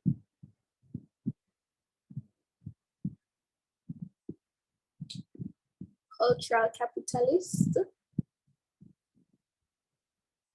Education rewards students from different backgrounds in different ways. Like the middle class would get, I think, white collar jobs, and the less advantaged would get blue collar jobs. Okay. I'm going to type the name in the chat so everybody can benefit from the spelling. Pierre Bourdieu. Yeah, Bourdieu. I don't know. But yes, guys, you are correct. So he would have spoken about what is the term that Lenisa used, cultural capitalist, right? So they're saying that you have yes, but he said never. Okay, that's fine. I know that, you know, once you mention the main persons, you're fine, but if you can mention the other people, you get, you know, it's makes your essay a cut above theirs. Right, so he says that the middle class would be rewarded the high status white collar jobs, and the less advantageous will get the blue collar jobs, and blue collar jobs refer to, you know, the manual labor jobs, and yes, jobs for skilled workers. Okay, like I said, he also stated that education is of interest to the rich and poor. All right, great. So criticisms of the Marxist perspective on education.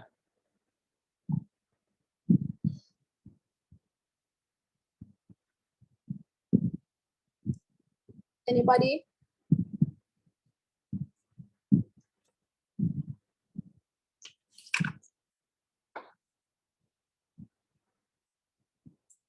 It ignores. No, go ahead. I was saying that it ignores the fact that education is actually functional, and it helps, you know, with socialization and allowing people to gain knowledge and skills. Okay, thank you. Who was the other person that was going to speak? I was just going to say that not all teachers are agents of capitalism. So not the whole system is, I using this word widely, but corrupted. If that makes sense. All right. 1 second. You're correct.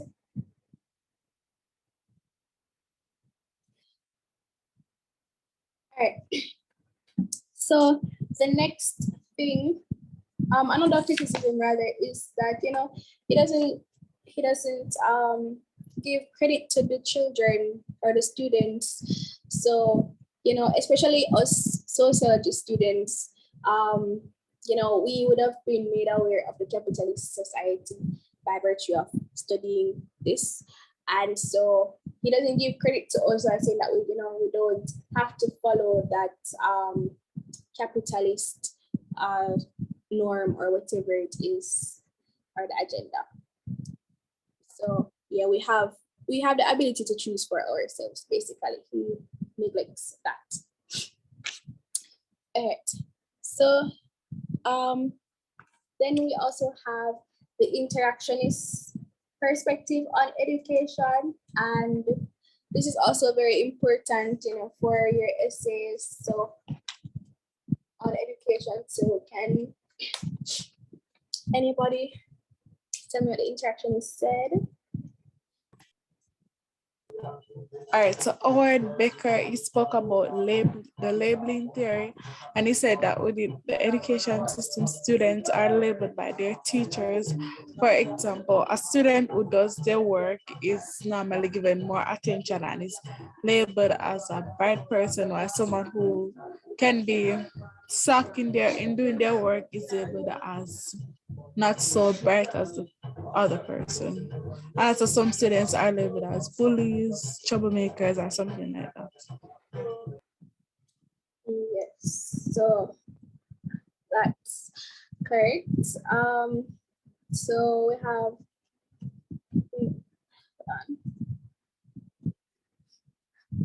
okay, yes, so,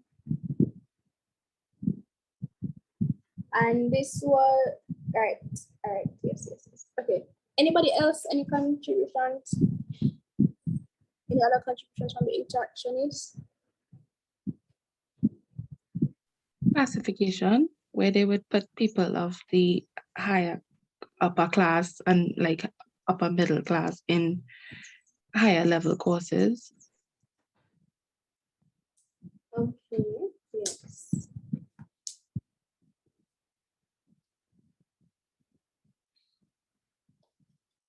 Anybody else?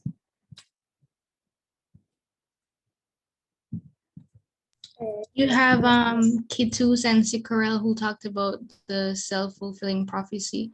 It's kind of something similar to the labeling where teachers would put a label on students, and in some cases, the students would fulfill that label. Yes, you're correct. So we have these things under the interactionist perspective, right? So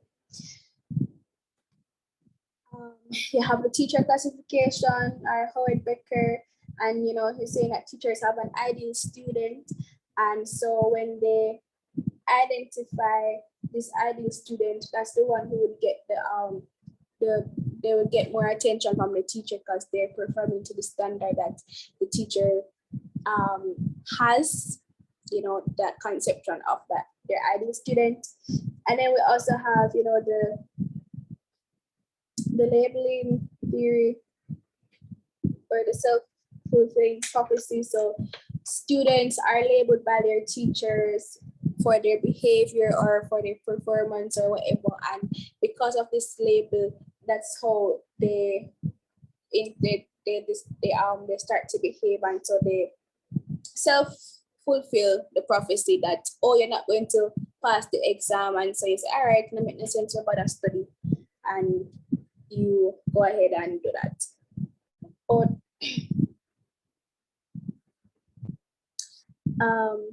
so yeah, but there was an argument by Hargreaves that the label will stick depending on, you know, how often a student is labeled, and if the student actually cares about the teacher's opinion, and you know, other things. But just because you're given a label, as we all know, doesn't mean that you have to subscribe to it. Right. They also have the streaming or setting where persons are placed in a class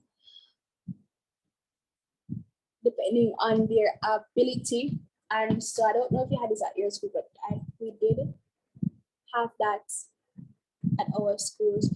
I mean, I think it's relative that the labels affect students because it depends on the person. Like if somebody tells me that I'm not going to do well, doesn't mean that I'm going to, you know, follow through on that. It probably motivate me to prove them wrong. I have persons like that. So it's relative. Yeah. So with the streaming and settings, I was saying, like, I don't know if you had that at your school, but they had it at my school where we had different math classes. And you know, sociology really shows you things. So we had different math classes, and you'd have the brighter students, and just saying, calling it what it is, you had the brighter students and the slower students segregated, and literally the brighter students would have gotten the most competent teacher or the more advanced teacher, and yeah, stuff like that.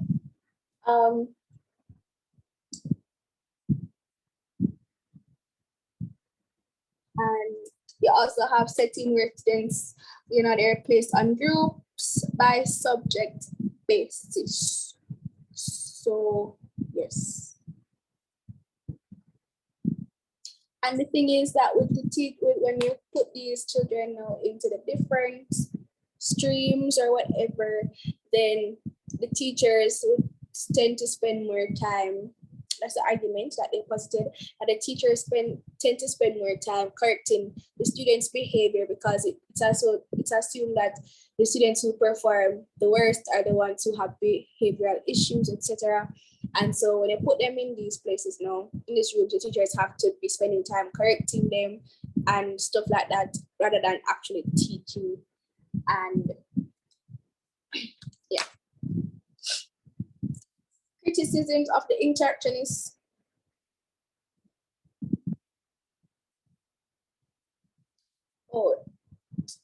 Just to note before I get into that, you know, Stephen Ball and Nell Keddy were the ones who would have stated that a student's success or failure in the education system is determined by their teacher, and they would have spoken about the labeling theory.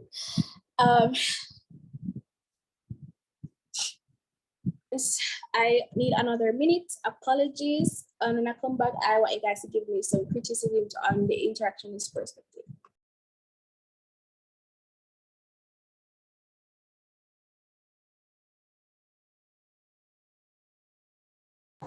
They tend to ignore the external factors that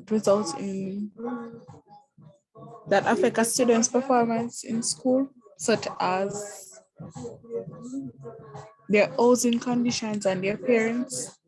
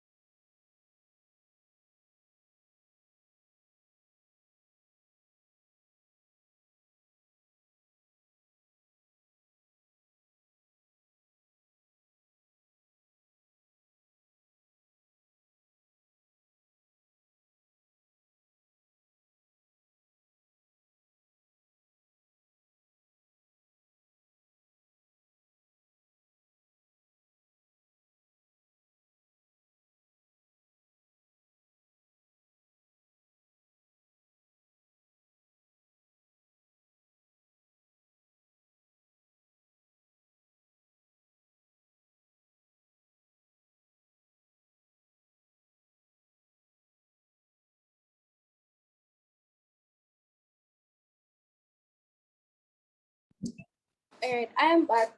Sorry about that. Working from home, because. So yes, can I have the criticisms of the interactionist perspective? They tend to ignore the other factors, the other external factors that affect a student's performance, such as parental influence, income in the family, and so forth.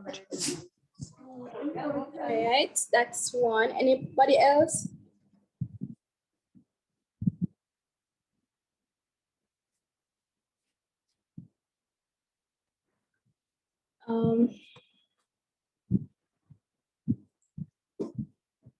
Okay. All right. So yes, they tend to ignore. Yes, they tend to ignore that there may be other external factors that influence, what happens to students and so forth. All right. So, and also, they do not look at the fact that, as I was mentioning earlier, students have the opportunity or have the chance to not to subscribe to the labels that are put on them. All right, next we have the feminist perspective on education. And so, can you guys, this one is short, so can quickly just share with me what the feminists have to say about education? Anybody, somebody?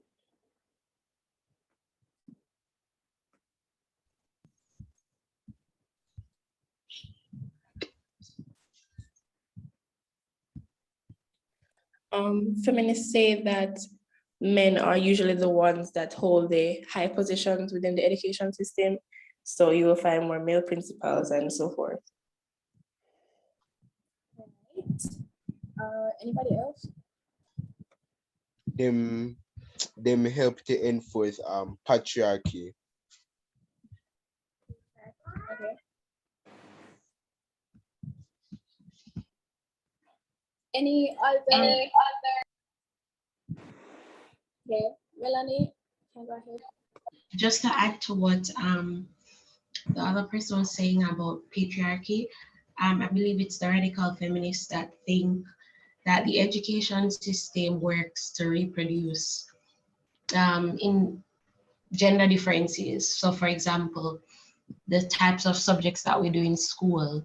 So you'd find that females are directed towards the simpler subjects, while the men are directed towards the STEM subjects that are seen as more difficult or technical, just to, enhance the masculinity in the workforce and all of that.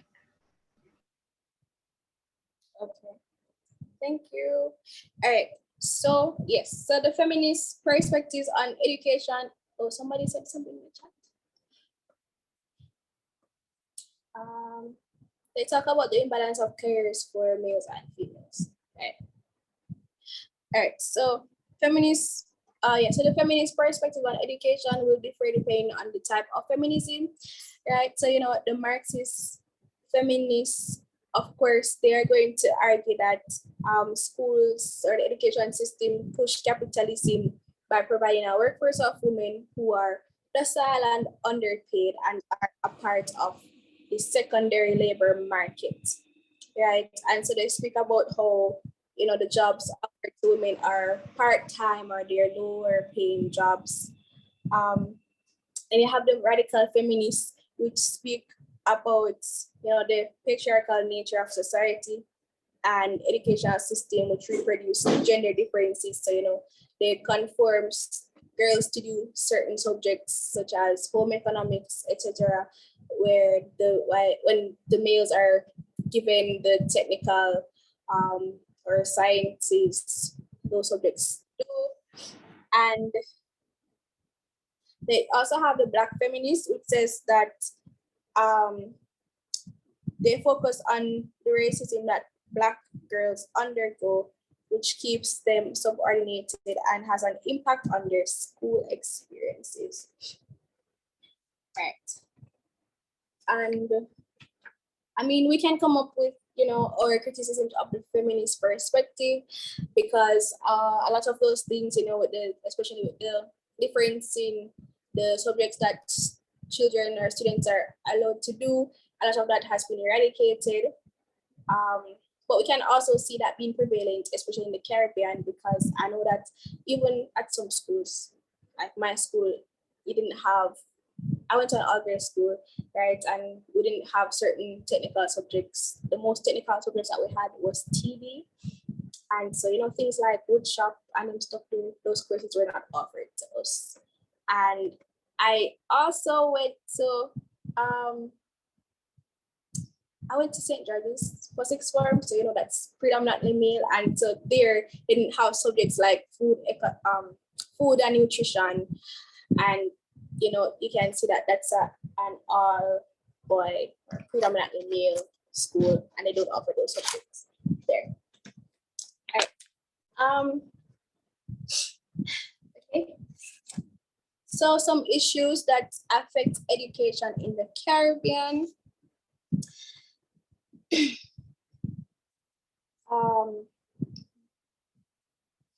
We have juvenile delinquency, truancy, person to drop out, underachievement. And so I'm going to try to go through some of these quickly. Well, all right, so juvenile delinquency has to do with the misbehaviors of, or the deviant behaviors, if it's a word, of persons who attend school or young people. And so, we'll see this in them partaking in alcohol, drugs, substance abuse, gangs, violence, etc. You have dropout, so students may drop out of school for different reasons. And we know that in the Caribbean, I'm going to speak about Jamaica again. In Jamaica, we know that education is not free. It is free up to the primary school level. So after primary school, you can't afford school. Well, I mean, you can maybe, I don't know about high school. High school isn't free, I know, but like you're required to go to school. So there is some funding that may be provided for you for high school students, but otherwise, you kind of have to fend for yourself. So yeah, you'll have a lot of dropouts in that regard, especially as well if you have to take care of your family members, you have to contribute to your home. So, say some persons might, instead of going to or furthering their education or continuing school, they will opt to get a job or do something else so that they can help to provide for their families. And other things like that. So I think you should also know about, education in the Caribbean in terms of how it evolved. So in the pre-emancipation period, the post-emancipation period, etc. So that in pre-emancipation period, right, slaves were not allowed to be educated, and so it was the whites, the elite whites specifically, who were allowed to have an education. And keeping the blacks or the slaves uneducated, it helped to foster their obedience, allowing them to not overthrow them, because if you had educated them, then they would have known that nobody was supposed to treat them like that. Yeah. So then you have post-emancipation, where the education was still important at this point, and it was used to reinforce some of this European ideals, right? And so churches would get involved as well to teach, especially including things from the Bible and so forth. And you also had the political education after political independence, and so on. So things for you guys to note. I'm not going to go through all of those in the interest of time. Right. So Any questions on education? Is there anything important that I left out that you have any questions about? Can ask now.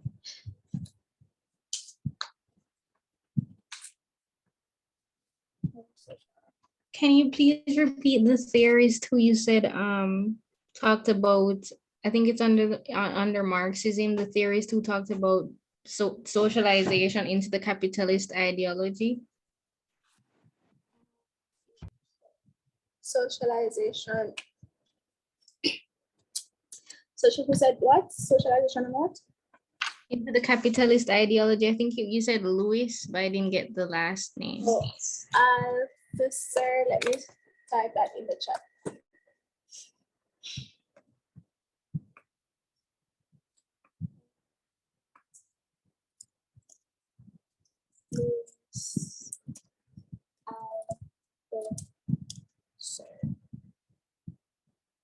Oh, it was. Okay, thank you. All right, you're welcome. They're mentioned in the chin-up, guys, which I think should be the universal textbook for Caribbean studies. So if you haven't heard of them, I mean, yeah, I won't use me as an example for that. All right, so let me see if I can bring up a question. Yes, we did talk about meritocracy.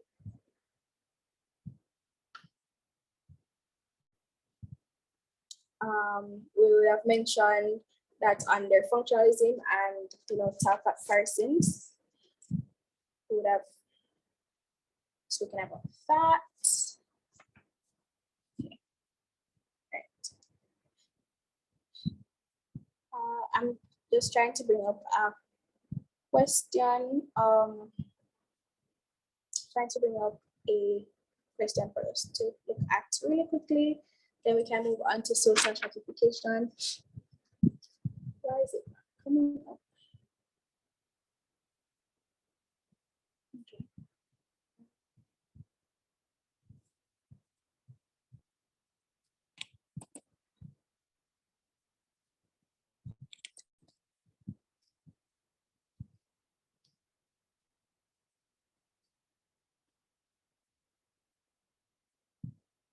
All right, I just realized I was not actually able to find an education question earlier because it tends to tie under Unit 3.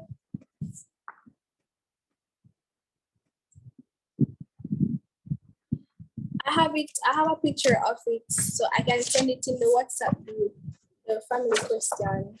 I also have some things so I can share those in the group if you are there. Yeah.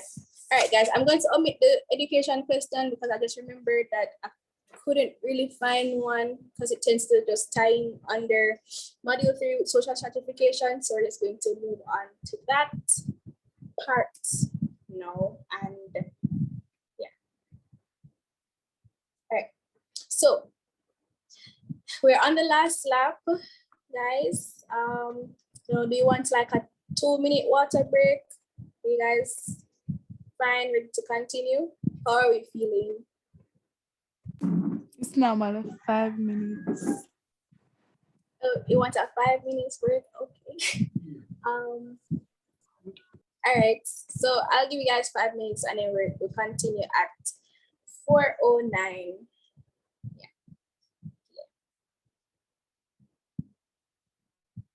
And you can just, go get your answers because you have to come prepared to share with me on social stratification.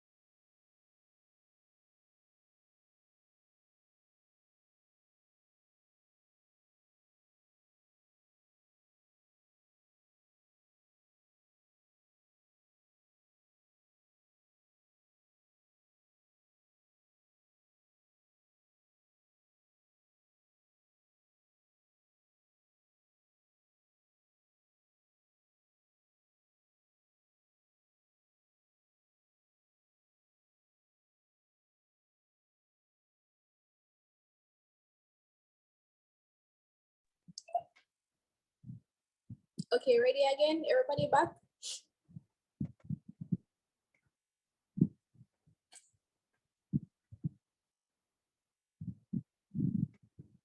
Yes, yes, okay, great. All right, so moving along to social stratification.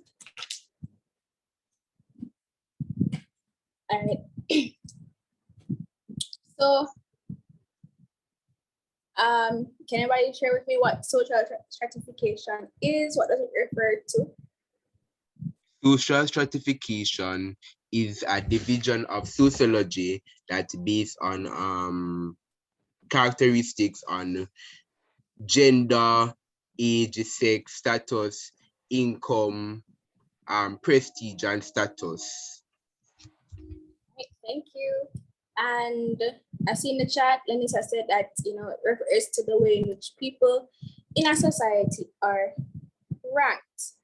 Okay, great. So yes, all these things refer to, or they speak about social stratification, and it has to do with rankings or segregations in a society. Okay, so it is the division of members of society into a hierarchy based on characteristics such as income, wealth, power, prestige, status, age, and gender.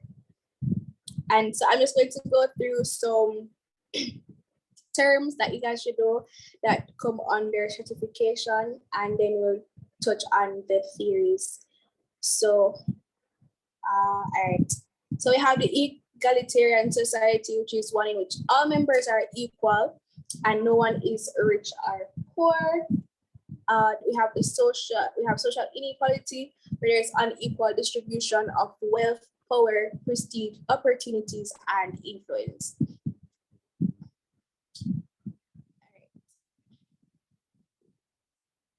So then we can also define what is status.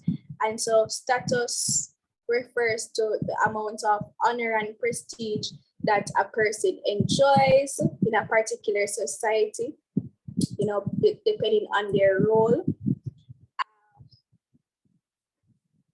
We have social class. We have social class, which refers to the system of stratification, so that's the different classes that persons will be allocated to depending on their wealth or whatever it is that they're being stratified by.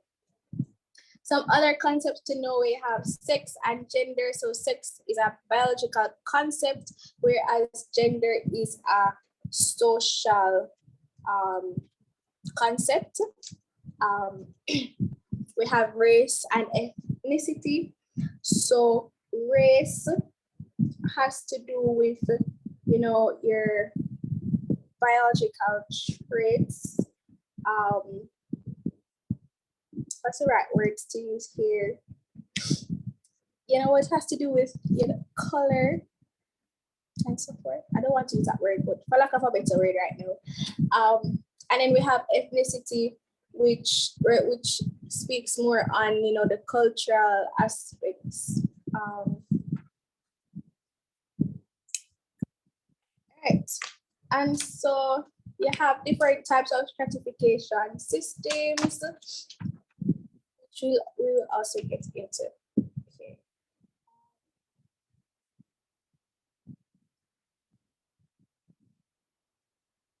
Right.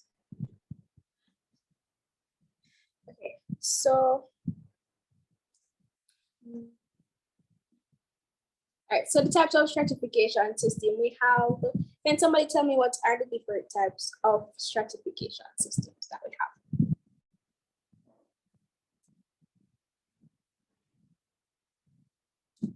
Open and close. Yes, thank you. Can I get an example for each of those? So for open, you have class, and for close, you have caste. All right. Thank you. All right, so let's talk about the open system of stratification. So the open form of stratification is based mainly on an economic criteria, referring to income. And so your social position is achieved through your efforts. And so that means that the boundaries between the different classes are flexible, so they are movable. So in the open, you have the ability to move up a rank or down a rank. So this, when I'm speaking about districtized social mobility, which refers to a person's ability to move up and down a rank. So in the open system of stratification, there is the opportunity for social mobility. All right, so then now with the closed system of stratification, it isn't an option, or it isn't possible for persons to move within the different classes under the closed system of stratification. And yeah, so there's no social mobility. Your social position tends to be ascribed, and your status is strictly defined, and it determines your accessibility to different opportunities. And all right, so an example under the the closed, we have slavery and we have the caste system. And so we know that in slavery, persons were ascribed different roles depending on their color. So the dark person, the black persons, they would get the tedious jobs. I'm looking for the socially appropriate words to use here, but they would get the more demeaning jobs, to do the harder jobs. And then I believe that for the brown persons, they would be seen a little bit higher, just a little bit higher than the black persons.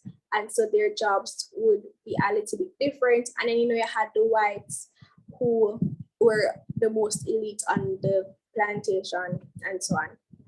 And so in these systems, you did not have an opportunity to move up or down. You did just have to stay whichever color your skin be, whichever color skin you're born with, that determine what your job would be. And so even though like persons' roles could change, in slavery, sometimes depending on if the owner, like the slave owner, took a particular liking to a slave, but their roles were still pretty much ascribed and not interchangeable. All right, so then in the caste system, and this refers to India with the Hinduism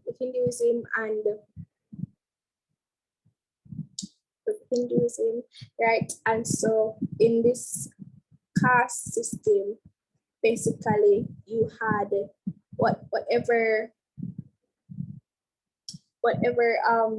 family type you were born into, that's the one that you had to stay in until you died. And because they believe in reincarnation, they believe that if you did good things or you did what you're supposed to do while you're under earth, then you'll be born into a higher caste. But if you did not, then you'd be reborn into a lower caste. And so yeah, and also in these caste systems, they were not allowed to marry somebody from a different caste. So you had to mingle and interact with persons here. So that's why I said that there was no room for social mobility, because in the open system, maybe even if you never, let's say that you were poor or whatever, and you meet a rich man and you marry them, and then your status goes up, right? But in the caste system, you could not do that. And so there wasn't an option for you to move higher in the system. All right, and so you also had the estate system, which was in Europe in the medieval times.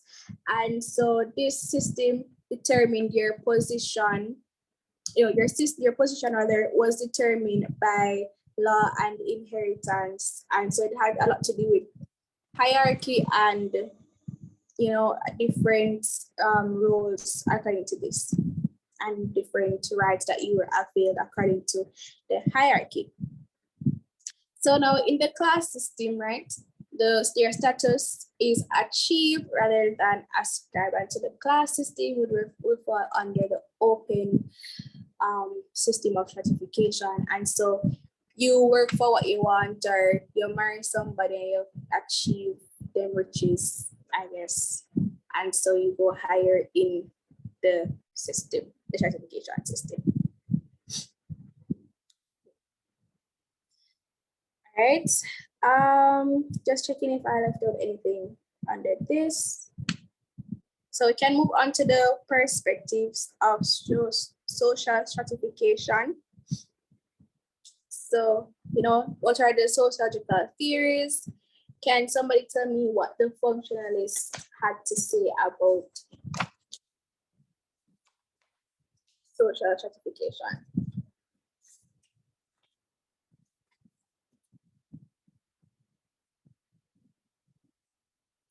Nobody? Can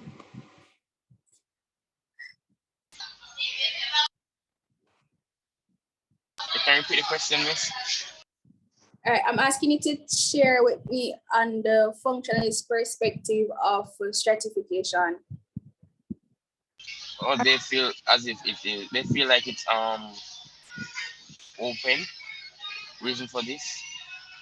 Whatever they say about it, they're not just. Yeah, they believe that it is. They believe that it's open, and the reason for this is because they think that if you do good, or for instance, you come from a low-income family, you can work your way up. So they believe that they can go up, and you can go down based on the achievements. All right, thank you. I saw somebody else was unmute. You still want to speak? I didn't see the name. Persons believe that individual. Somebody was talking. Well, yeah, but I can go ahead. Persons believe that individuals who are perceived to be successful should be ranked highly and be rewarded because of that. Okay, thank you. Aniska, you can go ahead now. All right, so social inequality is necessary as it contributes to the well-being of society. Okay, thank you. All right, so I have under the functionalist theory, the main contributors were Davis and Moore, and as you rightfully mentioned, they would have said that social stratification is useful because it contributes to the maintenance of society. So, everybody in society has a function, and the persons on the lower class have a function, and the person on the higher class and the middle class, they all have a function. And so social stratification provides an effective mechanism of role allocation, and it ensures that society selects the best individuals for the most functional jobs. And this ties in with meritocracy, or the meritocratic theory that Talcott Parsons would have spoken about. And so the best persons are selected for the best jobs. All right, so they also argue that one must take into account 3 factors. And so the first one is the functional importance of the job, that some jobs in society are more important than others. And it was their posit here, this is their example, not mine, that the works of doctors are functionally more important to society than janitors. They have the natural ability. The second factor is that the natural ability and talent may not be easy to find in a society. So, a system of stratification offering high rewards will help to motivate persons to move towards those higher paying jobs. They also stated that the stratification system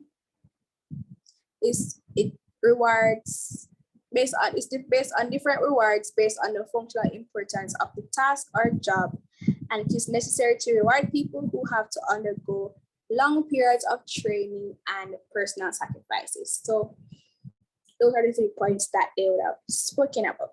No. Does anybody have any criticisms of Davis and Moore's theory on social stratification?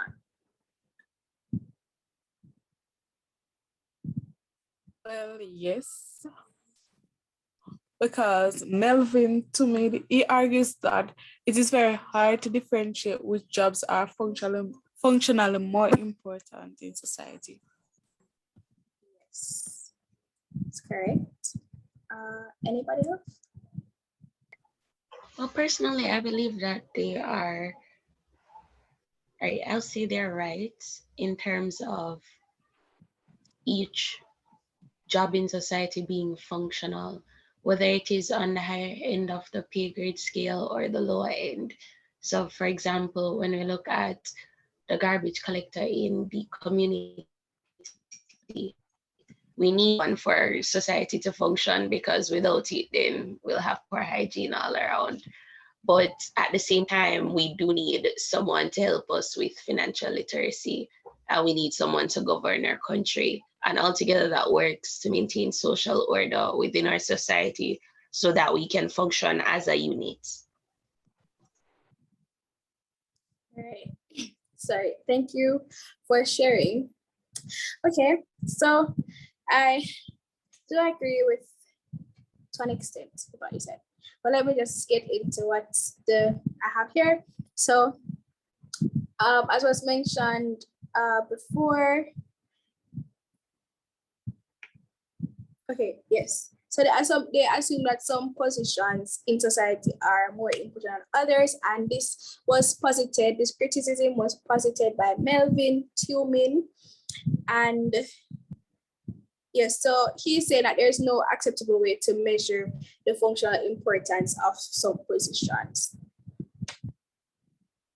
And so pretty much most of the criticisms here were really posited by Tumin. Yes, so he's saying that he disagrees with Davis and Moore by arguing that there exists no effective mechanism for measuring talent and ability. And he says that the difference in prestige and pay between different groups may be a result of power rather than functional importance. So the difference, it may really and truly just be a power thing rather than this whole functional importance that Davis and Moore posited. All right. So the conflicts perspective, the Marxist perspective. Anybody wants to share what they would have contributed? All right, so the Marxists, they were the one that divided that there were 2 class systems,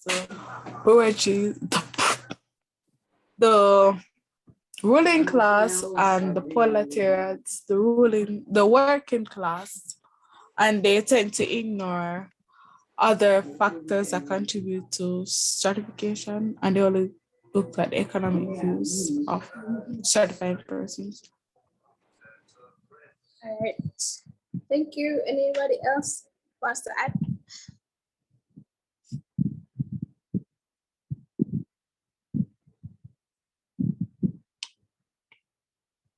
All right. No.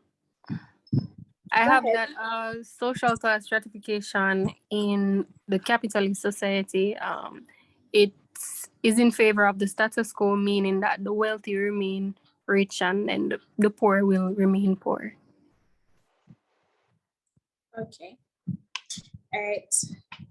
Thank you. So Yes, so the Marxists believe that social stratification is really a struggle for dominance in society. So they don't see it as functional for society. So Karl Marx specifically would have said that inequality is a means of exploitation in a society, and so those who own the means of production within society maintain their positions by controlling or influencing the institutions in society, such as the political system, education, religious, and legal system. And the stratification system is simply a reflection of the exploitative capitalist system. And he would have stated that even though it is class-based, even though it's open, it is still closed to the proletariat from acquiring the wealth because of this whole capitalist system. And so yes, the capitalism status quo is maintained. And it is the bourgeoisie who are the ones that ensure that the proletariats remain immobile through the unfair, as was mentioned, education system, political systems, and all of that.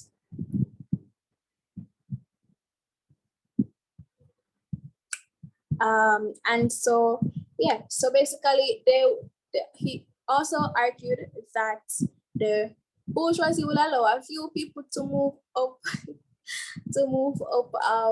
the class system from the proletariat to the bourgeoisie, but this is just to promote the false class consciousness that we can actually achieve social or upward mobility, when that is really and truly not the case.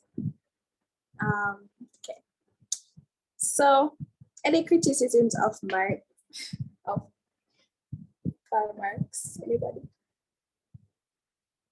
wants to share? All right, so the working class is not an homogeneous group. They can move up. Okay. Next, anybody?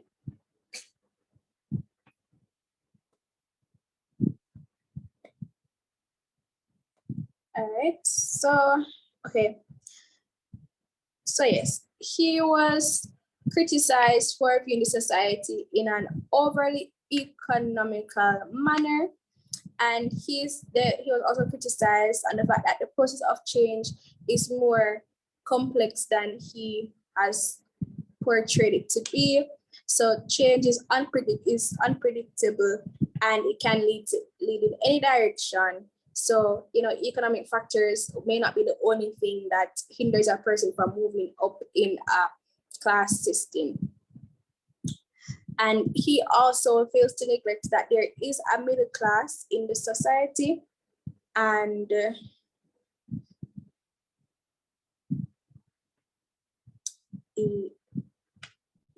he also fails to mention that there is, a middle class in society, and his idea that capitalism should be, removed is seen as a utopian society. And he also would have mentioned, another criticism rather is that there are laws that are now in place that are meant to protect workers from being exploited, and so on. Okay, so next we have the interactionist perspective.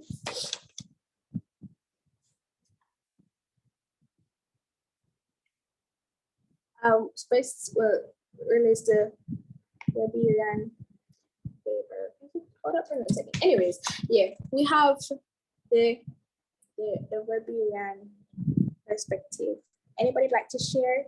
I think I'm pronouncing that name wrong, but you know who I'm talking about. So you can go ahead and share with me on what they would have said.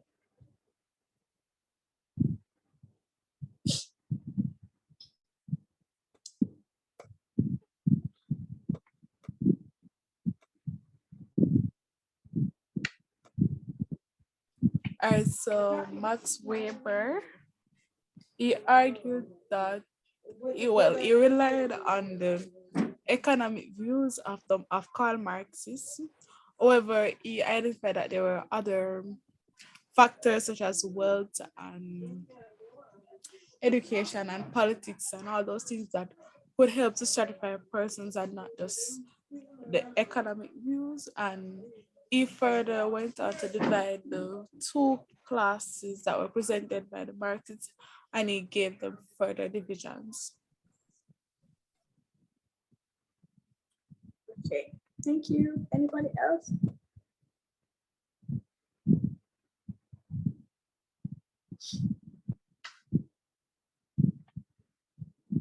Right, so okay, let me just run through this quickly. So yes, he did agree with Marx on some issues relating to social stratification. So, he would have said that group conflict is the essence of conflict in a society, that people are driven by self-interest, and that persons in society who own property are better positioned to defend themselves, are in a better position to defend themselves than those who are propertyless. And institutions in society, especially the economic sphere, are critical to the shaping of society. And the powerful in the society use their ideas and values to control the powerless. And only an extreme and abject situation of exploitation would is where that's the only an extreme situation would the exploited person's object. So, however, so they agreed on those points, or he agreed with Marx on those points, but he disagreed on some things, or he would have went on to explain some other points. So he added that there were different degrees of prestige and honor that are attributed to persons who may be of the same class. And so he believed that persons can have the same amount of wealth, but due to differences in their power, they won't belong to the same social group. And so he was saying that we exist more in status groups rather than in classes, as persons of the same economic class and income level may occupy different status groups. So he said that the power, prestige, and social honor that you command will determine your status. So, for example, a reggae artist might have the same or greater income than a minister, but because of the power and prestige, according to the minister, he would be in a higher social group and would have a completely different lifestyle. So you can actually be, you can actually have be in the same group, but have a different lifestyle, or vice versa. Also, you can have wealth but not prestige. For example, a lottery winner would have wealth, but they would not have prestige, as they didn't establish themselves. They just got up and win the lottery.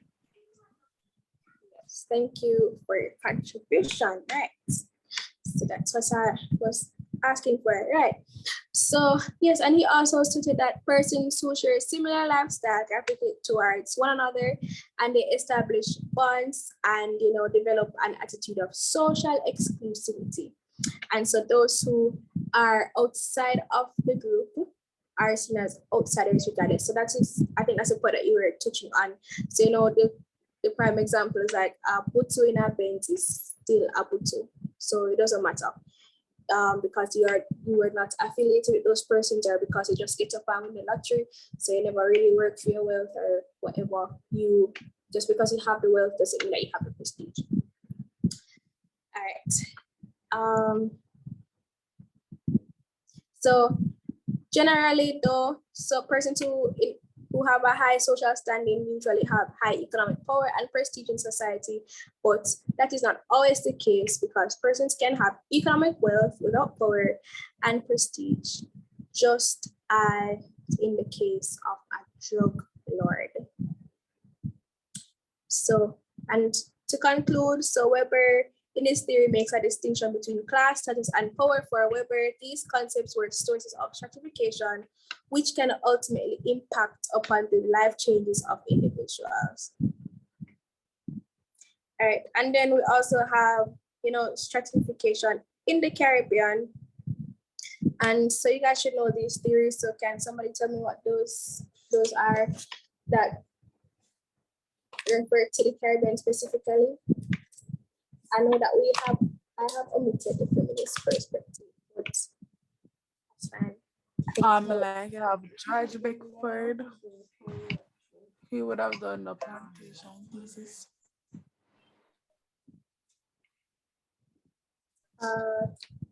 That's okay. Anybody else wants to add?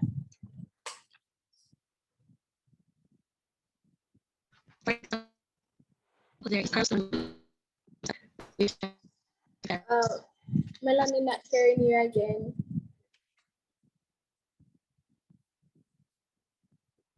Okay, chat. M.G. Smith's Plural Society and Derek Gordon's theory of social stratification and mobility.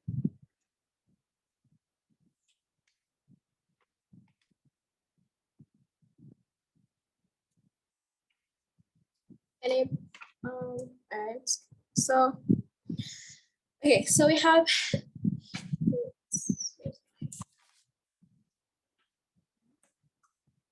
Carl Stone's theory. Yes.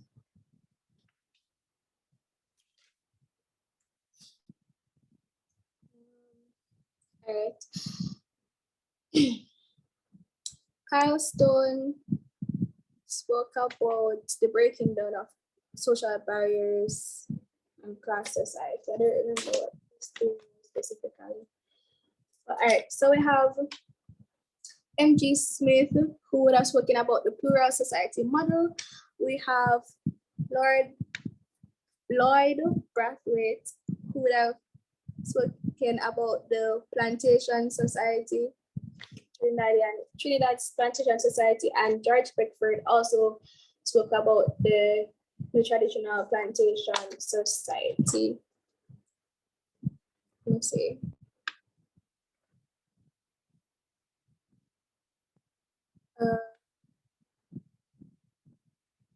Class. Oh, okay. Thank you. Let me see the chat. All right. So yeah. So the Plural Society by M.G. Smith. So basically, he was speaking about, you know, the fact that you have different social groups. Hold on. Let me not use the wrong words. Yeah. So cultural groups. Thank you. All right. So you have different cultural groups in a society. So he said that most of the societies in the Caribbean are plural societies where there exists significant cultural diversity and race antagonism. So we have different cultures in a society.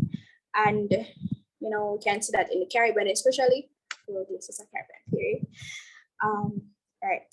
So he argued that the different ethnic or cultural groups in the Caribbean practice distinctive forms of the same institutions in society.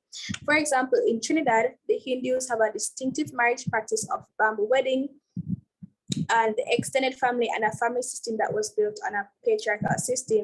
And neither whites nor Africans perform these institutions along similar lines. So the different cultural groups will have similar institutions or have the same institutions, but we do different things. And so he said that societies such as Trinidad, Guyana, and Jamaica had a closed system of stratification, and these systems ensure that there could not be high levels of social mobility. So Smith observed that there are three broad stratas in the Caribbean society: whites, brown, and blacks. The dominance of whites in society was achieved through their control of the political system and the economy as a result of colonization. Their control of the strategic institutions of society was reinforced and supported by their attending the elite schools and the practice of endogamy. So because of the structure of the stratification system, those groups who are at the bottom of the system express constant resentment of those at the top of the social structure as they are unable to achieve the standard of living as of their white counterparts. So to sum it, in conclusion, Smith believed that Caribbean societies are stratified according to race and color are still closed systems. So he was talking about, as I just mentioned, I'm sorry I'm going fast because we're nearing the end of the session. So yes, he would have spoken about the different cultural groups and the stratification that exists because of race and color. And so because of your color, your race, whatever, you would be given more opportunities or different opportunities than other counterparts. And so persons at the bottom should have been of the darker complexion would have been, resentful of persons at the top. So criticisms of Smith. So his theory was criticized because Caribbean societies have evolved into class societies, not cultural blocks, as Smith suggests. And they also argue that education has been an equalizer in the society, and as a result, persons are deemed to be more equal. And the extent and degree of the conflict that Smith states that exists due to cultural and racial diversity is exaggerated. So, where in fact, many of the cultural diversity, in fact, many of the islands' intercultural transmission has resulted where cultural diversity has been silent. So, yes, for example, Trinidad and Tobago, who have new genres of music being spun as a result of merging cultures. Then we have social stratification in Trinidad and Tobago. This was based on Lloyd Brathwaite's Plantation Society theory. And he was following the work of Talcott Parsons, right? So he focuses attention on the values and norms necessary for the functioning of society. And so he looked at the problem of integration in society. And as a result of this concern for integration, he was interested in a pattern of universalism versus particularism. And so he would have observed that the social structure in Trinidad was founded on an ascriptive particularistic basis, and it is based on positive evaluation of the white groups in society and the negative evaluation of the Black group. The other groups, the Chinese and Indians, for example, that entered the society sought to separate themselves from the Blacks as much as possible. Hence, ethnic identification and ethnic purity became the premise upon which the social structure was erected. Right, so these groups would have been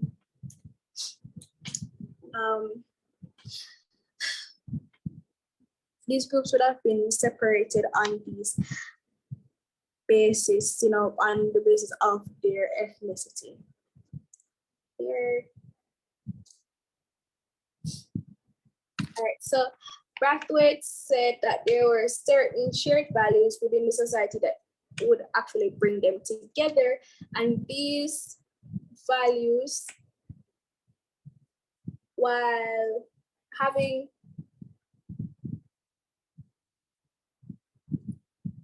so these values would have, indicated or deemed Black to be bad, anything Black to be bad or associated, and white as good.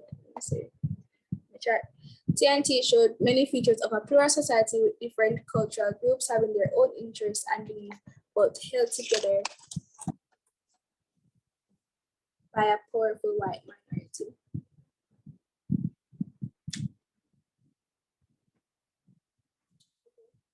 Thank you, Akila. All right. And then now George Beckford would have presented the plantation as having rigid patterns of social stratification, and he would have stated that people who were of a fair complexion had more wealth, prestige, and power than others in the society, and therefore were at the upper end of the stratification continuum. And yes, so he would have mentioned in slavery time when the whites would have impregnated the Black slaves, and then you'd have brown babies being born and so forth. So that's how they were ended up being treated, differently than those who were Black, fully Black, and so forth. Okay. So all right, so let's just going to move on to social mobility quickly. And so under social mobility, it's just a few things I think that you need to note. Right, so we already spoke about the open and we spoke about the open and the closed stratification systems, and did briefly mention social mobility. So you have vertical mobility and you also have horizontal mobility. So vertical mobility refers to moving up and down the stratification system, whereas horizontal mobility would refer to moving across the class that you are in. So for example, if you are a teacher and then you end up leaving to be a principal, well, I don't know, let me say a teacher or a principal, maybe at another school, depends. But that would be horizontal mobility because you didn't really move up a chain, you just moved across the one that you're in. But then with upward mobility or with vertical mobility, because it can be upward or downward movement, you are going up or down the class system. So maybe you got promoted to a big job or something of that sort, and so your status has either improved or declined. Okay. And we know that under social mobility, you would mention some of the functionalist perspective for earlier on, from that was spoken about education, and how it allows for persons to move up. It allows social mobility because of the whole meritocratic system and so forth, and persons have the ability to work hard and to get the rewards that they desire, or to be awarded a higher position or a higher status. You also have things like intergenerational mobility and intragenerational mobility. And I'm just going to assume that you guys know what these are. Okay. So, is there anything that anybody wants to add? I know that I left out some things, but you can ask those questions that you may have now if I left out something that you think is important to the discussion.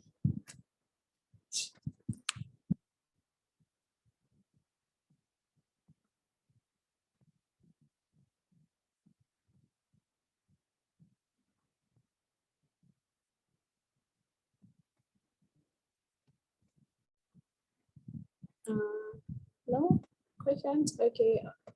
Or anything that you can be a question or anything that you think needs to be added.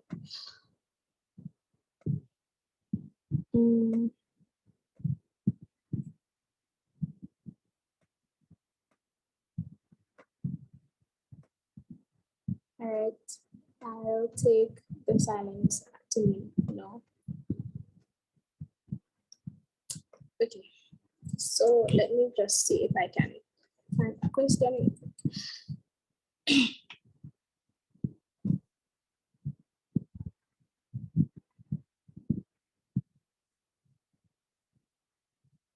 right, so this one here is pretty simple. It says, see if I can copy it.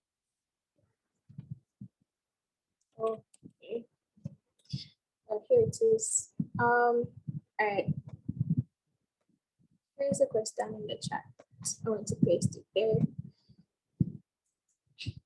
Just to compare the theoretical perspectives of functionalism and Marxism on social stratification, outline and explain one major criticism of each perspective. And this is a fairly simple question to answer, given that we would have discussed the perspectives on functionalism, the perspectives rather on social stratification. So you should be able to answer this question. Does anybody have any questions as it relates to how they should approach this question that they are not clear about? You would start off by saying what the functionalists say about social stratification and give one critique, and then you'll move on to talk about the Marxists. Yes. Okay. So while speaking about the Marxists, you could drop in the interactionist perspective there. I speak about it as a criticism, and also remember that you'd have to mention the Caribbean theories. So those would probably come under functionalism, right? So even though, like, always remember, so even when it doesn't explicitly say mention or whatever about Caribbean, always remember to mention Caribbean because it's Caribbean sociology that we're doing. So yes, you would speak about those. Any other questions as it relates to the question or anything else?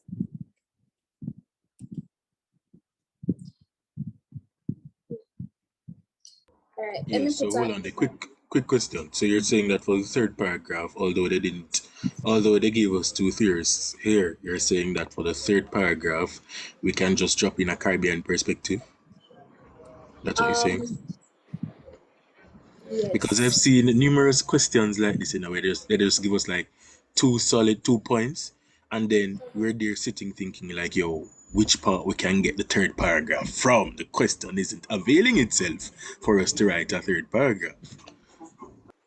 Okay, so all right, what I would do is, like I would have mentioned, I would talk about the Caribbean perspectives, and I would mention those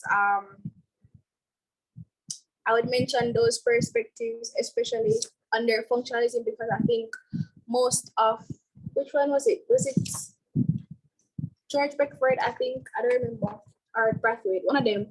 But they would have, it said that, you know, they piggybacked on Parsons' functionalist theory, so they were following that. So I would probably mention that under there, or whatever it is at the end. You can also just speak about its applicability to the Caribbean, and when you're speaking about these theories and how they're applicable to the Caribbean, that's when you can probably mention the Caribbean theories that were developed because those theories were not applicable to the Caribbean, if you know what I'm saying.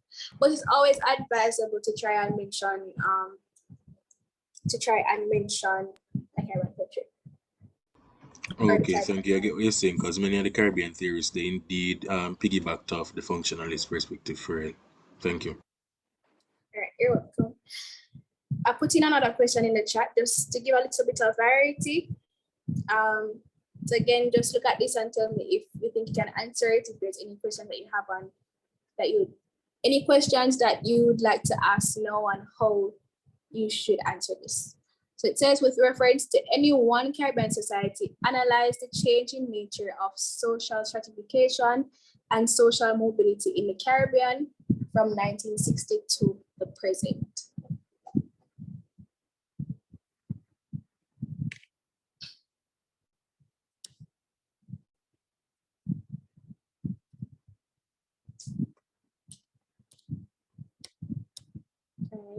I'm going to take the silence as yes, we know how to answer this question. But let me just mention that, you know, you can speak about factors that would have led to changes in the Caribbean stratification system, to speak about education, you know, employment opportunities, and you can even mention Arthur Lewis's whole industrialization by invitation theory. So, you know, speak about those things.